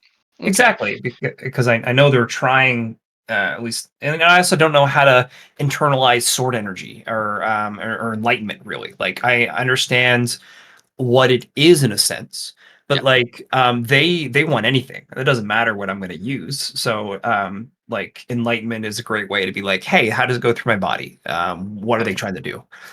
So they do something weird with it. They don't strip it from you. Mhm. They strip your will to use it. Okay. So this is where you get to see a little bit of why they were specifically set for you.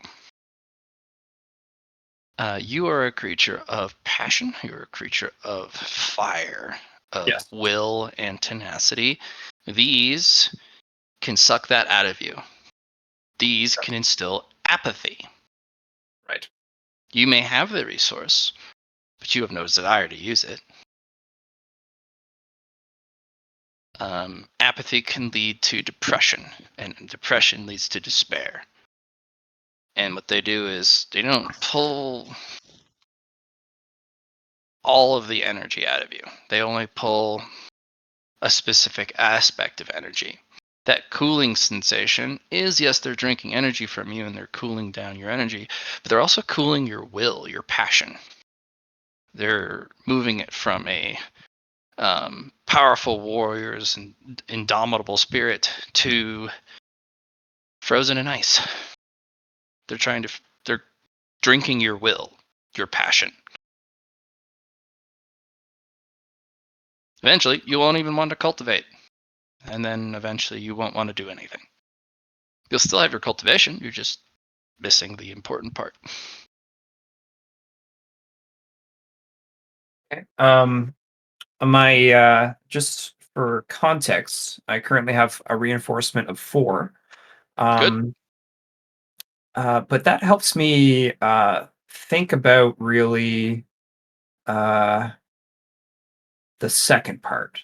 And there's 2 ways I can go about doing that. And the first one is just my second usage of my sword enlightenment, which is to activate the sword power and my aura around myself when they try to go for the touch, the bad touch. I activate my sword aura to parry it in a sense when they try to do it. Okay. Um, it requires a lot of multitasking effort because there's 2 of Yeah. them, Yes. and their attacks aren't always steady. Sometimes they're infrequent. Sometimes they're aggressive. Sometimes they're very passive. So pulling your energy inside is a technique that you'll need to do later. Like you'll need to develop a way to hide your energy by containing it in yourself.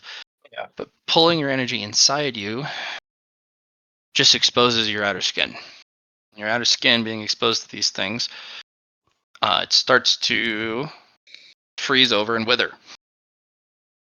So, They what comes to mind then is energy flow throughout my body, but I have externally on the outside my name flame to uh, counteract being tenacious versus hmm? the cold.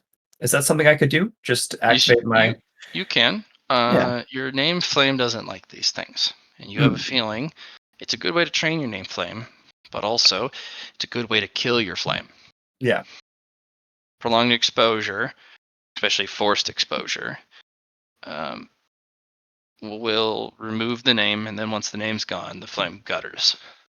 Uh, So what about when it's just when they come to touch me instead of like all the time, like kind of like a parry in a sense. I, Okay. Okay. let's not It's the use the same thing. parry reference. Yeah. Yeah. More of let's So say a shield. But yeah, or a uh, barrier or yeah. a cocoon. If you use your will Yep. overlaid with the tenacious flame, it's fine. Basically, what you'll be doing is you just need to figure out when you need to leave. Because otherwise, if you're stuck in here with them, what could be training now becomes deadly. Right. And also the apathy aspect of just not realizing, kind of like Hmm. being depressed in a sense and not realizing that you're waiting, you're Yeah, kind of dying slowly. and you stop to care. And what's most insidious about these 2 creatures Yeah. is one, if you were to gain a 1 on a roll, Yeah. but you're under their effect, you gain nothing from the ones. It counts as just any normal roll. Right. No special resources, no 1d4s. Um, they also affect gestalt rolls. Interesting. So if you were to have a gestalt, even just a single one of them, depending on how much they've fed on you, reduces the amount of gestalt percentage you have. Mhm. It's not a permanent reduction. It's just they give you a minus to a gestalt roll due to your Right. apathy, your depression. And it can be 0. It can go into negative so that you have to find a positive just to get a chance at a 1. So they go after some of the most important things about a cultivator. And you can be sitting there, you know, you were using your time well, and now you've entered this stagnancy of like, what was I doing? Why am I doing this? Why am I not making progress? And then you fall into the self frustration of like, I'm better than this. And then eventually you kind of fall apart. So, but it's great training for if you time it right. You got to Right. get out of the danger zone before you exceed your timer. I'm only doing this for a week. My third sword enlightenment. Yeah,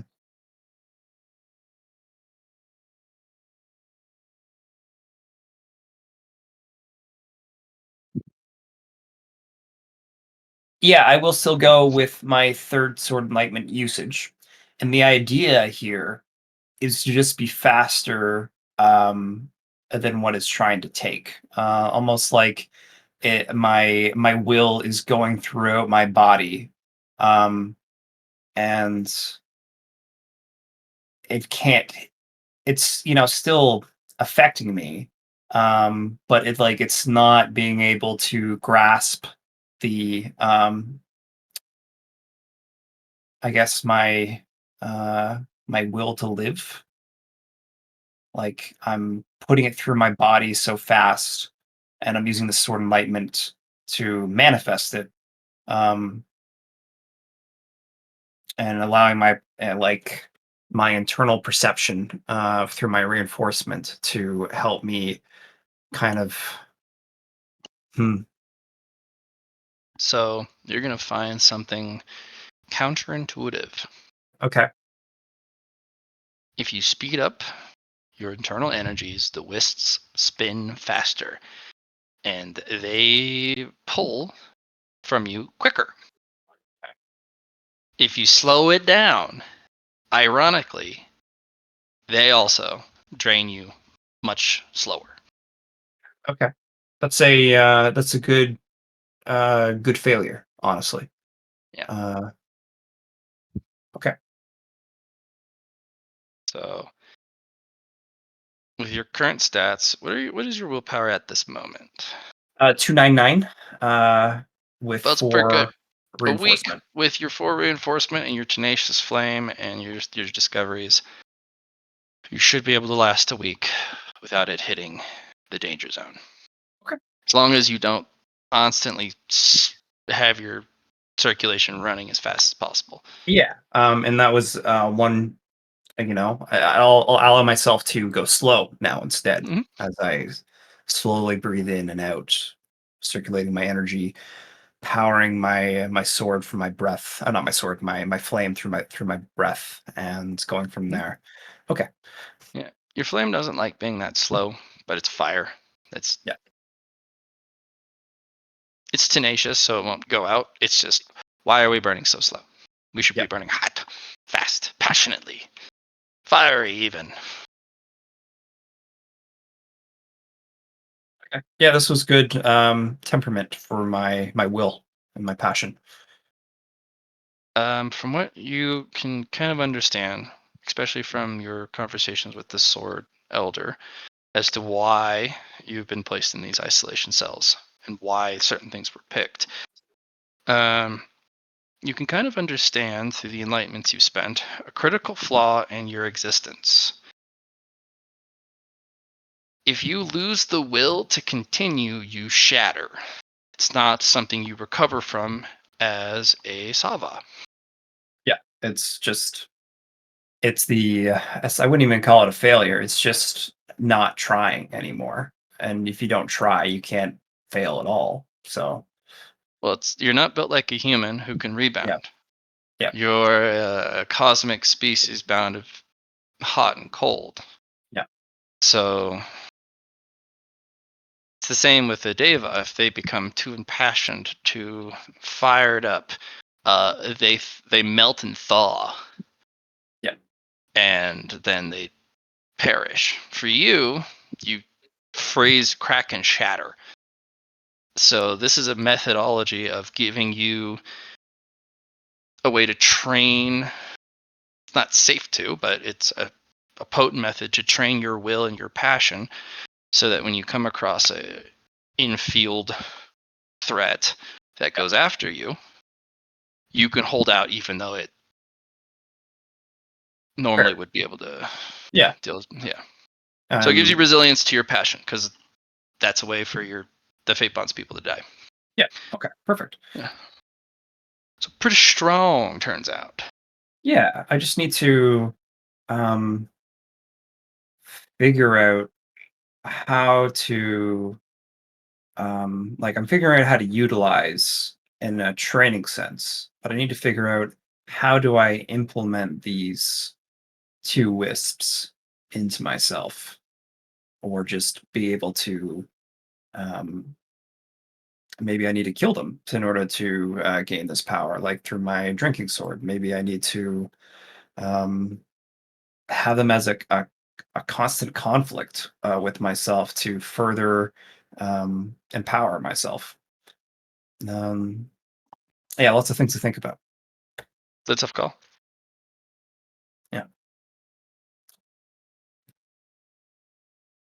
At the end of the day, the question is like, how do I get the gestalt from these things? But it seems like they are my way to train, and when I don't have a way otherwise, so I will continue to utilize them as a.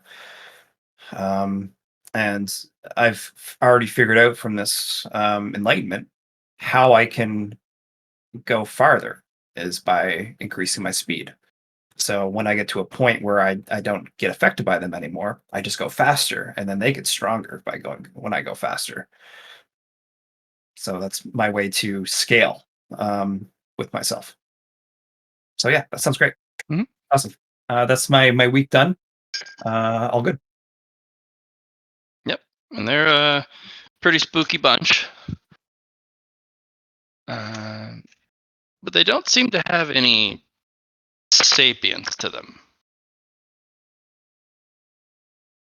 Yeah. So they're definitely sentient, as they're an entity that lives and breathes and needs to eat. But there's no like higher intelligence that you can feel. They're not purposely malicious, or they don't use tactics to trick you or anything. Yeah. They're just kind of inexorable, inevitable, while in proximity.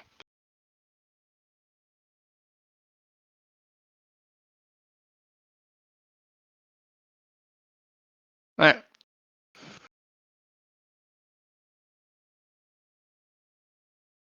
Is that your week? That's my week. Okay. Nicely done. Mr. Liron comes by and pulls you all out at the end of the week. So I I'm was planning. Oh, sorry. I had requested to be in a different one specifically for sword training. Sure, that's no problem. And I'm Sure, just sure. kind of backtracking so that everyone's aligned. They all come out. Then you can say, hey, I need you to put me back in. okay, sorry, my bad. I was not aware. No I problem. thought that week had been glossed over, and I'm just like, no, wait. put me back in, coach. Liron, I gained some insight from my creatures. It made me remember the reason why I chose the wooden sword and what it means to be a Sava. My passion, the reason why I love the sword. I think it's going to be the greatest strength I have going forward for my sword energy and what I want to do with it. So I think I'm going to use I'm going to train the toughness, I think, because I'm probably going to need some toughness reinforcement in order to do the sword kata, and then sword kata to gain some sword energy, and then turn it into sword power. I think that's my plan going forward. Sure enough. Sounds like similar to my plan, though I already got the sword energy, I suppose. Hmm. While we're all out here, and before we go back in, weird.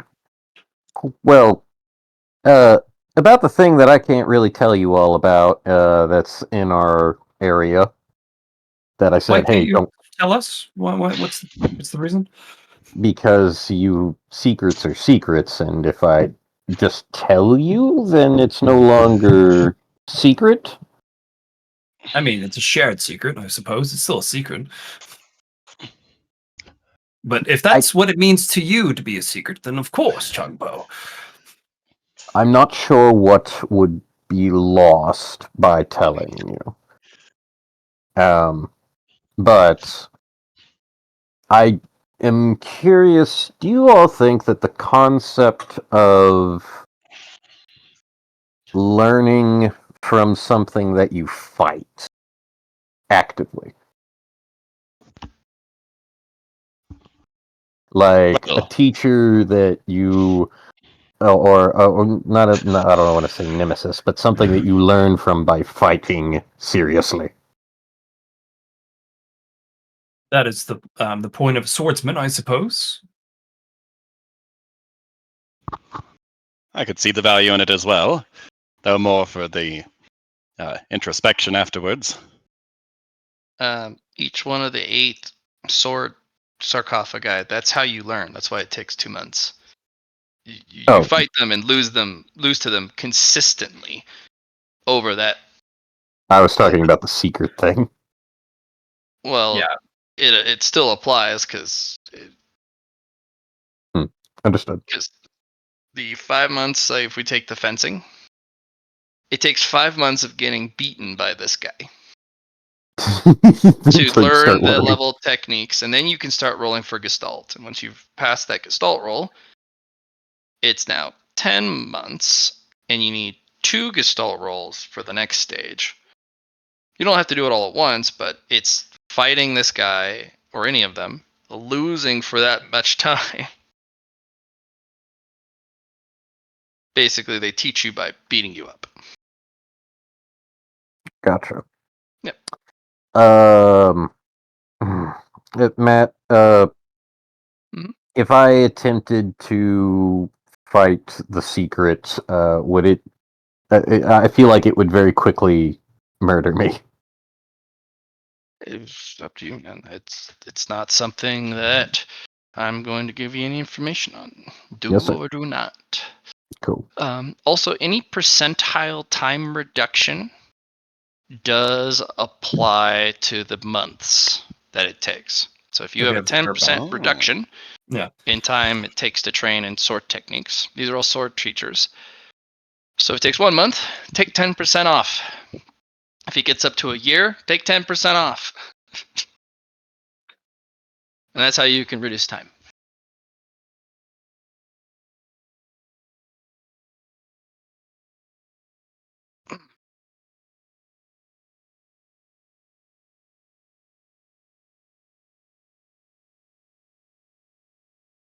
Right, let's make our plans, and then I mean, it's going to be time for shut off shortly. Yes. So Yes. 12 minutes.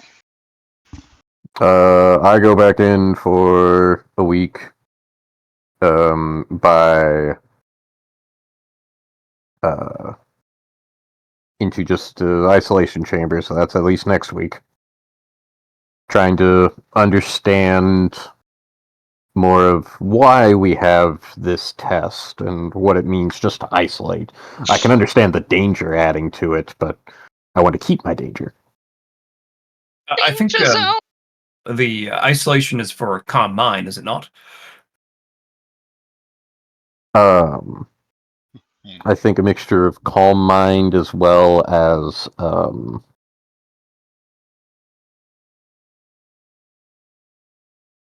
there's a certain level of rebirth, I think, that happens whenever you cut your way out of your isolation chamber, like we were supposed to, but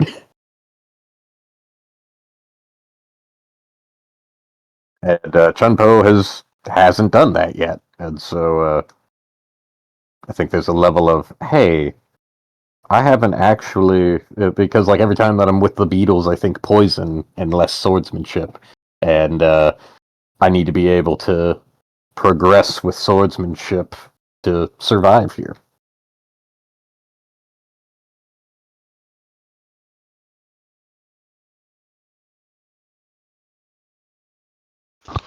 Yes.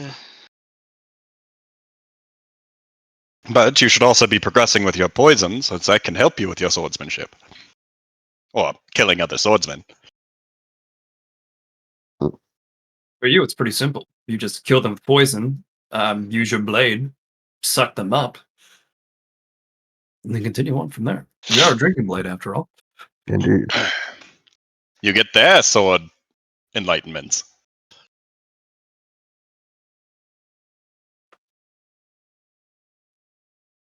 But anyway, so you're going to spend another week in the isolation chamber? Is that what you're saying? Yes, I'm spending a week in an isolation chamber without the beetles in it, as they hope to progress further with sword. I was as Awesome. well. I'm going to take the wait, Liron, did you Yes. figure out the toughness reinforcement book yet? Oh, yes. Wait, no. I can do that Balls. for you. Shit. If you wouldn't mind, I just wanted to work on that so I could actually do this the sword kata training because I feel like you were really able to do it because of your toughness reinforcement. Oh, that's part of it, but it was the strength reinforcement as well that was big. Oh, I thought it was more the toughness. Well, I do have lots of strength at least. Yes, the Wrong. untiring and the fatigue that I seem to be less fatigued most of the time. My fatigue pool, which I don't know what it is larger. You have great stamina. Yes. Which the strength book teaches. Yes, as I've learned as well.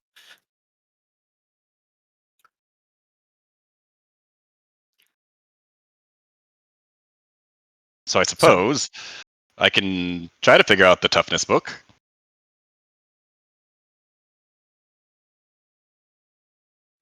I was planning on doing my first fold, though. How about you do that, and I'll work on the sword kata then. As I All right. go through it. Luckily enough, I'm not completely zero on like understanding the process because we did it together. So I just more or less need to go through the motions and see how long I can go. Yep. You also saw the sword elder do it, and we all studied it. Yep. Sword elder doing it. So. So I'll see you both in a week then. Good Very luck. well. You got this. Time for the Would first. you even say Oh. he's got this, fam? He does got this, fam. Yes. Is that the level up to you got this? He's got this, fam. It's an actual negative It quality is. you can take. Nice. You got this, fam. And it usually is like, you have so much trust in your allies that if they're Yep. in trouble, you're like, nah, they got this. It's fine. It's fine. They're awesome. And, They're just awesome. dying over there. Hey, He dude, got I need stabbed some through the help. chest, You've but he got does that every this. Wednesday. I wouldn't want to take the opportunity from you to grow. This is a good chance to overcome your enemies. Exactly. You got this, and it's about as comical as you're imagining. Yep.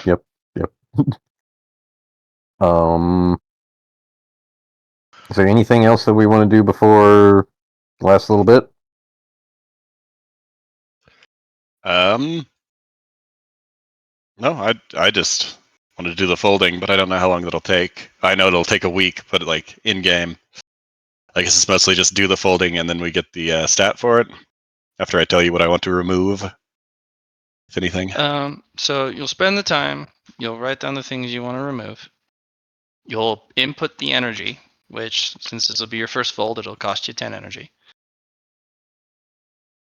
Uh-huh. Yep. And then you have to meditate on it for a DTS to consolidate it. So we're just removing two things, and we'll continue removing things further. We're removing malice and anger. Okay.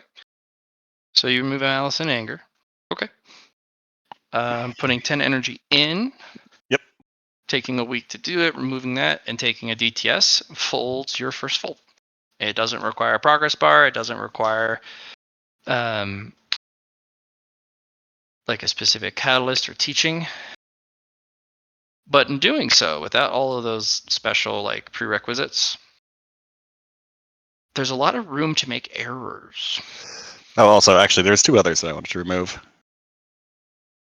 When you post one, make sure you have your list for that fold. If you forget them, you might have to put them into the next fold. So You go ahead know- and do the 4, and then Yep.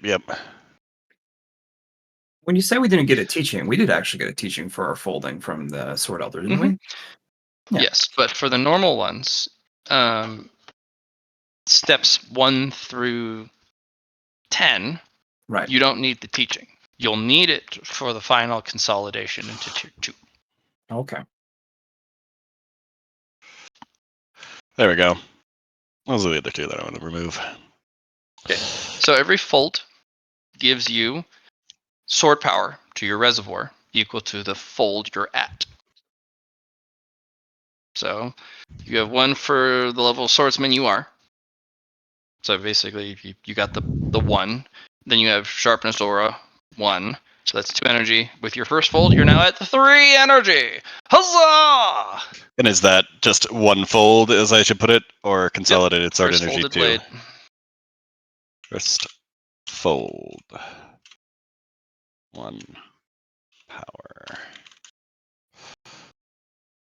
So I'm at 3 now. Yep. Now you've consolidated like your choice. That we're This is correct, yes. okay. This is what I You want. can add weight 1 to your sword strikes. Wait. 1.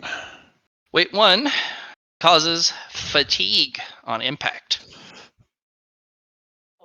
Nice. if they have less weight than you. Okay. So if they're each tier you'll gain an additional weight, and in some cases you might get more than 1 to that quality, depending on who you are or how your process is or any number of things. If you're of the same weight or the same energy fold tier, the weight doesn't apply. But this is where the disparity of power comes in. Just like the previous tier, where if you don't have an energy, things are unassailable. Uh-huh. This is another minor layer of power. So within the same rank of swordsman 1 trying to become swordsman 2, it's not just sharpness, it's about weight. Okay. You could combat weight with sharpness, because even if you were to take a little bit of fatigue here and there from coming in contact with this guy, you're just sharper, which means his sword might break. Or Okay. any hit that you land is devastating. But Is sharpness going to be the stage 3 of the Path of the Sword? Since this is all sword energy? sharpness, it's unknown for stage 3, but it is an essential aspect of what it is to wield a sword. Okay.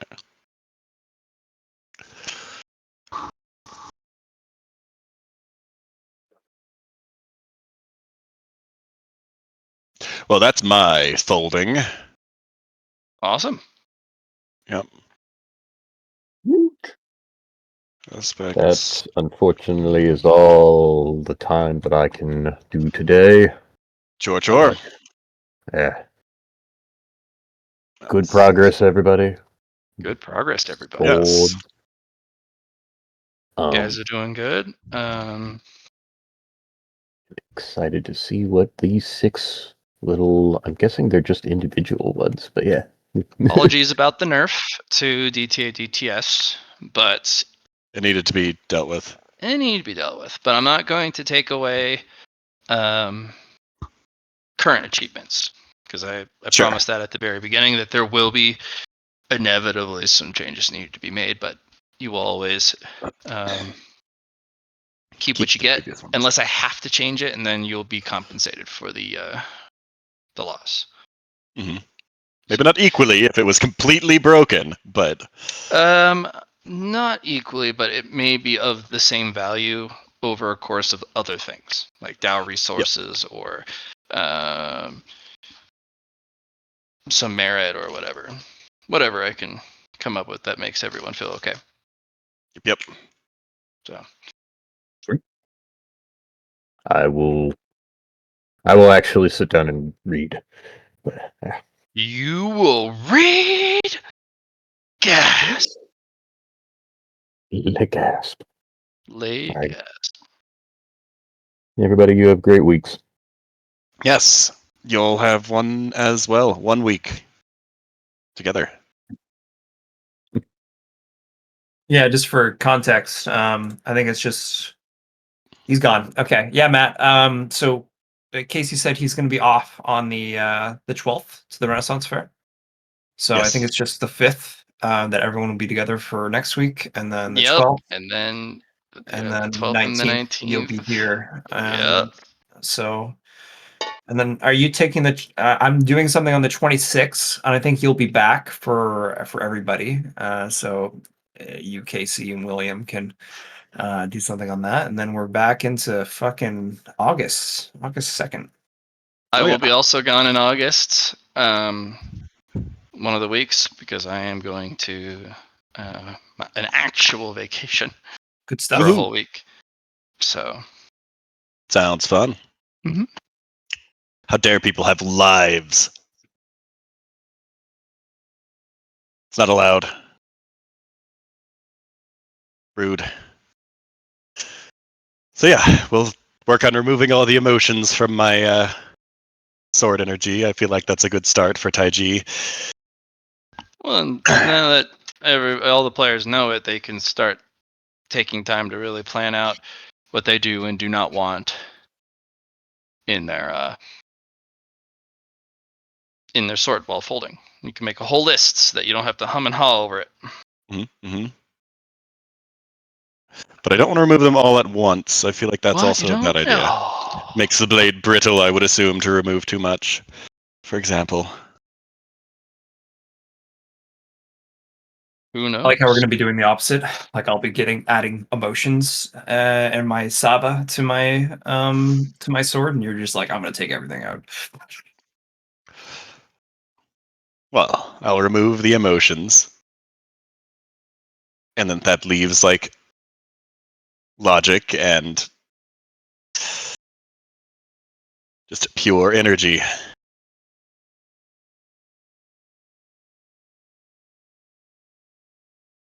I don't know if I want to remove all the emotions, but when I remove emotions, I probably want to remove from both sides, like I just did, Yeah. to Taiji. remain Potentially. neutral. Yeah. Well, that's what I'm doing.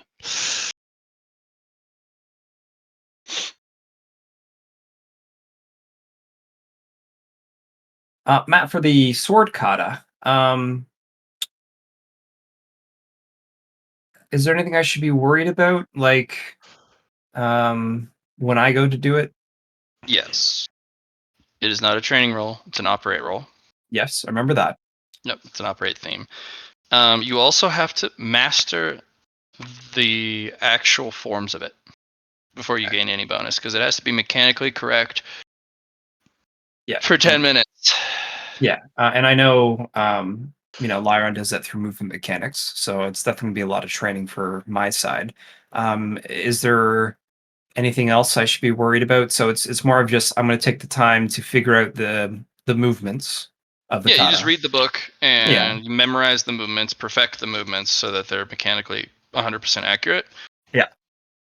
And then we'll just consider that you have trained the movements. Yes. And then we will roll operate. Right.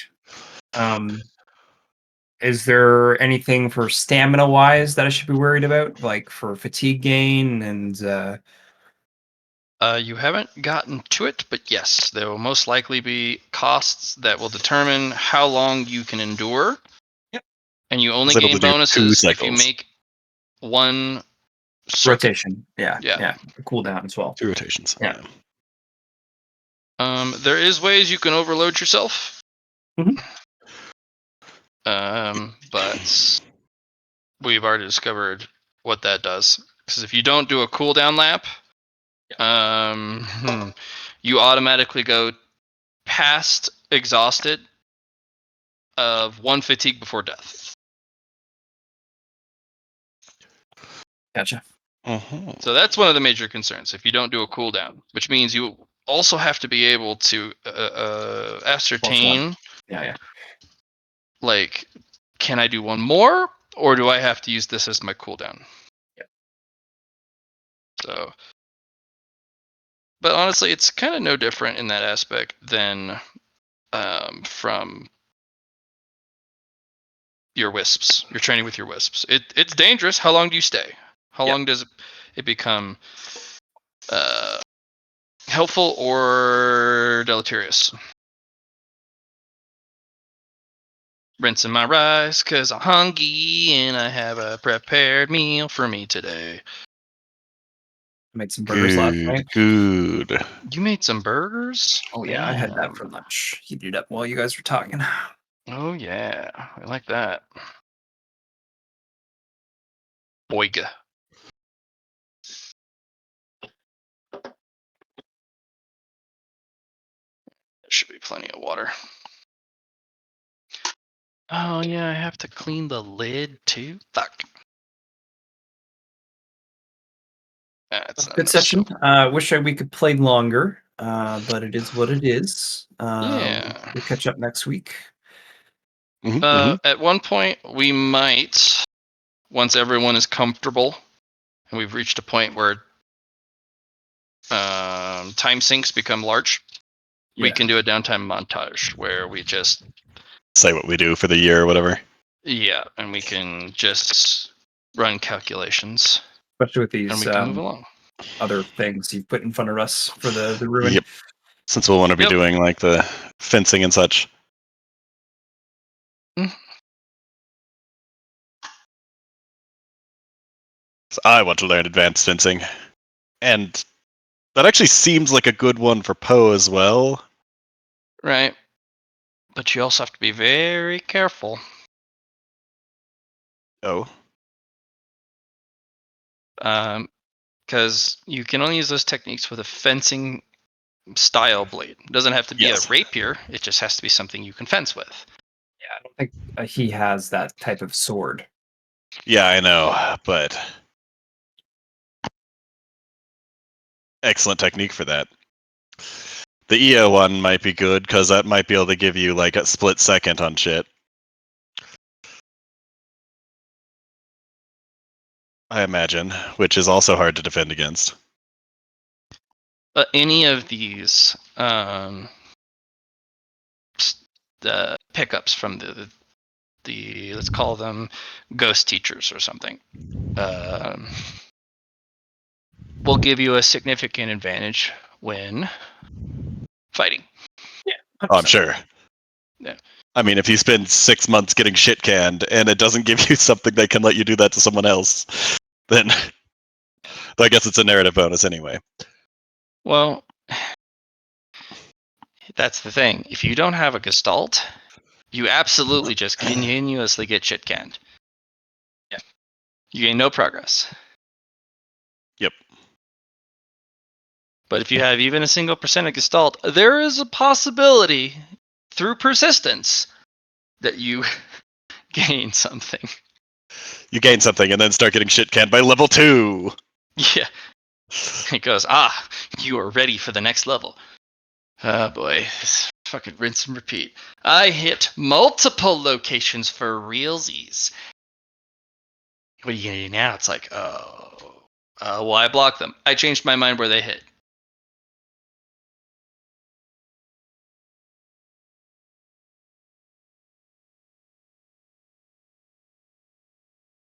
Yep. Eventually, when you attack somebody with a sword, it'll read like a short novel because you're like, all right, I hit him with 11 billion strikes attack using my foundational flex technique and fighting forms. I hit him so that he can't block, and I do this weird twisty thing. Also, because of all of this other shit, A through Z, my strike insta gives you. You're like, what? Can we go through Get them individually? Absolutely wrecked. Absolutely wrecked. Yeah. So eventually, I'm gonna have a consolidation of attack. So when you go to hit somebody, you don't have to go, hold on. I'm at this level. I have this thing. How do we how do I calculate all this? We'll have to have it pre-calculated ahead of time, like the math done, the considerations done, the numbers at quick reference. I just hadn't been in combat in forever, so a lot of things had been adding up, and I haven't had the chance to consolidate. That's perfectly fine. Like, I expected this to happen. This is Yep, also another menace of this game. I am following the rule of if you forgore, you forgore. It's like, oh, you just didn't do it this time. But it's always on. It's not Magic the Gathering rules. It's not a you must. It's a you may, even though you must. Magic the Gathering rules also have the if you forgot about it, too bad ruling. They moved to that because there used to be a must trigger is you have no choice. Yeah, mistrigger is mistrigger. Mistrigger is mistrigger. Okay.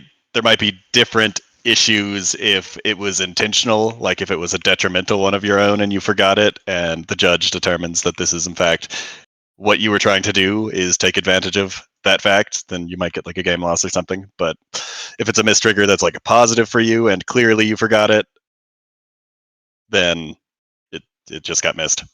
And also the opponent has no obligation to tell you that you missed a trigger.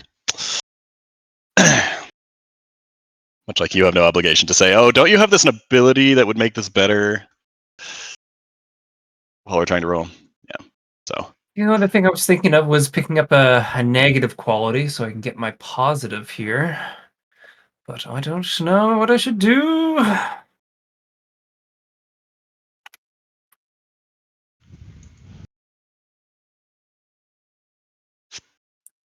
True. You should do a thing.